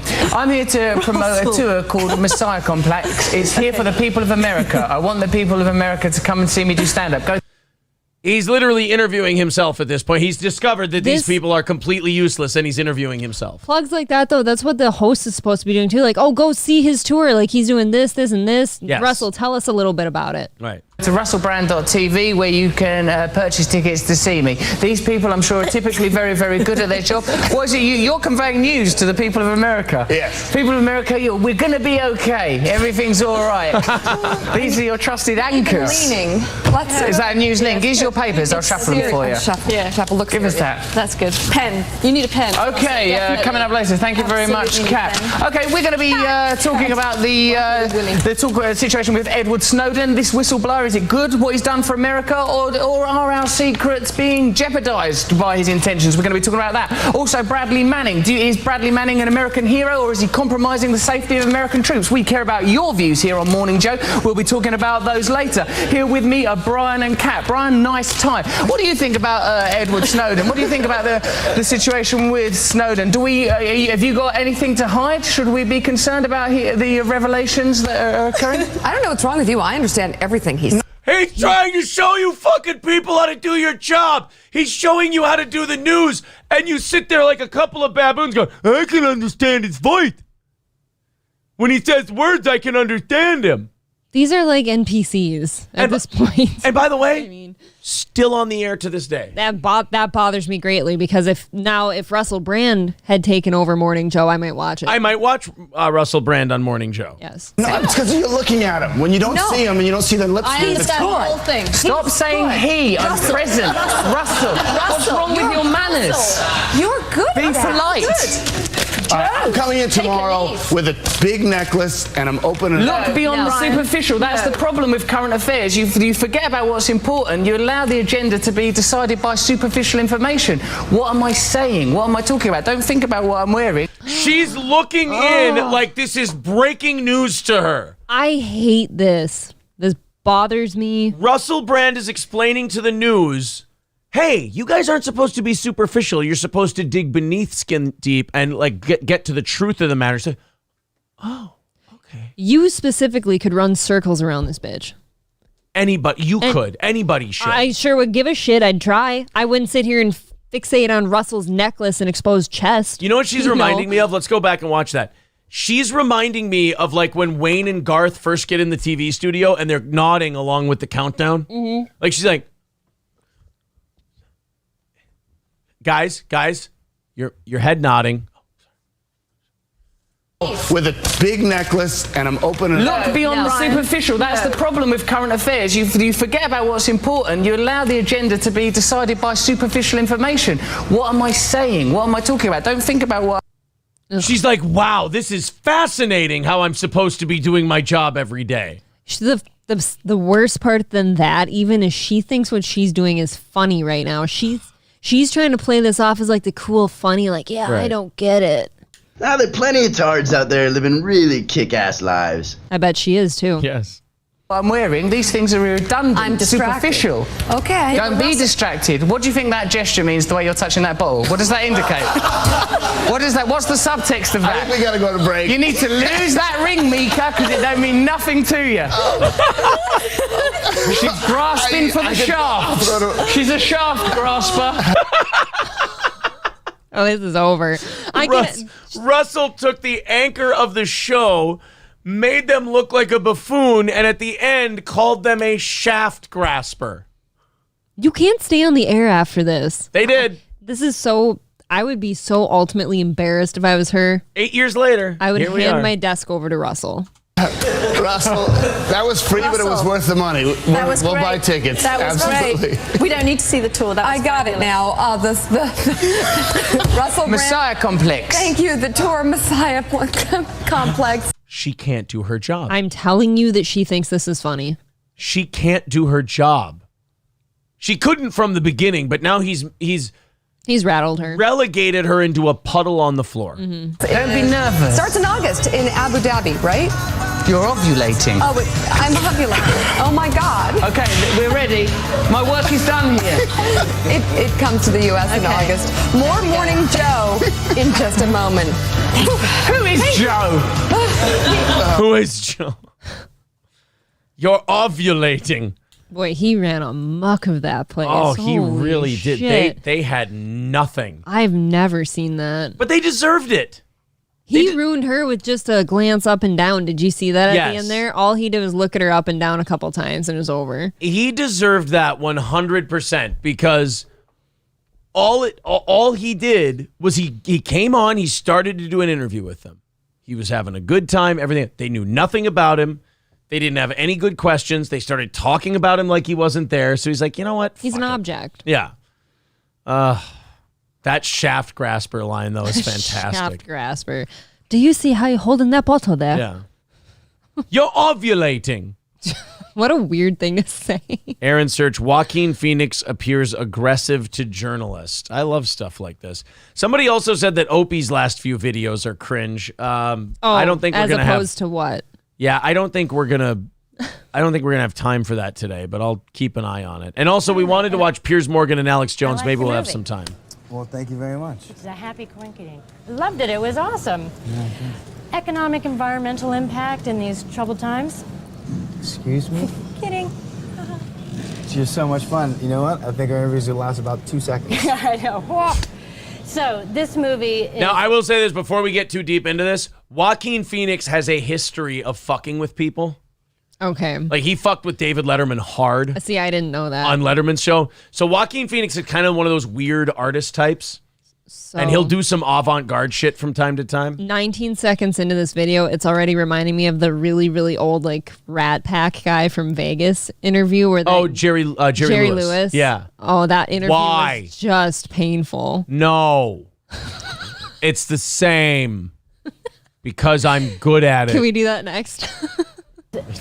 It's such a heartwarmer. I cried 3 times during the course of it. I don't believe you've ever cried in your life. Well, you know, it's a cruel and hard world being me, but I like to lie. It's completely true. So you brought tears to my eyes. Now tell me about this character coming into yourself. Obviously, since it's not a physical manifestation of yourself, how did you find him sort of embodying you as you voiced him? I don't know, but I fell asleep while you were asking that question. If you did at all. Yeah, you know, to tell you the truth, it's not quite like that. I mean, it's a very different experience from what I'm accustomed to. I mean, when I've done other films, that's really the idea, is to try and get into the character, maintain that character. Of course, with this process, you're working over, for me, it was 3 years. So, you know, what was difficult is once we established the character, which I did with a lot of help from the directors, Bob and See, like, I like when he's being aggressive because I this do part's too. boring. This is really boring. Yeah. You know what I'm distracted by? I wish they could get him a nice fucking chair because they put him in this creaky ass director's chair and it's all I can hear. who obviously know the ins and outs of all these characters. They've been on this film for 6 years. And so for me, what was difficult was maintaining the character, because I would do a session, leave, I'd go and do another film, go to England, make a film, come back, and they say we're going for another session. So it always took me like 45 minutes to get back into the swing of things. And how, I mean, he went through quite an evolution himself, which was lovely to see. And I liked him because he was so real. Is that partly what made you think, yeah, this is a guy who I'd like to be? As to why I decided to play the part? No, I mean, to be honest, you know, initially, I've just been interested in doing animation because I'm curious about the process. I'm curious about the acting process. This was it? And This was working just specifically with one's voice. And that was Jerry Lewis really, is way harder. Yeah, this sucked. It's really what interested me most in doing this film. What did you learn about yourself and your voice? In Absolutely nothing. Yeah, came out cold. These things happen. They do. And besides enjoying themselves when people see this film, what do you hope that people glean from it when they walk out of the cinema? Nothing. That's it. What if he just said nothing? That's kind of sounded like where he was going. That was it. Jerry Lewis is a way better. Yeah, the interview. Jerry Lewis interview. It's so painful. Well, not Jerry Lee Lewis. Jerry Lee Lewis. Jerry Lewis interview. I think it was 2016. Yeah, it's that one. This is fucking brutal. So this interview. Have you ever thought about retiring? We're doing a feature on people who are still working in their 90s. Have you ever thought about retiring? Here, first of all, I want to say why he's pissed off to begin with. The guy tells him, we're doing a feature on people who are still working in their 90s. So he's like, oh, so I'm just here as an old fuck. I'm just old and a novelty. Yeah, I'm an old fuck, so now that's what I'm here for. Like, fuck you, pal. And it's like some young Hollywood reporter kid, and he's like, this douchebag isn't not getting an easy interview off my carcass. No. Not for this. How heavily is that reporter sweating? Not only that, but back then, guys that came up at that time, it's not like now where you tell everything to the tabloids. You didn't fucking tell your stories. No, they did shit privately together. They hung out. They didn't go and then yap to the press about the party they went to. I like that. Yeah. I like that there was some, personal stuff still. I guess we're finished. Sure. Anything else you want to? No. So we're finished. Sure. Thank you. All right, clean it out of here. All right, clean it out of here. That guy's my hero. Fucking Jerry honestly. Lewis. Just shitting on the guy. Okay, I have a question for you, and you don't have to name any names ever. Ooh, I like naming names, though. Have you ever been interviewed by somebody where you just wish they'd fuck off? Because it was awful. Oh, man. Because I know a lot of people, like, especially now, people want to have you on shows and stuff and talk to you about, oh, how did you start doing this? And No, I always have fun when I go on other people's shows. yeah, you are a pretty good sport. I'm always promoting and talking. So there's never been anyone I like being asked questions, and then I get to answer them. Because I'm always the one asking questions and putting on a show. It's fun sometimes to sit back and just be the guest. I'm asking the wrong person. Of course, he'd like to talk about you. Of course, I'd like to. No, go ahead. Sorry, ask me a question like that again. Have you ever been interviewed by someone that you didn't like? Like you didn't like the interview? No. Not even one time. Not one time. Okay. Do you have any like real big highlights of your career that you'd like to talk about, or Not that I'd like to talk about for this. like not anything? None. How about any like low points in your career? No. Like any struggles? Never. You've got nothing. No, I've always worked. Any Mr. Imholt, any tips for anyone who might maybe want to get into this career someday? Work at it. Like, no, like tricks of the trade or anything? No, or- there's no tricks. Now, would you say this industry is the same now as when you started? The exact same. So you mean like when you had like the oldest of old, like complicated boards back in a small radio station? Yep. Like that's the same as It's the same. what you do in your basement now? Yeah, it's the same thing. Would you say there's any differences in working for yourself and owning your brand, owning your company than working for, let's say, a boss? No.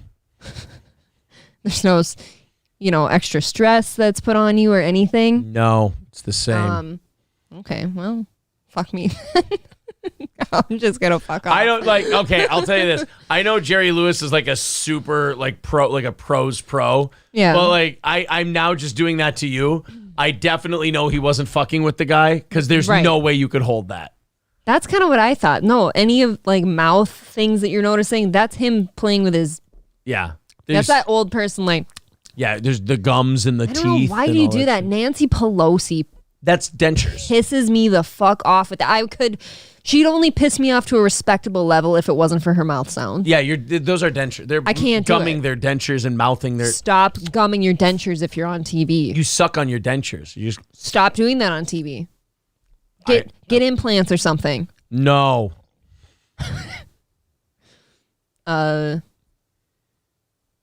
Anything spry to say to those younglings trying to come into your business? No. You know those spry 80-year-olds, you old fuck. Ha ha ha ha ha ha. That mocking laugh was the best. Any stories you'd like to tell with any of your favorite second mics? No. Did you have a favorite second mic? No. Never? Never. Anyone that pissed you off greatly in the workplace? No. They were all good. No, that's a damn lie. El Cid said, please do this in your next interview. I wouldn't have the balls. I'd feel too bad for the person I'm doing it to. I'm going to sit under the table with like a, you know, one of those dog training collars where it's got the pokies on the inside for those bad dogs. I'm going to put one of those on your ankle and I'm going to tighten it every time you start slipping. Oh, no. I'm going to keep you in that mode. I would feel so bad to the person I was doing it to. What if he was in on it too and you two like pulled off the entire thing? Like being that person. Then it's not fun because... If nobody else knows about it, it is. I don't know, but like then... Now I just kind of... now it's like he's in on it and I'm in on it. We're not pulling anything off at that point. So you've never had like anyone from a newspaper or anything interview you where you're just like, oh, you're just... You don't belong here. Well, I think I just kind of like talking about myself. So Can it's you say that louder for the people in the back? I like talking about myself. Victor. That one. All right, that's going to do it for today, guys. Thank you very much. April under the table is a bad look. Not to me, Brittany. You also can't see that. And only I can see it. We're stretching them out a little bit. No, it's lower than that. Ooh, is your elbow banged up? Why is it? I blocked a lot of punches with my elbow last night. I was working out of the shell, so I had a lot of body punches that were blocked on the old elbow here. Yeah, me too. All right, guys, I will talk to you again on... No, April and I will both... Sunday might be a little later. You told me Sunday we're not doing one. I know, but we did a replay show last time, so we're going to have to go maybe 8 o'clock. We'll do a members-only show. Well, thanks, guys, for putting up with our Friday show. Our antics this Friday. Thank you very much. We'll talk to you again Sunday for the members-only show, and also back again for a full morning show on Monday at 6 a.m. Central. Goodbye, everybody.